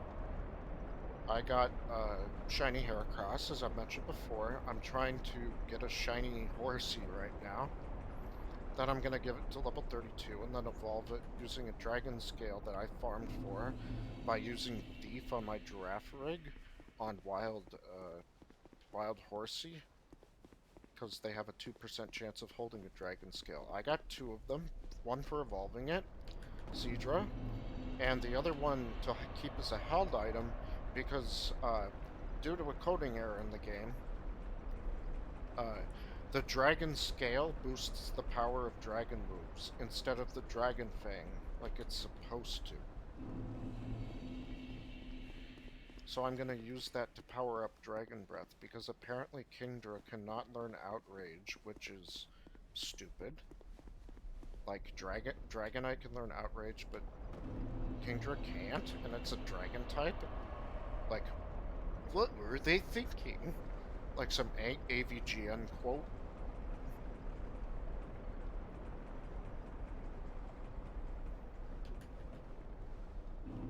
I've also got, I'm also going to get Shiny Houndoom. Well, Houndour. We're going to have to evolve it first. But the thing is, you need to get to Route 7 in Kanto in order to catch a Houndour.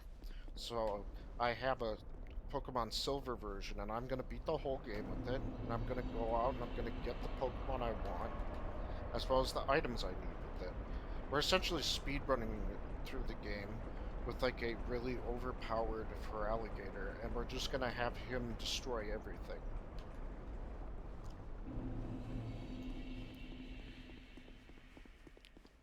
I'm also gonna get a shiny Onix so I can get Steelix. You might think, why do you want a Houndoom and a Steelix on your team? Doesn't that make them 2 times weak to water? And that's true, they are. But Houndoom can use Sunny Day and Solar Beam to take out those pesky water types. Sunny Day, Solar Beam, Crunch, and Flamethrower. That's exactly what I'm going to use. We can teach Earthquake, Iron Tail, to Steelix. We're going to see what other moves we want. I'm going to make Heracross learn, like, Reversal, Mega Horn, I'll try and think whatever. Oh, we're gonna teach him Earthquake as well. To do this, we're gonna have to use the cloning glitch to get multiple items by cloning the Pokemon with its held item. So that's how we can get multiple TMs. I thought about having like Jinx on my team, but you know, that breaks the Gen 2 Pokemon only rule that I set up. So I'm gonna have to think of somebody else. Jinx is pretty overpowered, except for its defenses. You know, sleep. You can use Lovely Kiss and Dream Eater combo. It's quite broken. So, Houndour, or Houndoom, Kingdra, Heracross, Steelix. I'm gonna have to think of 2 more Pokemon I want for Gen 2 that are kind of cool. Who knows? Oh, and when I use, they have to be dual types. They can't have the same type, so if one's a water type, I can't have another water type, for example. So I'm going to try and think of 2 more Pokemon I want to use in that version. We'll see what happens. I've looked through the Pokedex, and I still haven't come to a consensus yet. It might be useful to have a Pokemon that knows Fly, so I can, you know, travel around easier. And no, I'm not using legendaries. Legendaries are for noobs. You use a legendary, you know, you're not, like, you could beat Pokemon without legendaries. You don't need them. Even in competitions.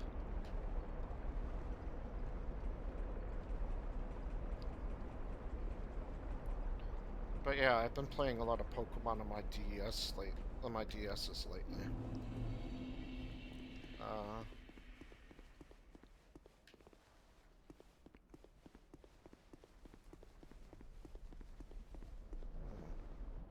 It seems like most of everything I wanted to talk about so far. Because, you know, when the streamer talks, the video keeps being interesting, right? People don't necessarily always watch a streamer for the content, necessarily. They like to hear the personalities and experiences of the people they watch. But the problem is I don't really have much of a personality. I'm mostly serious. Sometimes I take things too seriously. Some people can just have fun, you know, with whatever they do, whatever they're doing, and they don't get mad really often. I wish I could be like that, but you know.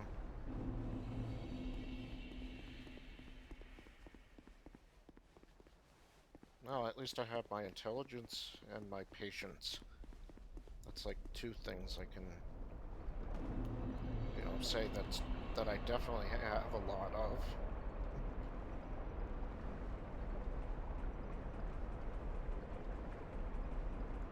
I'm not really a person who keeps up with current world events, unless I'm looking at Twitter, because I'm not really a person that cares a lot about celebrities, or sometimes gaming news will come up, you know, that I'm interested in, but there aren't, like, as I keep getting older, the list of games I want to buy kind of drops. Like, a lot of the games that were made back then were just really good, you know? Sometimes so good, they, like, the best games can handle the test of time, and a lot of games have. Like Super Mario World, for example, or Castlevania Symphony of the Night.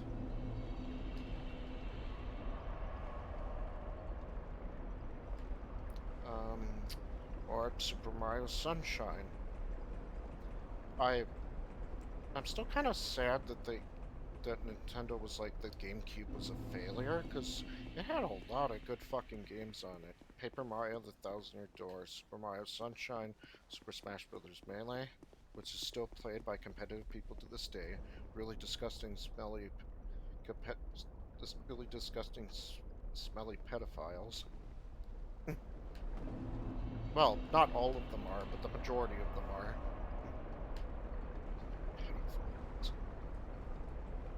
Because, like, every so often you hear news about a Smash player that was like, you know, oh, they found like a bunch of CP, or they were found to be doing inappropriate acts with minors, and this seems to happen so often. It's no wonder that Smash has kind of a bad reputation.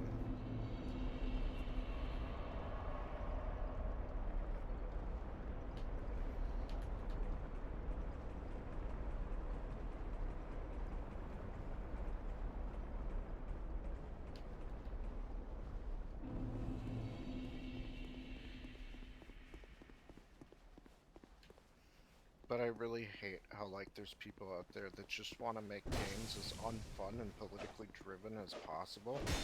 Like, there's a difference between having politics be, like, the story of the game and having it forcefully shoved down your throat, or forcefully try to get a message to the player.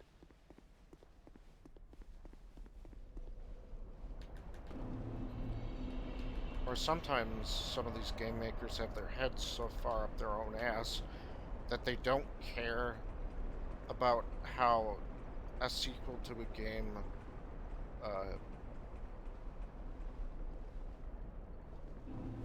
like how consistent it is with the previous game. I could talk about The Last of Us 2 and Last of Us 1, but to be honest, I've never played those games, so I'm not going to go any further with that. But I hear a lot of people, you know, don't really like the second one that much because it completely destroys certain things. You know, like they killed Joel.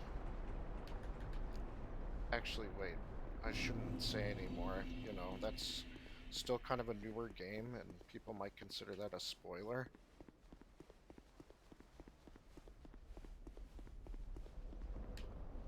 But it's like, oh, I wanted this big transsexual man as like a self-insert. And it's like, oh, you know, Neil Druckmann did that. And it's like, dude, what the fuck are you doing? You know, you can put trans people and gay people and lesbians and stuff like that into a video game and not have it be forced. You know that, right?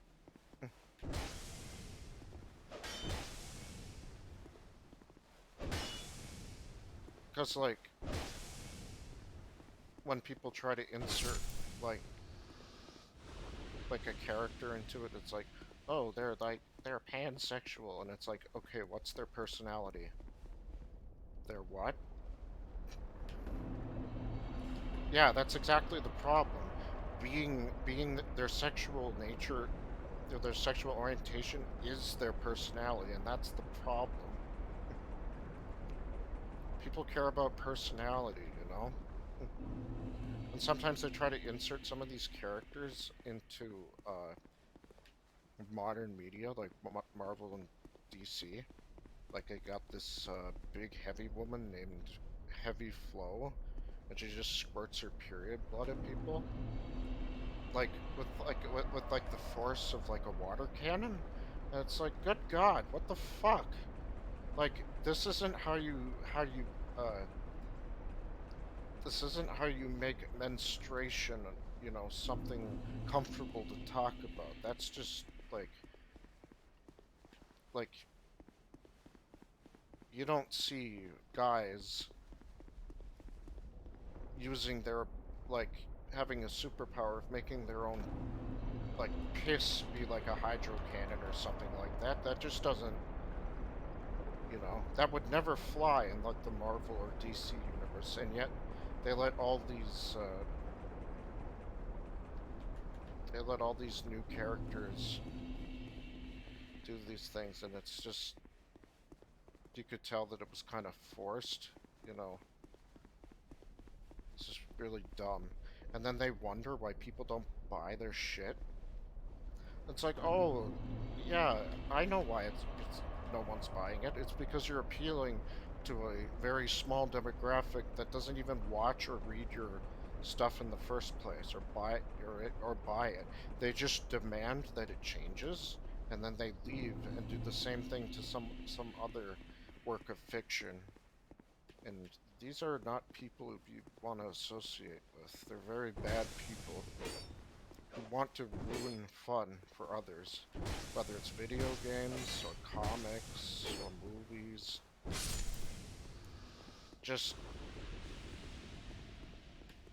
They're just so, it's almost like they have to find things to be angry about, otherwise they wouldn't have much purpose in life.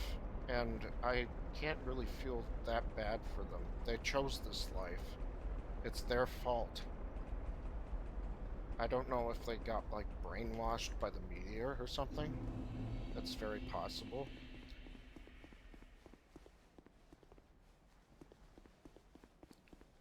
Like, when the Joker movie came out, they were expecting that somebody was going to go shoot up the movie, and then they could get their free clicks on the internet and be like, oh, you know, we finally got evidence that, you know, movies like this are bad.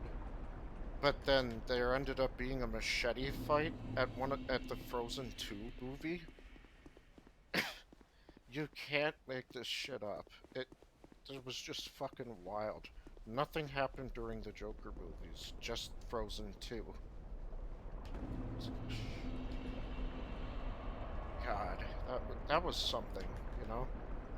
I mean, not that the machete fight was a good thing, but it's ironic because it happened to a sweet, innocent children's movie, and not the adult, depression-ridden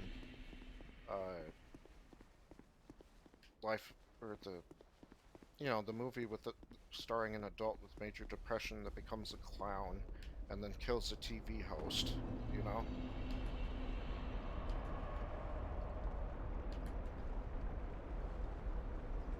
Let's see. If you ever want to, like, there's all these articles where, you know, you gotta click on them to see what they mean, and the headlines are usually misleading. There's this Twitter page called Saved You a Click or something like that. I forget the whole name of the Twitter page, but, like, they basically, like, tell you, like, what the article says in, like, 2 or 3 sentences. That's so convenient. You don't have to go click on the website and give them money when they try and create headlines that are flat out lies.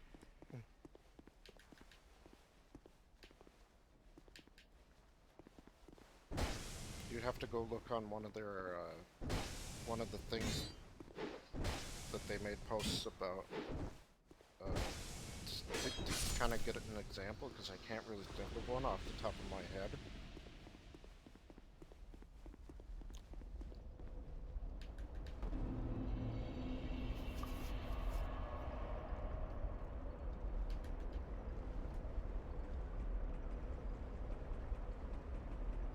Because, like,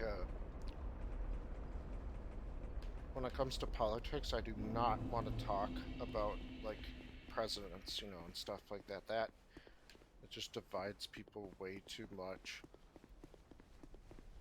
Like, I'm not gonna help this person. Or, like, there was, somebody had a car accident, and they were like, no, I'm not gonna help him, he's a Trump supporter. It's like, wow, I can already tell many people are gonna like you. Like, you don't just... You're supposed to work together with people despite your political differences, but the media keeps trying to separate us and make us fight each other. Have our own little think tanks where only one side's ideas are acceptable, and that's bad.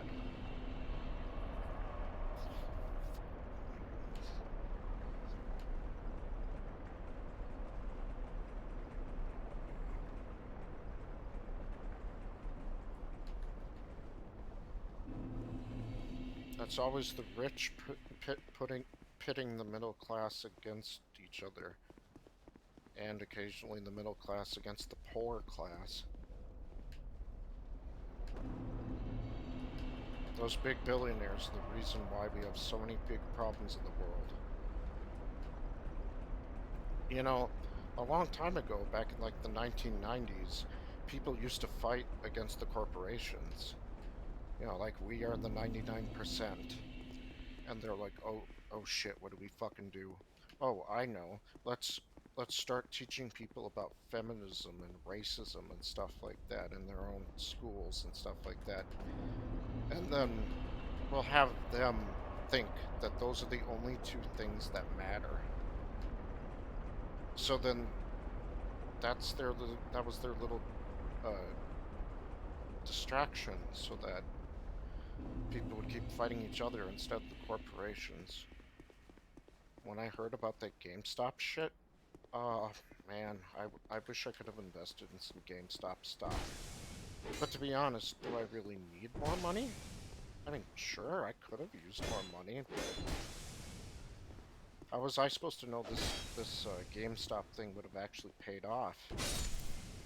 Supposedly there was someone inside the Wall Street Bets subreddit that knew more information about what was going on, kind of like a Martha Stewart situation.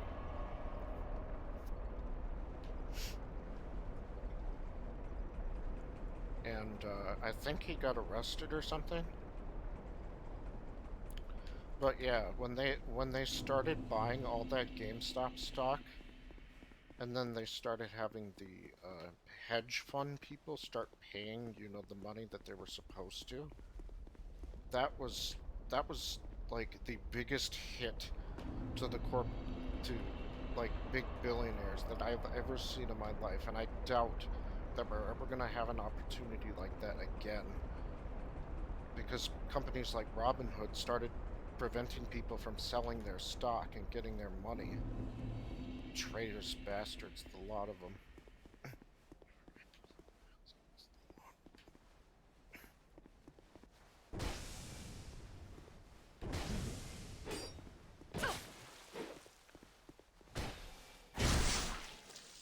It's like, to really know who's really in charge, find out about, like, find the people that you are not allowed to criticize, and then you'll find the people that are in power. Like, for example, you can't make fun of, let's just say, those groups of people that are good with money, let's just say. I'm not gonna say who they are. And before you say, oh, you're a Nazi, it's like, no, I'm not. I don't hate them, you know. It's just that, some people believe that those people are in charge of everything, while some people believe it's the Irish. I don't really know which one is true or not, so I'm not going to really make like a consensus or anything like that. That's just what some people believe. So I'll just leave it at that for now. And don't even get me started on the Israel and Palestine issue. I do not know enough about politics to be able to understand what the fuck is going on, other than they both want Jerusalem for themselves or something like that. But yeah, we're gonna avoid that topic for now.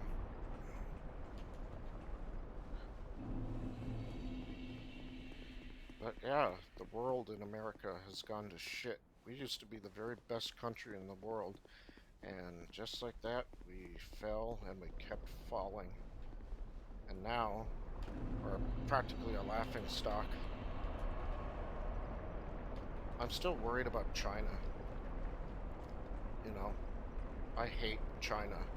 Nobody likes China, except people that were brainwashed into liking them. They are very...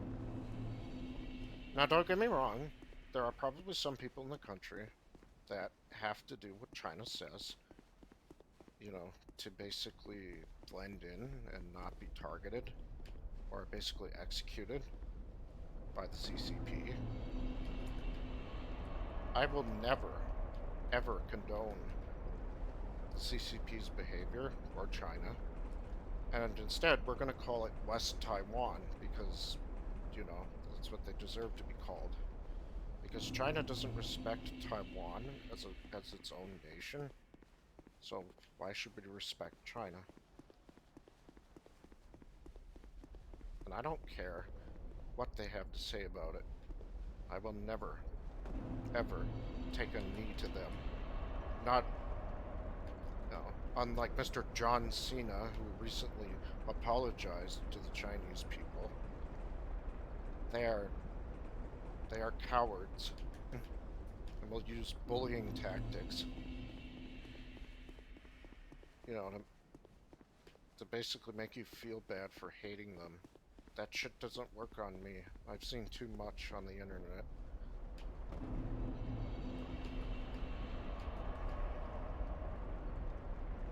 So it's like, go ahead, you know, leave a comment or something. I'm not gonna care.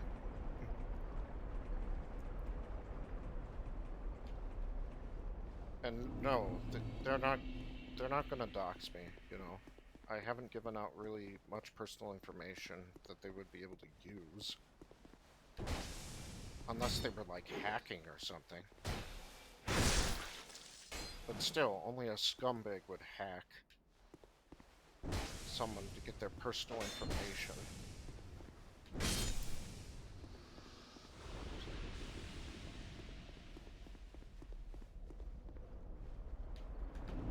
It's always China that always ends up in the news. How come you never hear about Russia that much? They're just kind of quiet, I guess.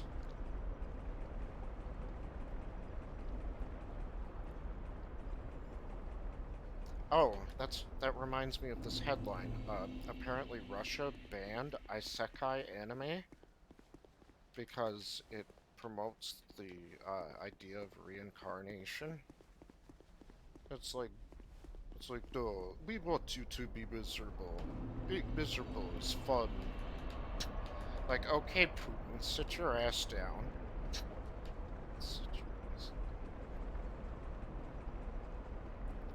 It's like, a communistic society would be a very bad one. I wouldn't be able to have a lot of the things I have. Like, you know, video games, food most importantly. Because goddamn do I love to eat. Although I am trying to cut down, lose some weight.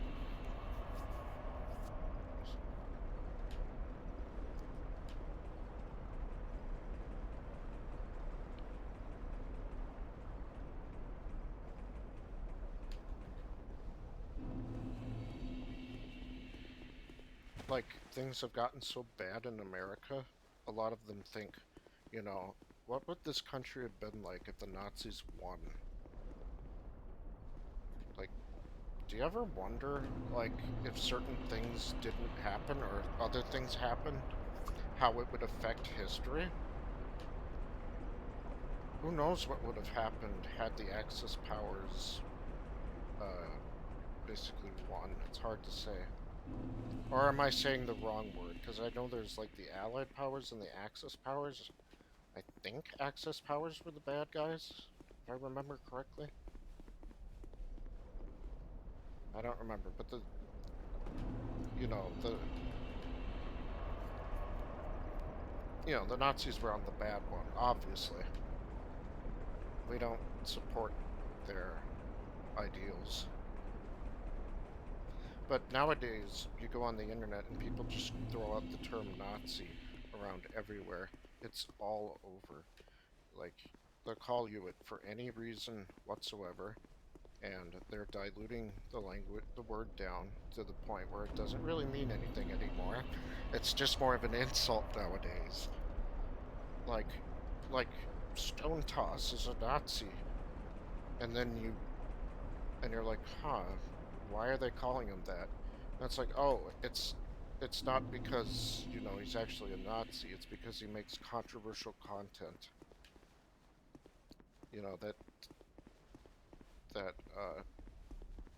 it, like, holds a mirror to our society and shows how hypocritical some people are.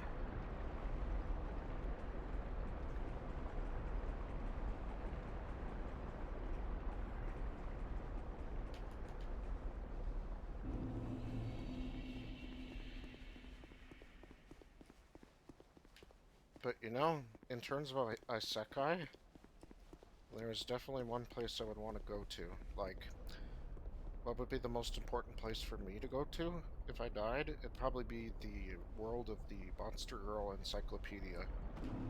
It's a 2-volume series created by Kenko Cross, and it's got a bunch of, it's got lots of different kinds of monster girls in it.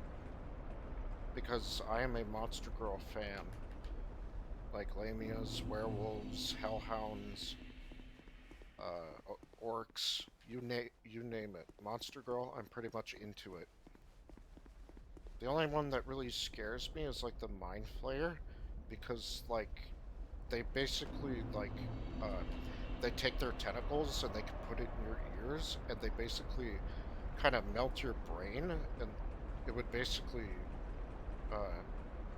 you basically have, like, not many memories left, and losing my intelligence and my memories really scares me. Like, Alzheimer's is one of the scariest things I can think of. Because I would never want that to happen to me. It's like, oh, but you get to bang them. It's like, yeah, but if I have no personality, I have nothing left. Our memories is part of what makes our personalities. Our memories as well as our actions. It's like, what was his name? DXFan169 said a long time ago. We aren't who we are because we exist. We are who we are because of our experiences and our choices that mold us into the people we become. It's possible I may have screwed up a couple words or two, but the point is still basically there. But, I'm not sure what my favorite kind of monster girl would be. They all have their own perks. There's, like, the spider girls who would, cuddle you up in, like, their web, which is relaxing, but lamias give really good cuddles. I wish I wish I could go to the world of Monster Girl Encyclopedia. don't get me wrong, there are other Monster Girl universes, such as the world of Monster Girl Quest, where there's this little boy named Lukoa, I think is... Wait, no. The hell am I talking about? Lukoa is that dragon girl from Kobayashi's Dragon Maid. And no, I know what you're thinking. You're a gigantic weeb. No, I'm not. I do not watch anime very often. But I've seen enough of this stuff around to know kind of about what it is. But I own both volumes of the Monster Girl Encyclopedia at home. And I can look at them whenever I want to. Although I haven't looked at them lately. I just like, you know, supporting the guy in his work. But, other than Monster Girl Quest and Monster Girl Encyclopedia, there's also the world of interspecies reviewers, which is another candidate for a world I definitely want to go to. It's like you get to go on quests and you get to have sex with different monster girls. It would be interesting, but I'd want to be like someone with a long lifespan so that, you know, everything wouldn't be so short-lived. Like, Interspecies Reviewers has a lot of manga, and they recently got bought. Well, I shouldn't say recently, this was like months ago. That the anime series got bought by Crunchyroll. It was like, Crunchyroll did not fucking realize what they were getting themselves into. Because it's got like a lot of sex in it, basically. And they're like, no, we're just not continuing this series anymore. And it's like, but why? You know? Now they're just gonna hold on to the rights and everything, and that kind of sucks when a IP gets held hostage, like a video game series. Like, since they don't make any, like, Castlevania games anymore, they just basically,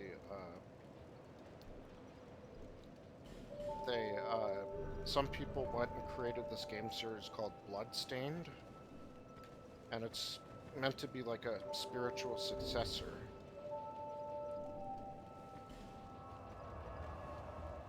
I haven't read Interspecies Reviewers myself, but I hear some things here and there. I heard some things here and there, like from the Discord I'm a part of.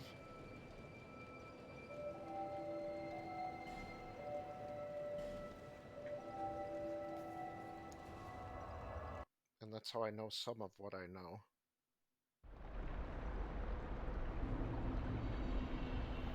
Because even though I'm not much of a believer in, like, gods and stuff like that, I'd have to believe, like,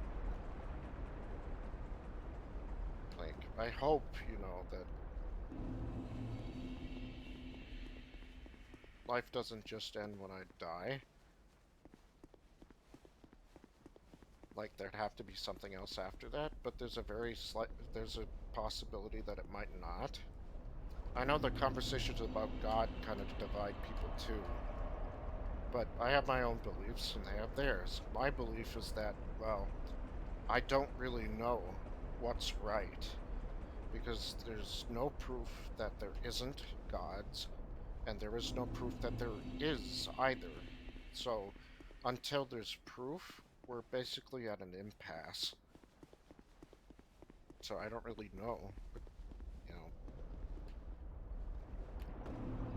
which one's right. I'm sort of, I'm what you'd call an agnostic, I suppose. But I'd still like to think there'd have to be some higher power out there, you'd think, but who knows what it could be. Could be something from one of the other religions, could be something completely different. They're like equally as plausible. And then you've got atheists who don't believe in anything at all. They're like, look at me, I'm the itchy atheist, I'm the intellectual. It's like, okay, Mr. Edgelord, you know, there's arrogance and then there's being smart. You know, you think you're better than everyone else because you think you have the right answer, that there isn't any gods out there or anything like that. You know, but you're just being an asshole. And you wonder why people don't like you. Mr. Fedora-wielding, katana-wielding scrub. Mr.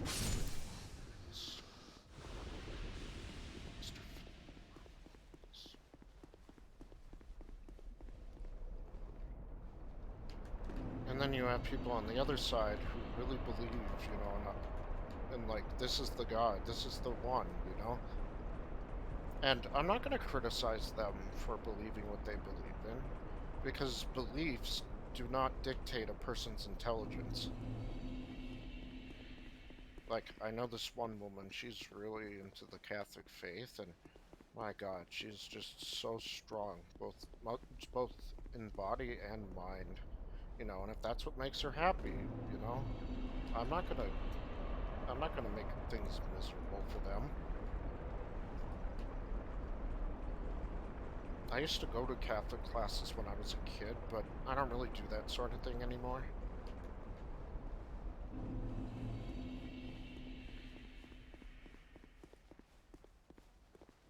Let's see.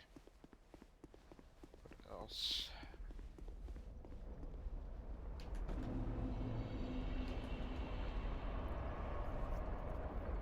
I mean, obviously you've got some people who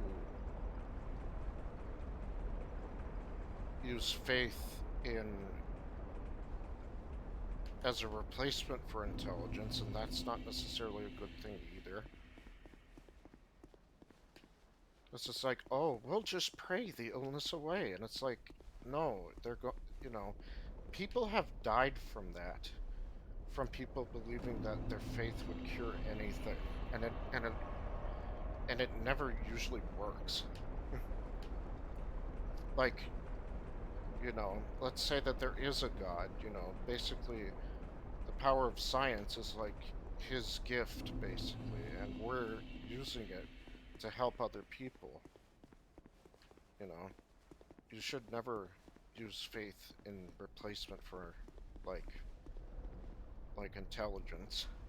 But that doesn't mean you should, like, only use it,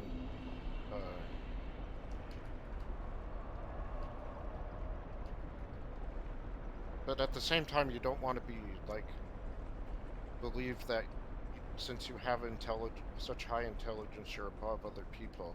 There's different kinds of smarts. There's book smarts, and then there's street smarts, where you're more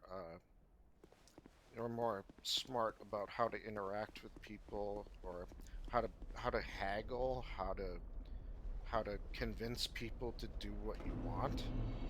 I mean, not like manipulation or anything, although some people might do that sort of thing. And full-on manipulation's not good either.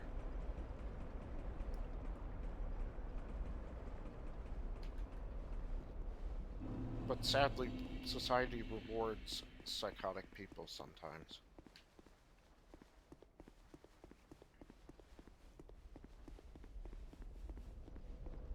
But I'd still like to believe that there's someone out there watching me.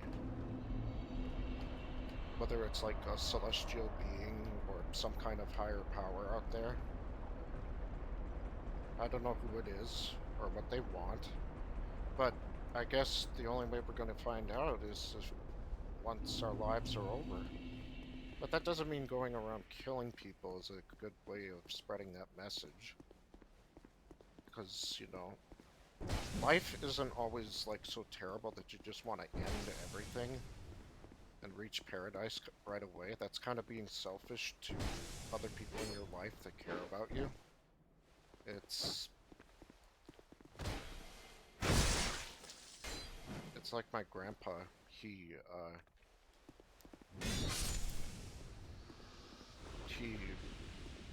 tragically ended his own life because, you know,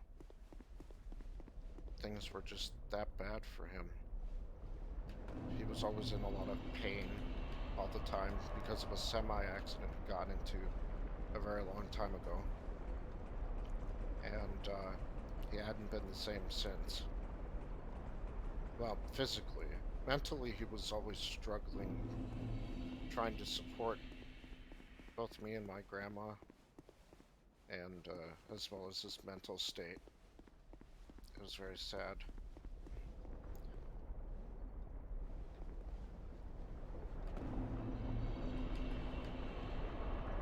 He kind of bought this dog. Like, my grandma wanted a little dog, and I wanted a dog that was, you know, fluffy, that I could pet. So he wanted a dog that we both liked, so we ended up getting a Pomeranian. I won't say what the dog's name is. I don't want people to know where I live and everything.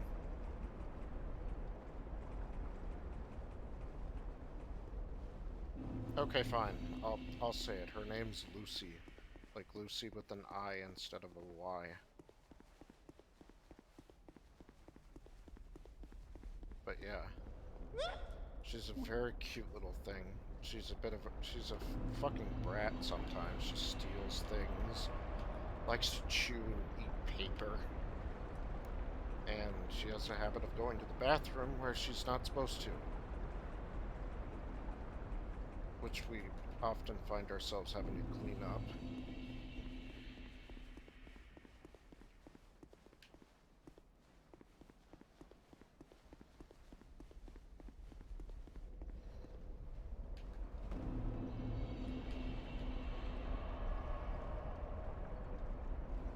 And who knows how much longer my grandma will be around. I know she's gonna die someday, but who knows how much time I have left. All I can do is cherish the moments I have left.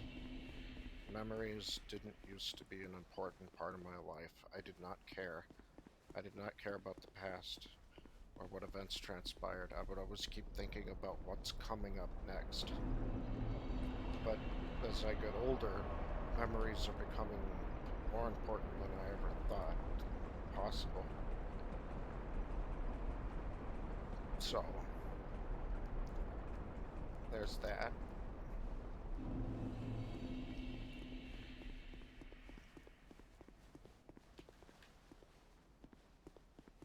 Yeah. Always be happy with the people you have in your life. Although, you know, if they're abusive towards you, that's obviously different.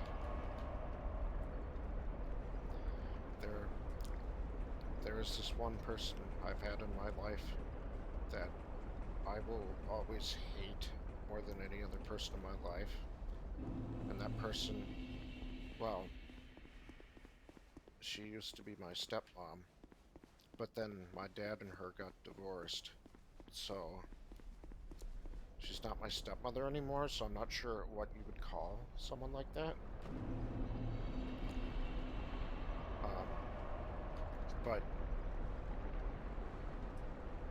she wasn't exactly that nice to me or my other brothers that I had.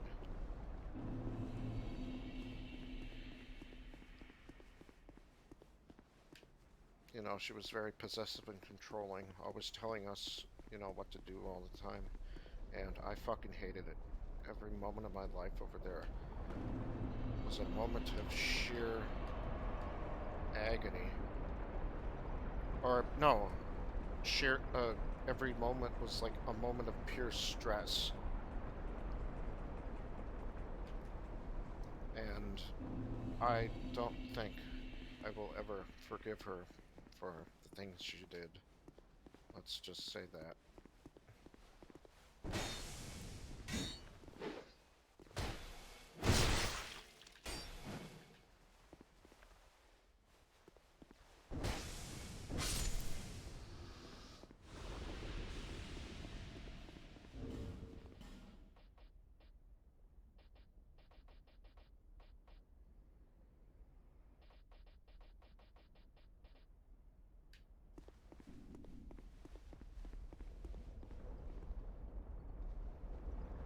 But yeah, cherish the people you have in your life. You don't know how long they're gonna be around for.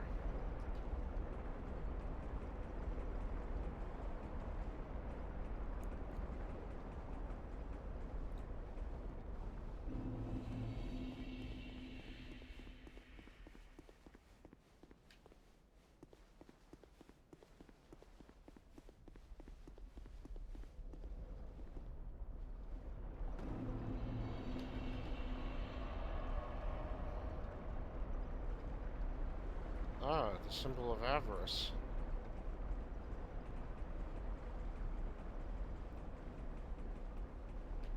I always like that gear.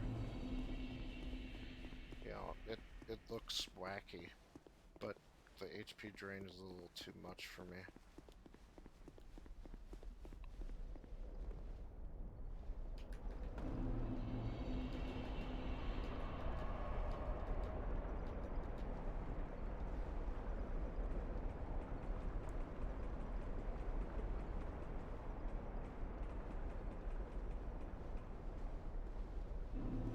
Yeah.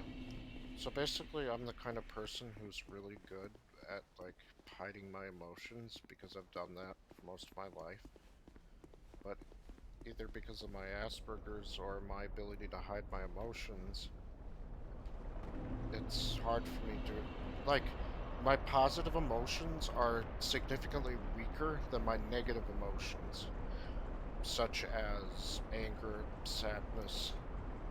Well, sadness I can keep hidden, at least, you know, I can keep bottled up inside, but anger, sometimes that spills over.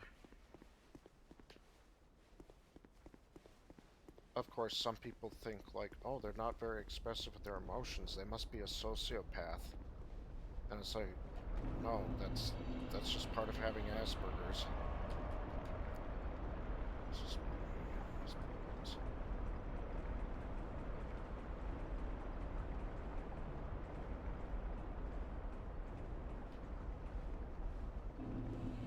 I also keep talking to my therapist about things that have happened lately. You know, I usually have an appointment like every 2 weeks, just to check up. But I haven't had any problems lately, so that's good.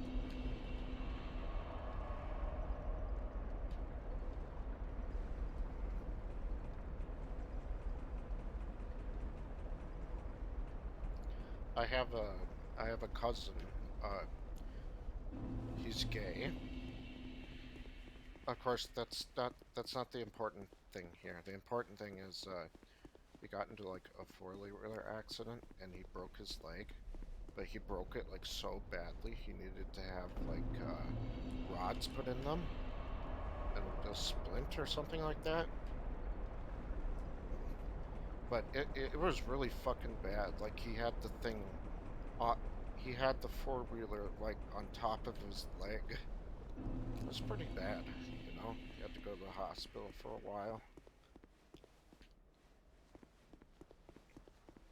Actually, I've got like a lot of cousins.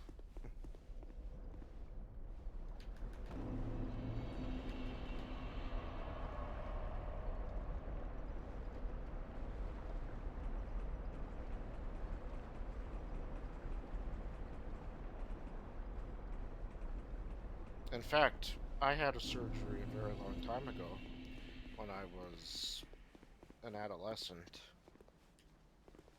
So basically, I had a severe case of scoliosis. Now, I didn't feel any different than the average person, but when they looked at my x-rays, they saw the curve of my spine getting bigger, and it was progressing at an alarming rate. Had this been allowed to continue, it would have pushed into some of my organs, and I could have possibly died. But I was able to get surgery done to correct it. Some people have scoliosis mild, and they have to do, like, exercises and shit. I'm glad I don't have to do that. But, I had to have 2 metal rods put on each side of my spine to, like, hold it in place so it doesn't curve all the time.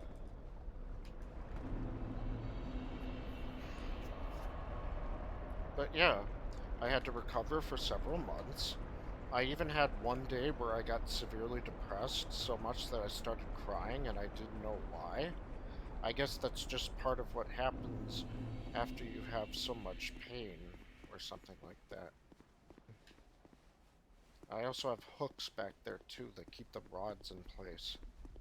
But I can still do everything like a normal person can, I just can't twist my body that much.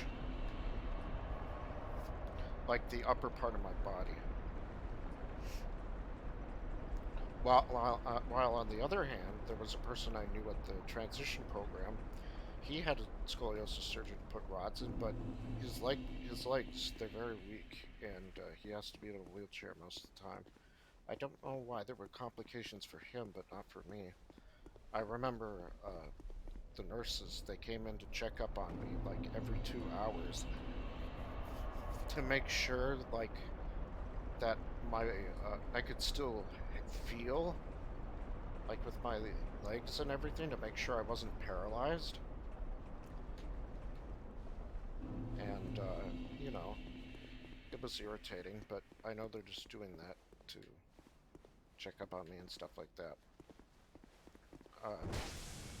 You know how they always have you fast before you have surgery so that poop doesn't come out of you while you're knocked unconscious? Yeah, I hated that, you know? Just being hungry just really makes me suffer.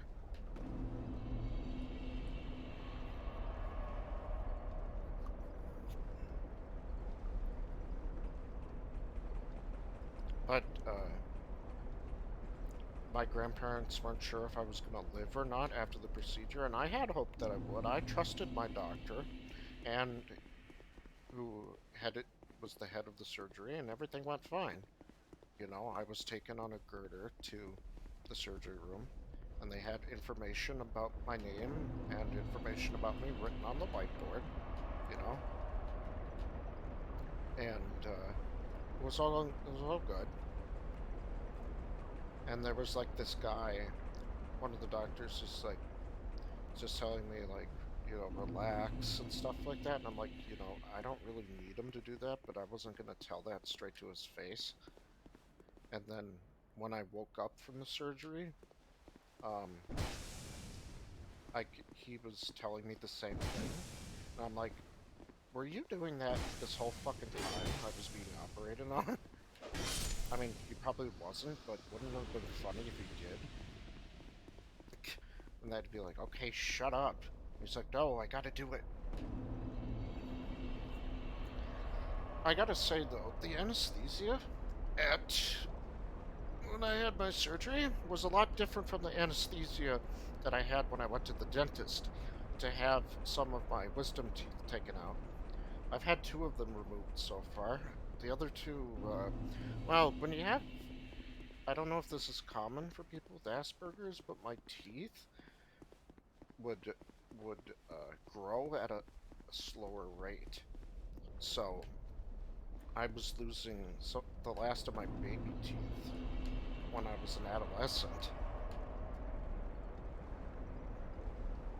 But eventually they took my wisdom teeth out, and when they gave me the anesthesia at the dentist, I was out like a light.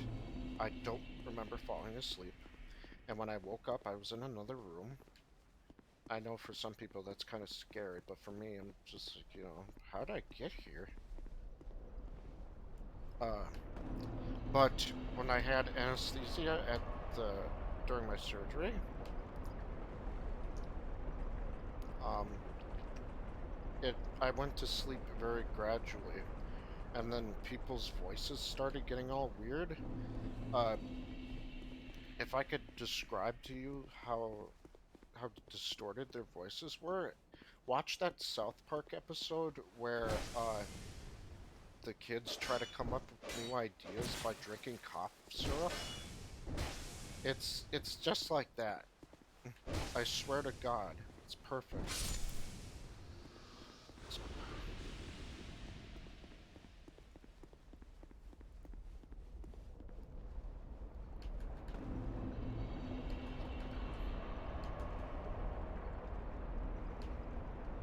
But anyway, when I woke up after surgery,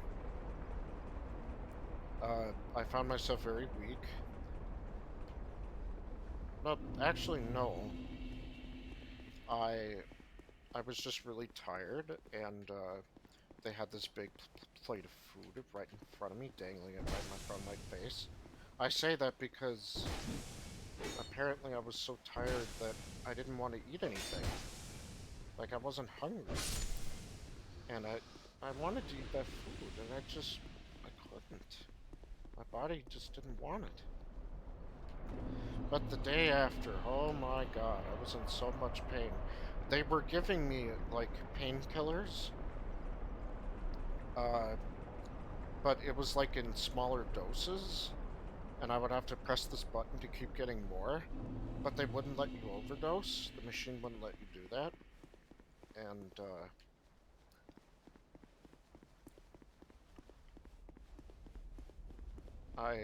after the amount of time I spent in the hospital, which was like 2 weeks, let me think. God, I lost my train of thought. Oh, I remember now. They counted how many times I pressed the button, and I think it was somewhere like 351 or something. So, yeah, I really needed painkillers. But, they were purposely, giving me, like, child doses so that I wouldn't, overdose myself, and I kind of wish I had more, but, you know, I'm not much of a wuss when it comes to pain. I can deal with it. But it would have been nice to, you know, have some more. And then I had to recover in my house. I'd have to have assistance getting in and out of bed. Well, mostly out of bed, you know.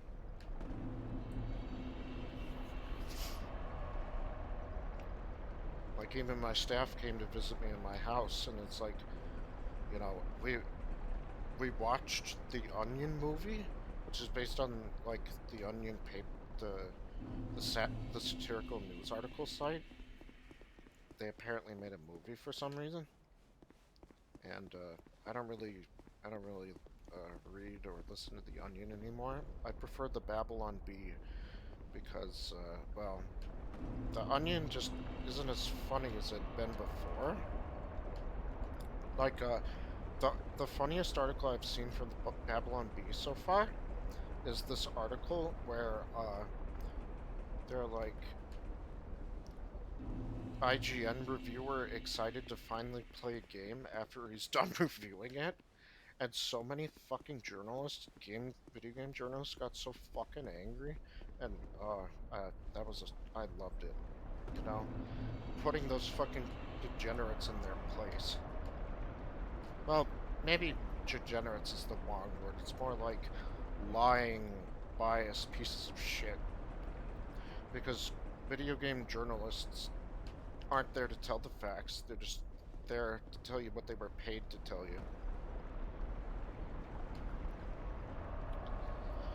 They don't get paid to do their jobs right. Like, Dean Takahashi, one of the worst, seriously has to be one of the worst video gamers I've ever seen, and he got paid to do this shit for, like, what, 20 years now? And good God, you know, people like it when journalists have enough skill to be able to get through the game so that they can accurately review, you know, how good it is. But when you're so bad at games you can't even make it that far, then you're obviously gonna leave them with a bad, they're obviously gonna get a bad impression, and then just leave a bad review, and then it'll make less people want to play that game, and that's not very fair to the gaming public. But no, it's not about the truth. It's about what they want you to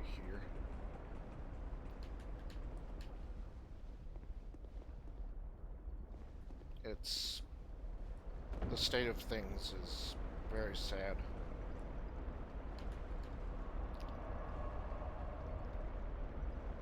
Because, let's put this out there.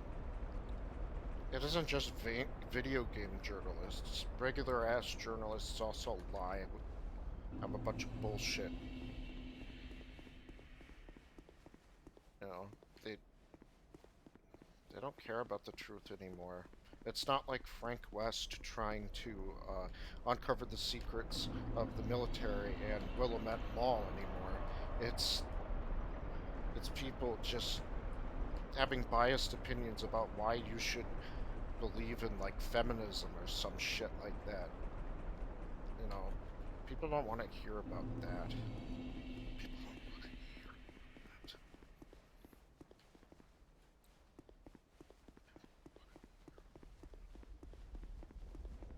They want to hear about the game and what exciting content it has to offer. They purposely try and make things worse, sound worse than they really are. And that's why a lot of people, including myself, really hate journalists nowadays. They're not out for your best interests. They're in the best interests of the corporations. And of course, when they make some stupid, shitty-ass review about a game they obviously didn't play for very long, then obviously we're gonna make fun of them.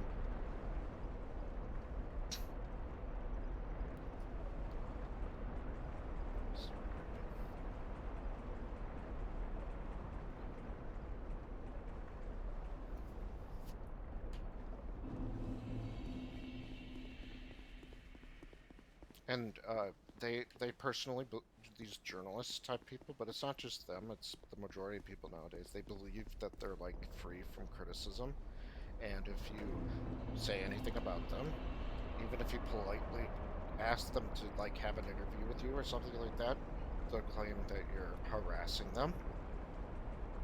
And they'll just keep playing the victim card like it was their goddamn birthright.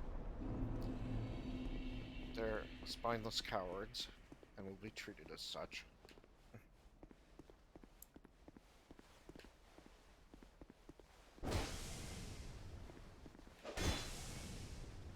And some people will probably try to throw insults around, like, "Oh, you fucking incel," you know. And it's like, you know, sure, I may be involuntarily celibate, but part of that was, but I'm partially voluntarily celibate because that was my decision. Because, you know, I'm not really interested in going out and looking for girlfriends and stuff like that and people to have sex with. Because I find video gaming much more enjoyable, you know? I like having the freedom to do my favorite hobby as much as I want, and that's what makes me happiest. I don't think I don't think I could ever share my life with another woman, because, you know, you have to devote more time into doing stuff for them and stuff like that. It's not that I hate them. And plus, a lot of women nowadays seem to hate men a lot because that's what the media tells them. You know, and some of them, like, divorce you, take half your money, take the house, take the car, take the children, stuff like that. You know, and it's like, it kind of makes me not want to take the risk of dating and stuff like that, and I just want to keep to myself. And I'm not gonna make funny. I'm not gonna jab at you because, you know, you're more of a socialite. You want to go out and meet people in life, and you want to have relations with them. You know, that's fine. But what I really don't approve of is these people that they have ridiculous amounts of money to spend, and they try and give it to streamers that they meet online, and in the hopes that you know, that they'll notice them, like them, give them attention. And don't get me wrong, I've donated a lot of money in the past, but not so much money that, like, and the average person would be like, okay, you have a fucking problem, you know? You know, it's like, some of them, they probably know that the female streamer that they're giving money to will never be in a relationship with them, and they really don't seem to care, but it's just like, you have more important places you could spend your money.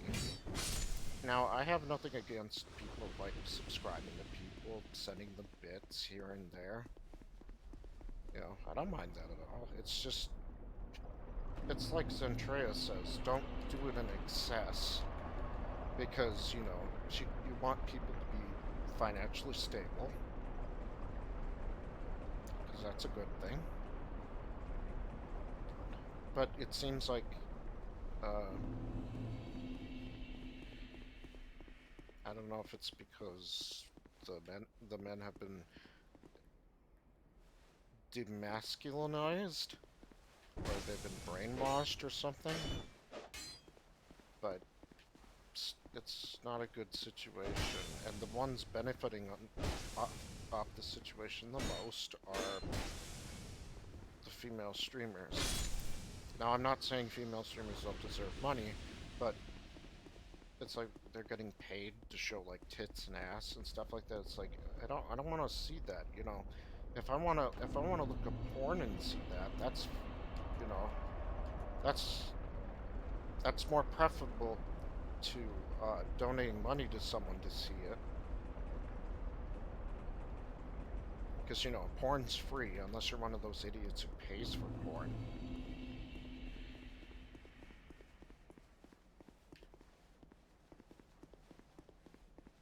But donating money because you want love and attention, that's very detrimental to one's mental and financial state. I almost have to feel bad for them, but there's so many of them. It's like they come out of a fucking factory. And that is a problem. And sometimes some of these female streamers become so entitled that they believe that they're owed money. And usually they get, like, they stop streaming because of that. Because, like, you know, people are not, you know, they're not obligated to give you anything, you know? People, when they give things out, it's out of a charity and a goodwill. You know, it's not an expectation. And some of them get so fucking filthy rich for, like, the most basic shit. Like, oh, you're so cute, you're so adorable, here's some money. And, well, I get where you might want to give them money to support them. Like, so they can keep streaming. That's fine, but I wouldn't overdo it.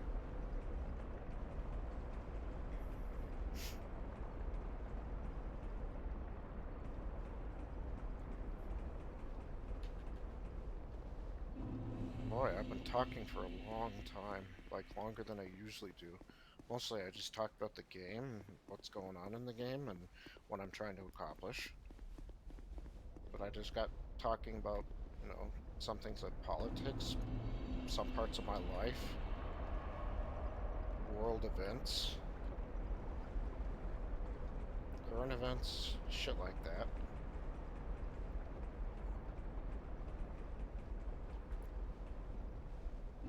See, like, I'm not a weeb, unless you count, like, hentai as, like, anime. I guess it technically does classify as anime, but the plots in hentai are really simple, you know. Like, something happens where they have to have sex in a specific situation. Like, they're specifically made to entice people, you know, who are into that stuff like me. Some people have, like, terabytes of storage of that kind of shit. I don't store any of it. I just go online, look it up when I want to, close the window, that's it. You know? Finish my business, and I might go back to that, who knows, maybe in another day or two?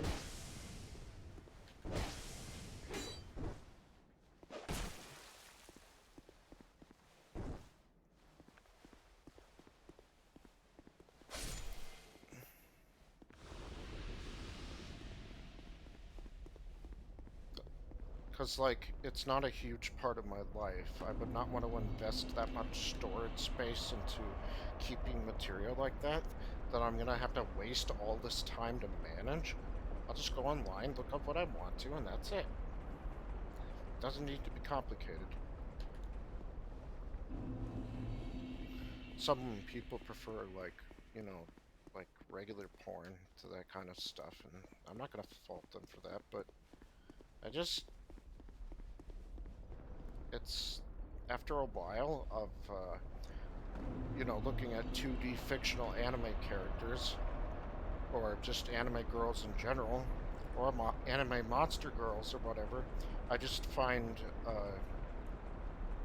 I find the three-dimensional female form to be, just,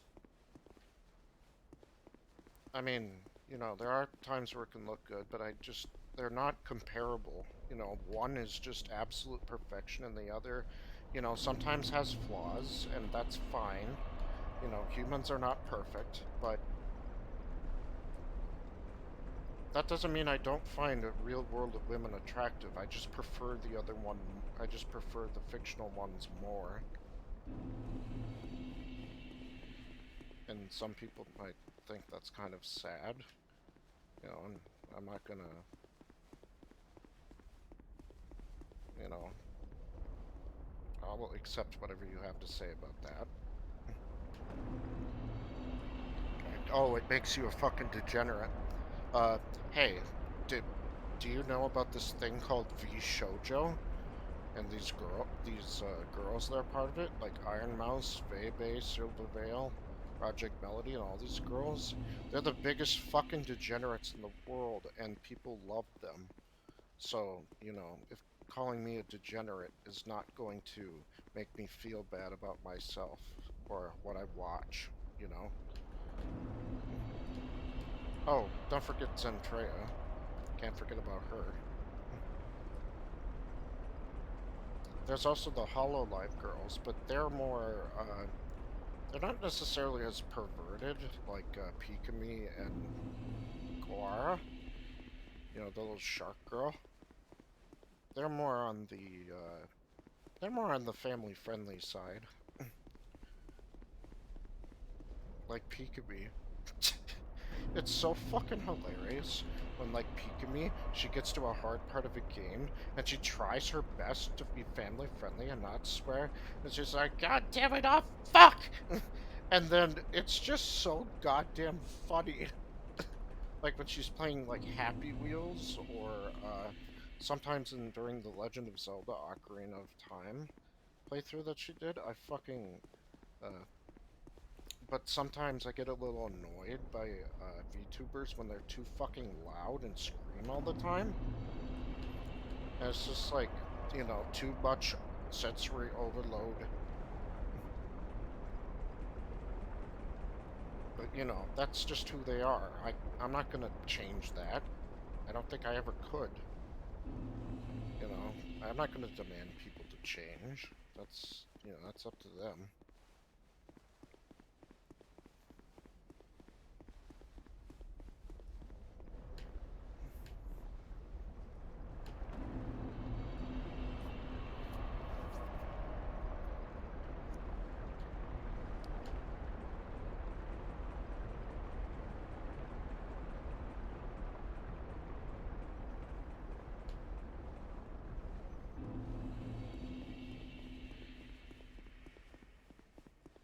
But I will put this out there.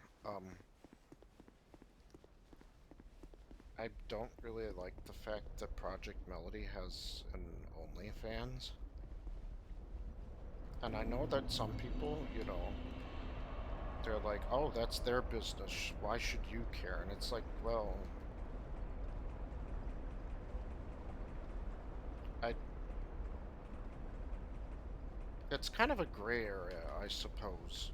There are porn actresses that do the things they do for money, but I can't imagine that that would be good for their mental health. I think OnlyFans is kind of a similar situation. Or like, you know, they shouldn't have to like send nudes of themselves to get money and feel validated by others. But, you know, if that's what they want to do, I'm I'm not gonna stop them. You know, that's their choice.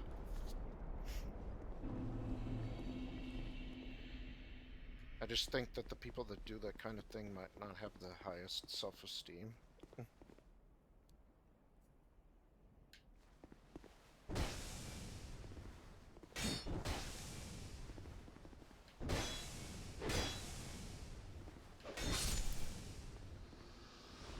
God, I still haven't gotten the Mad Warrior helmet yet. After that, I would maybe go through this covenant a little quicker.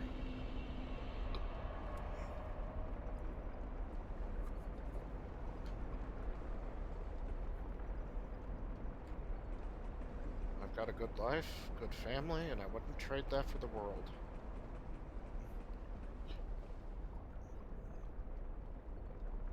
Although, sometimes I have occasionally thought, you know, like, what if something bad were to happen? Like I get shot or get in a car crash or something, you know? And, you know, my response to that is just, you know, whatever happens, happens. There's not much you can do to change fate, can you? I'm not afraid of death. Being tortured, on the other hand, that's something else, you know. I'd consider that to be much worse than death.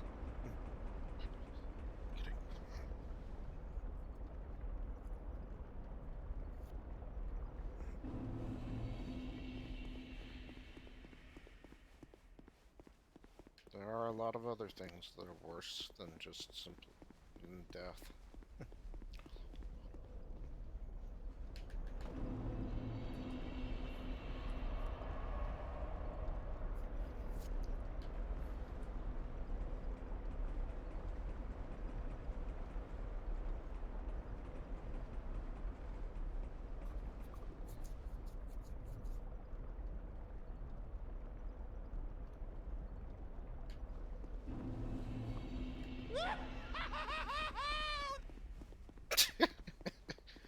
I don't know why that makes me laugh.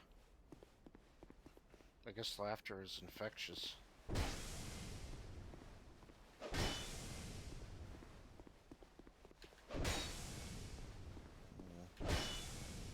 Still got around 35 minutes left. I don't know what else to talk about. I've talked about a lot more things than I usually do. And I know some people are going to watch this video, but I doubt a lot of people are going to. But you never know, you know. Could come to a point where lots of people see this video.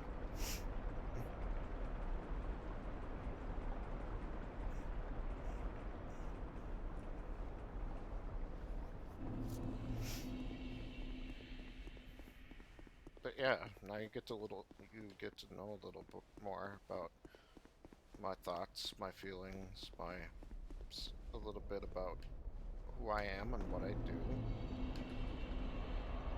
I'm not going to tell you my name. That's best left kept secret.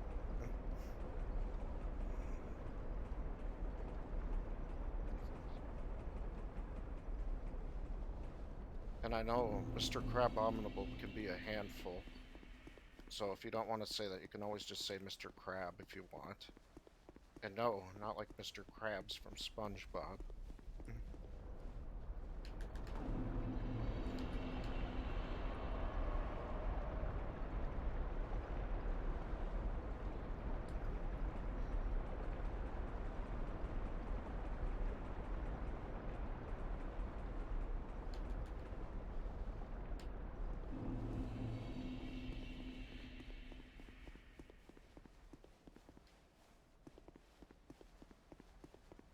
I wonder how many times I've actually killed the Mad Warrior so far.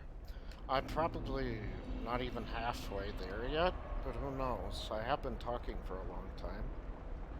And it's something where don't necessarily have to devote 100% of my time and energy into doing. Well, energy mostly. You know, I can talk and repeat the same actions over and over. That's easy. Although some people, like me, when they're trying to really focus, it's harder for us to talk and think. Yeah, that's fine. But yeah, I'm a lot different now than the person I used to be. You know. And I've got my family and friends to thank for that. Some people don't have the basic shit that you have, like sometimes even empathy, or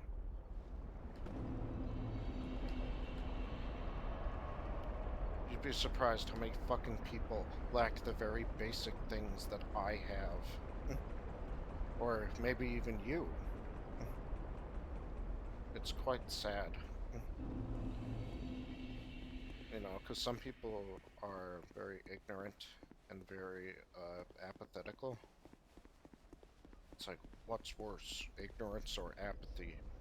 I don't know and I don't care.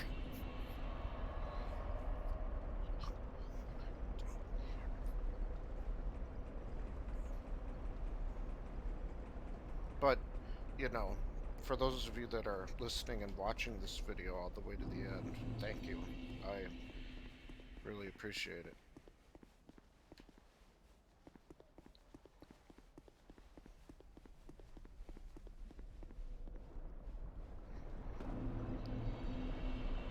Because, like, I'm just doing the same shit over and over again. I figure people would be like, oh, he's just covenant farming again. I better shut this off and go watch somebody else more popular and interesting, you know? And I don't necessarily fault you for that. I'm not trying to be the biggest star on Twitch. I would never want to be, you know? Fame has its price. If you want to be rich or famous, pick rich. If you want to be famous or Rich Evans, pick Rich Evans. For those of you who don't know who that is, he's a guy on Red Letter Media where they watch a bunch of terrible movies from the past. Well, actually not all of them were bad, but a lot of them were... Well, they have a lot of subject matter that they wouldn't have in most of today's movies, like including nudity. Very lots of weird, different concepts, and it's very interesting. But I haven't watched them in a very long time. They've even had some celebrity guest appearances, like Macaulay Culkin from Home Alone. That's a rare... Macaulay Culkin is an example of a rare example of a person who spiraled down, you know, because of drugs, but miraculously recovered, and he's married, you know, he's got a good life. That's kind of like Josh Peck, except without the drugs. You know, like, he lost a bunch of weight, you know, and he's very muscular now. People... The biggest problem with Twitter is that they don't... None of the sane people on there believe that you can change, that once you're bad forever. Like, once you're called a racist, you're racist for life. And they just have no belief that people can grow and change. And, you know, it's very closed-minded of them. Because they don't want to be happy. They want to be angry. They want to complain about things. They don't realize that that's bad for their mental health, but they keep doing it anyway. They lack a lot of morals that people have nowadays. Or actually, no, people had good morals back then, they just lacked a lot of knowledge. Like, for example, like, doctors used to do some of the weirdest, crazy shit to try and cure people back then, but they had no knowledge of what actually worked. I feel bad for those patients that had to go through some of those very haphazard medical procedures. Like, oh, we'll just put a bunch of leeches in them. Brilliant! Here's $2K a year.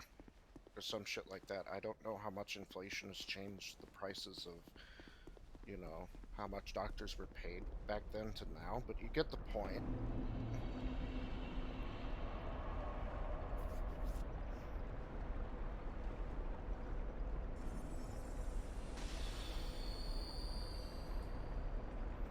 I'm just showing off my spellcastings to that guy.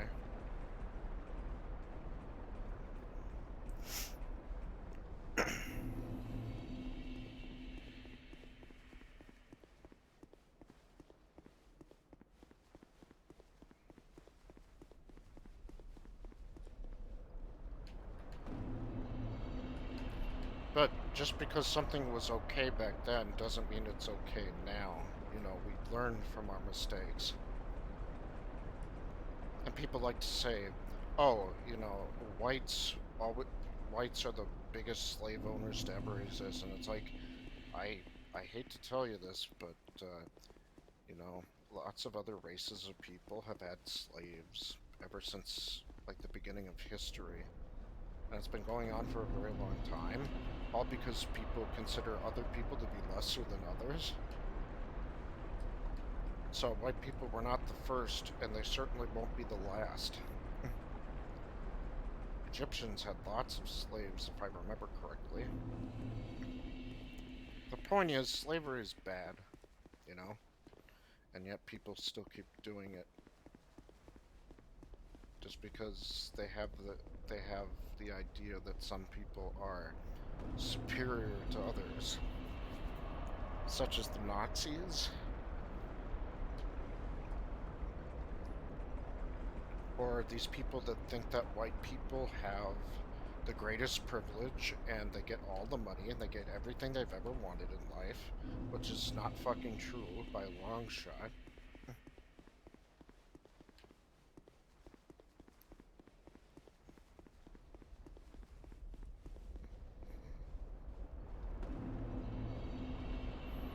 Of course, that doesn't necessarily justify white people having slaves back then. It's just that, you know, white people are not the only people that have ever done that before. But it's good that we recognize that, you know, that certain things in the past happened and that we still remember what they happened so we can not make these same mistakes in the future. The problem is that some people want to delete history. They think deleting the history will get rid of all the bad stuff that happened back then. And that's not true. The exact opposite is going to happen. Because people won't have any recollection of the bad things, and they're just going to repeat them again and again. It's like that old saying, that those who do not learn from history are doomed to repeat it. And it keeps happening again and again because people keep trying to delete history.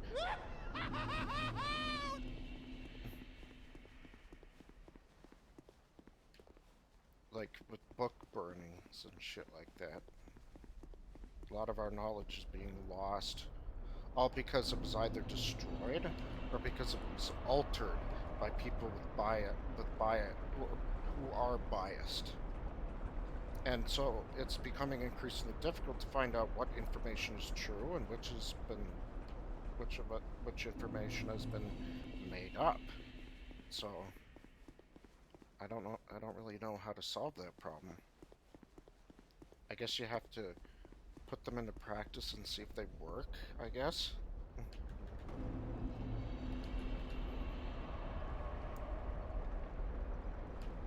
But, you know, humans are literally killing themselves.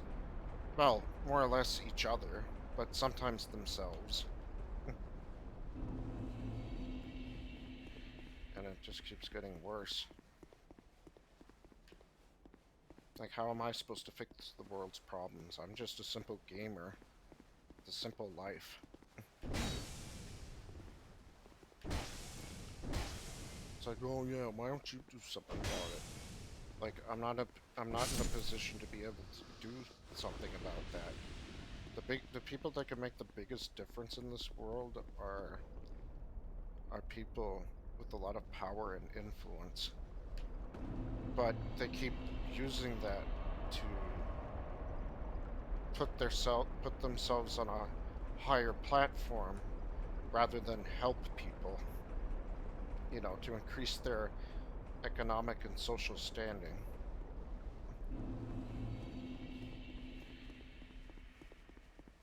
rather than help people.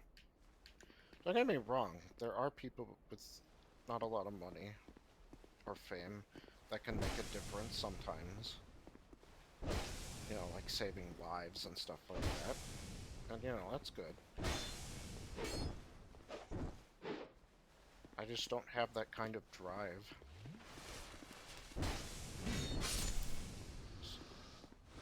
Or I'm not in a position in my life where I can do something like that. Because, you know, we're all very busy with our own lives to worry about other shit sometimes. But that doesn't mean you shouldn't care about people at the same time. If people just helped each other more, that would make the world a better place, you know?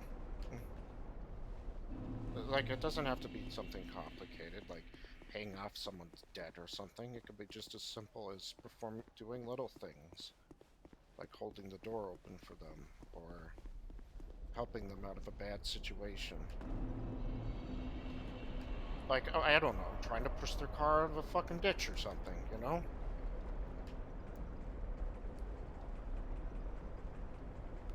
But people are becoming more selfish nowadays, and I'm no exception. I am kind of selfish.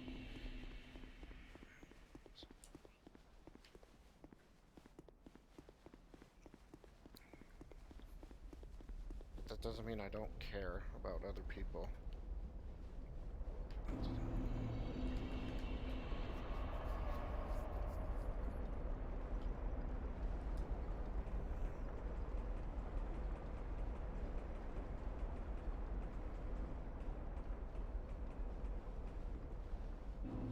Some people are like, well, it's not in my best interest to care. It's like, well, you should. Because when you, like my therapist says, when you help other people, you help yourself. It, like, you know, makes you feel good, you know, to help other people. It's always about that herd mentality and always trying to one-up each other, you know? Other countries, you know, in some other countries, things are not so complicated. They treat each other equally and shit like that, you know? It's not so hard.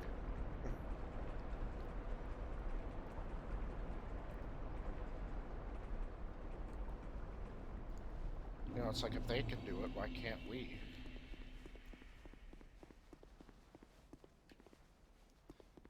And part of, like, and part of what alienates Americans from other cultures is that, you know, a lot of people, such as myself, only want to be able to learn and speak English, you know?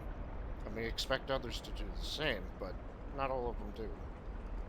But sometimes they go out to other countries and expect them to speak English. It's like, hey, you know, you're the minority here. They don't have to speak English. You're supposed to speak their language. I mean, it wouldn't be a bad idea to ask them to help you. But even better, you could try and learn the language yourself before going there.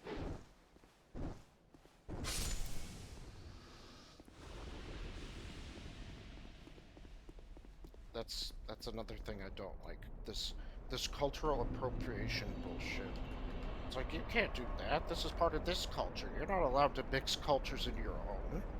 It's like, why the hell not? You know, having multiple cultures mixed into one is not a bad thing. Like I mentioned before with the sambusas, you know, they incorporated it as part of like the meal we were having, you know, and that's not bad. That's not a bad thing. Yeah, like oh, you're not Muslim. You shouldn't eat that. Like, okay, that's your opinion. Probably wrong.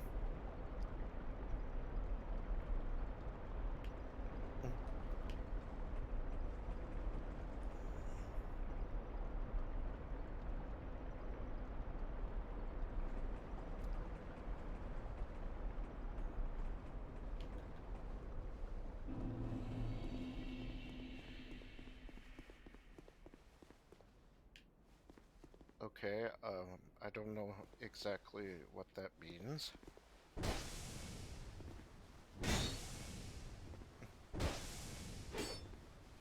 What's a processor load? What's a processor?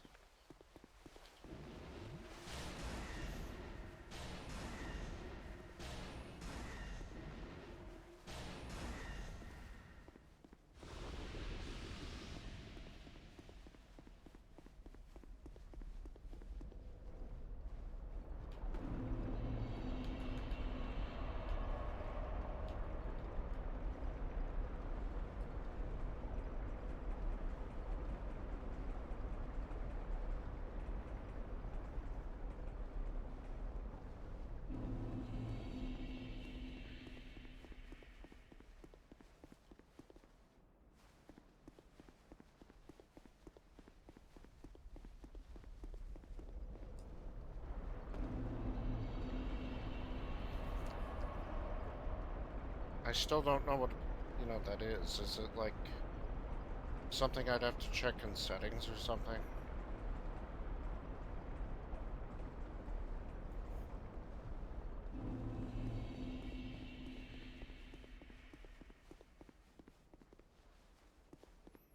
Well, in order for that to work, I would have to keep this game in windowed mode, I think. Let's see here.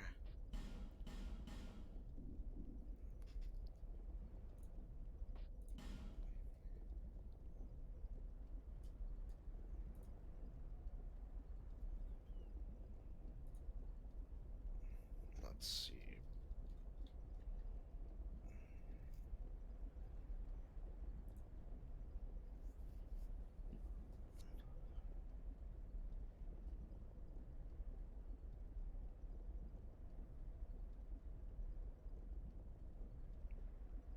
Let's see. I can find my processor, but I can't find, I can't see how well it's running. I probably have the wrong thing.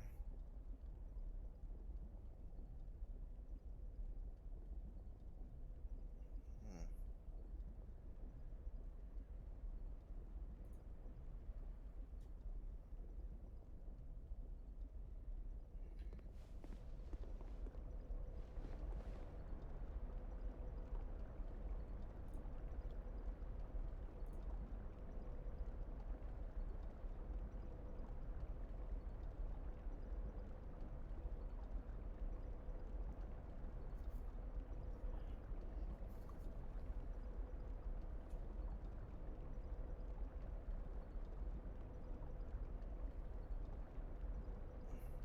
Where the hell?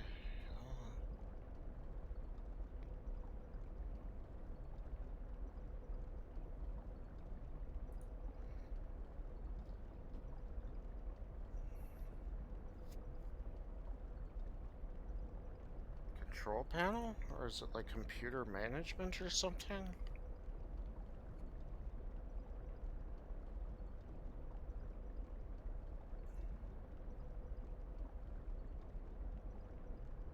No, this doesn't look right either. I know there's like a graph that you can find where it shows like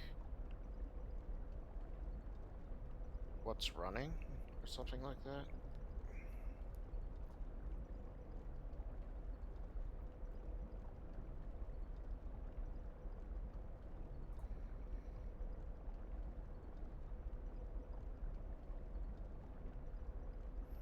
Do I have to hit like Control Alt Delete? Let's see.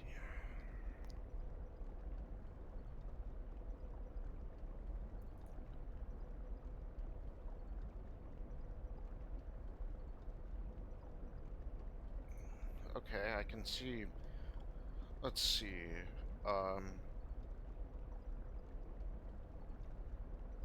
The numbers keep going up and down. It goes from like 6.5% to 8.3.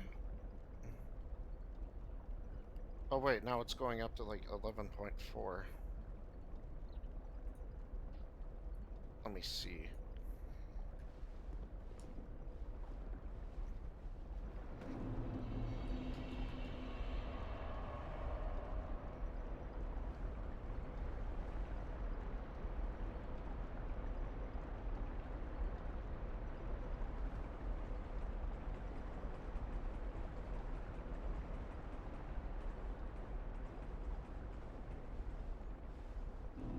Yeah, the numbers are not telling me anything.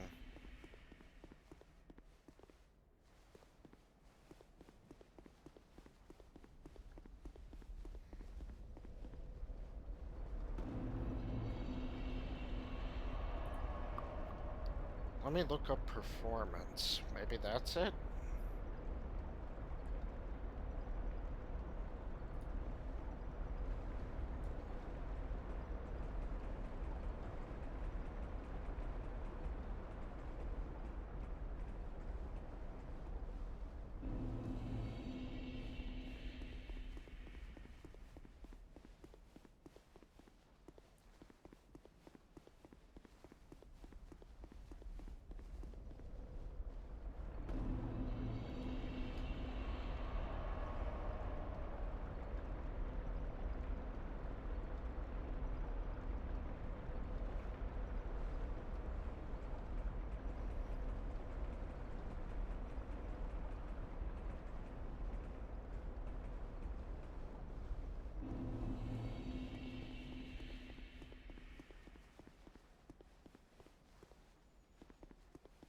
I'm not seeing what's changing.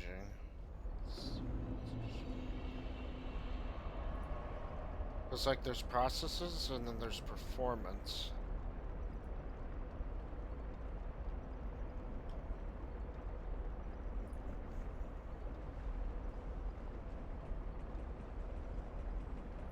It just seems to be going up, down, up, down, with no clear pattern. Oh, he's here.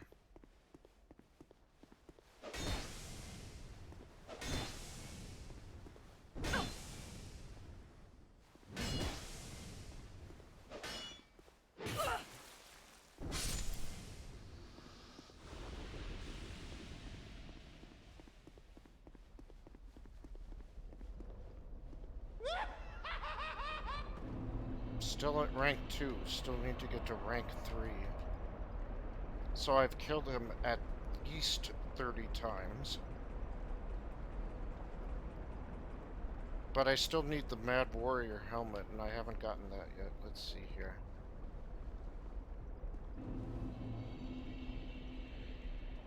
It went up to 11.2%. I wonder if that's what I'm looking for. No, that's not it.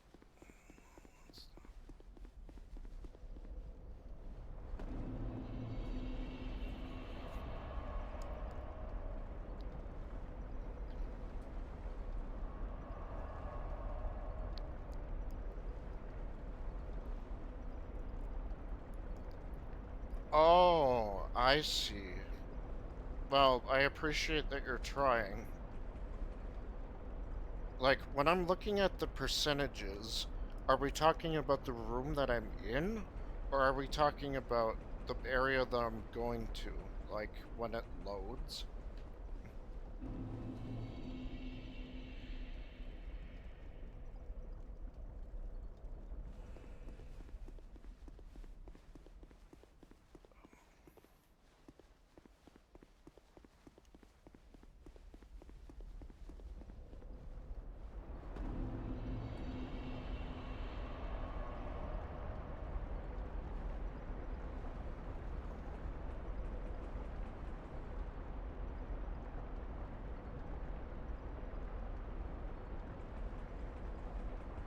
I'm not a very tech-savvy person. I don't know a lot about, you know, like, the internals of, like, computers and stuff like that.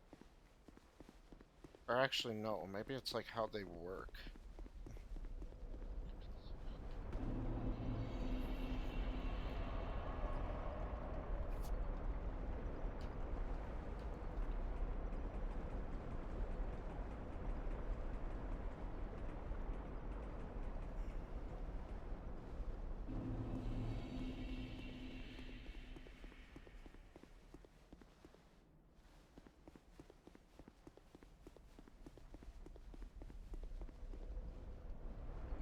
But most of the time I'm just talking about stuff while I'm doing this so that It's not just this the whole time. There's actually, like, things being said. So I can avoid having this get a little too boring. But of course, when you're covenant farming for stuff, of course that's gonna happen. Some of these covenants take a long time to get rank 3 in. Like the Brotherhood of Blood Covenant and the Blue Sentinels Covenant, I'm not going to finish. They take way too long, and I have never, ever actually tried getting to rank 3 in those. 13.3%. Let's see if he's here. No?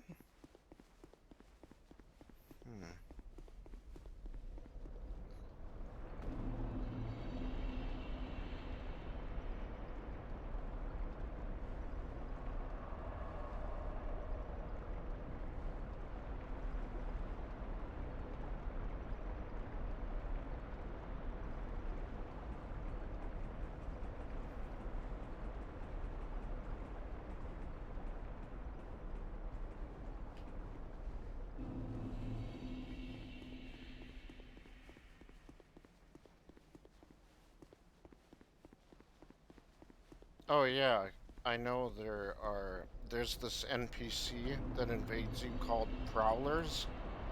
They wear the Masked Warrior set, but their chances of dropping it are kind of low.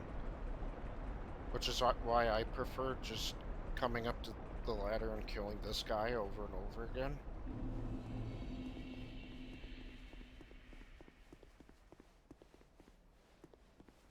I mean, if he drops something the next time, he has to drop that helmet, because I know that he doesn't drop the same thing twice. I just need to get lucky and wait for him to do that.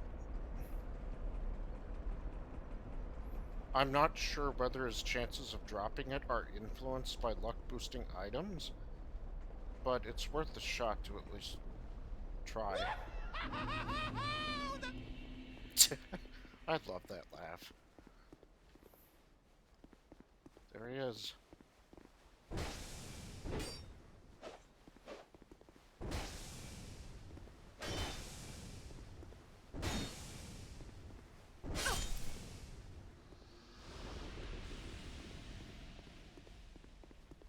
Yeah, I know my build is a little unusual. I've got a lot of points of intelligence and faith, instead of builds where, like, you get a lot of strength or dexterity for, like, these really cool weapons. And people also put a lot of armor on, but they're also weak against magic and magic, dark, fire.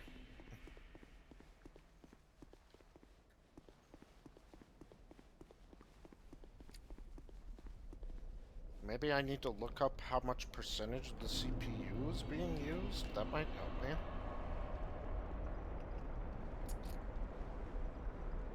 Let's see, 19%.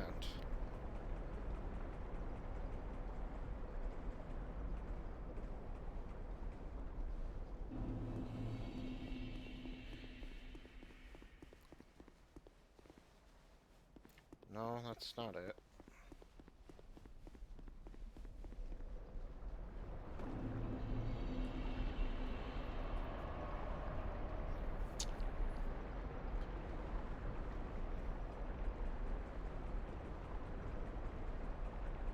Let's see, 22%. That's a good sign.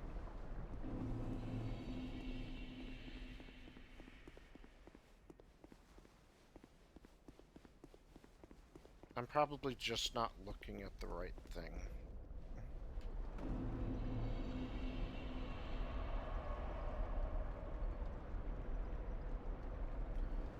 200? Wow.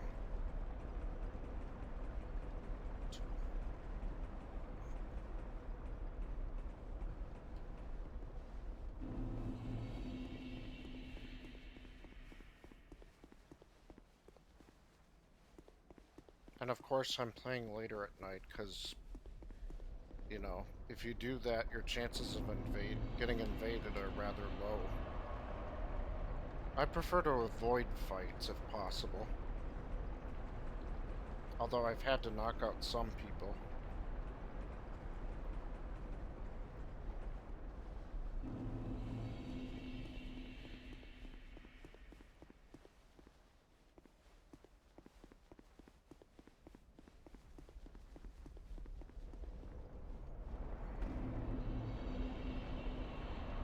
Because, like, he only has the Berserker Blade, and then he has the 4 other pieces of his armor. The leggings, the gloves, the armor, and then the helmet.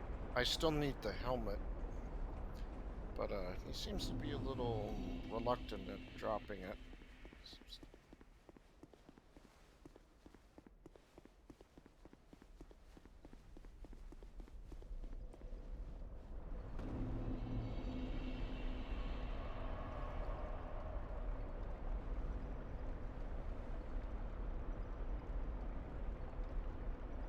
Let's see, what happens if I reload again?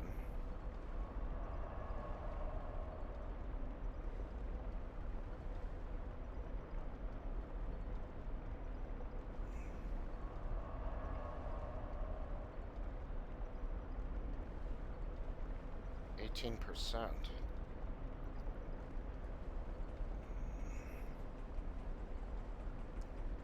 It just seems inconsistent.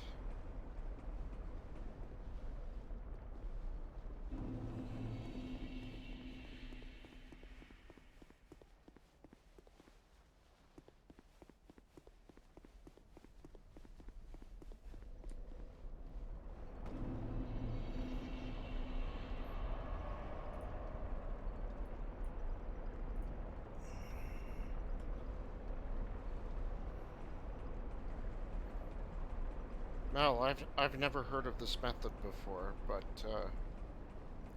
this is the one I've been doing for the longest time.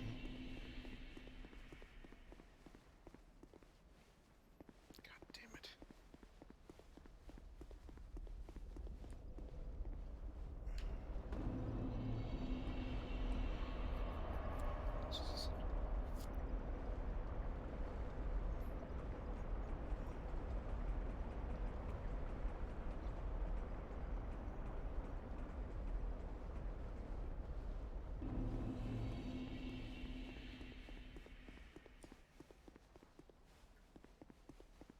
Actually, I think going like this is actually a faster method.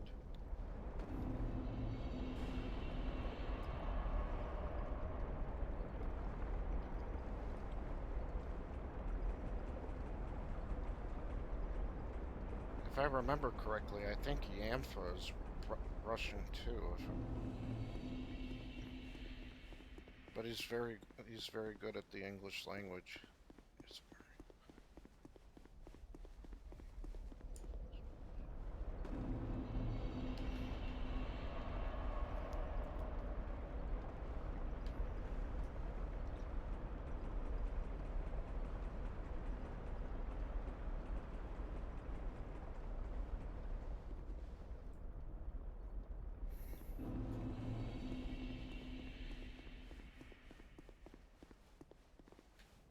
There you are.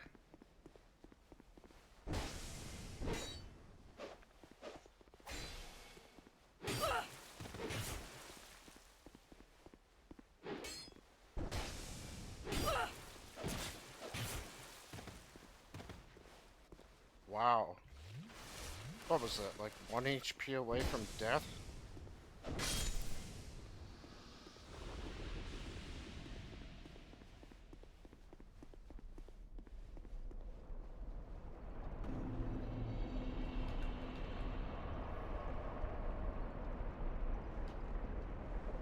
See, it always pays to have that extra defense, even if it does make the outfit look kinda weird. Although, to be fair, this headgear that I'm wearing isn't really helping either.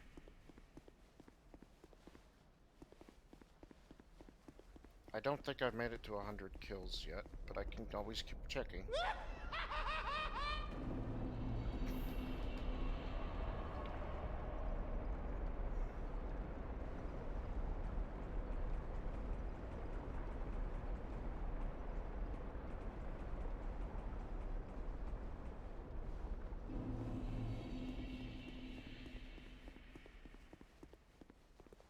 Nope, not here.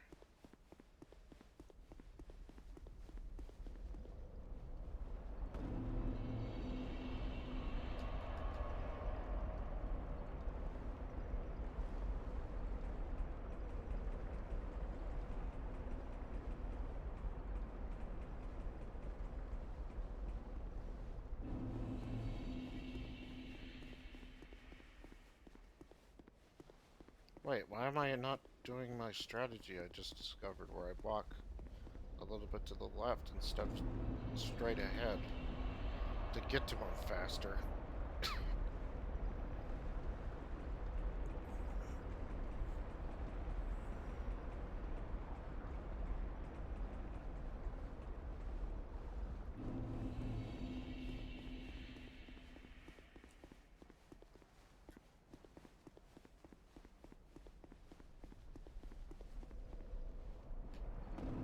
No. No. Listen, Daniel, I appreciate you trying to help me, but I'm just not figuring it out.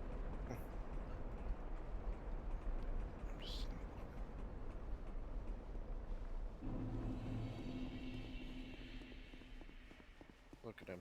He's doing the same thing. He's doing the same thing.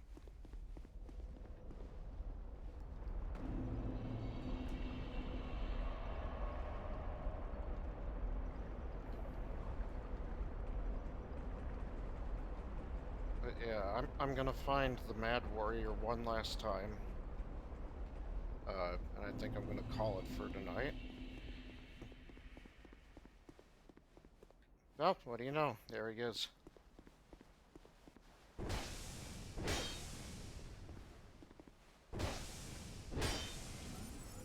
Whoops, wrong spell.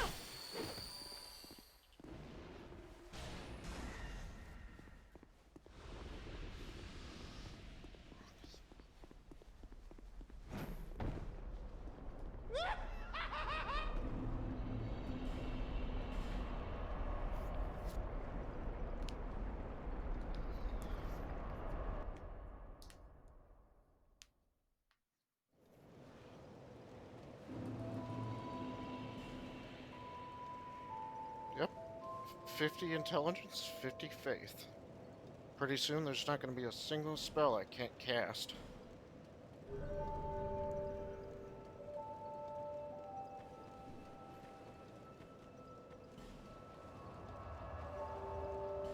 Well, for those of you that were watching, thank you for coming.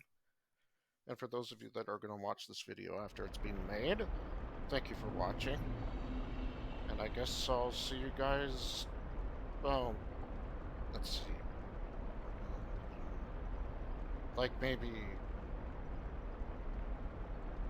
like 17 to 18 hours later. So I'll see you guys then. This is Mr. Crabominable signing out. Hopefully we'll finish this covenant tomorrow.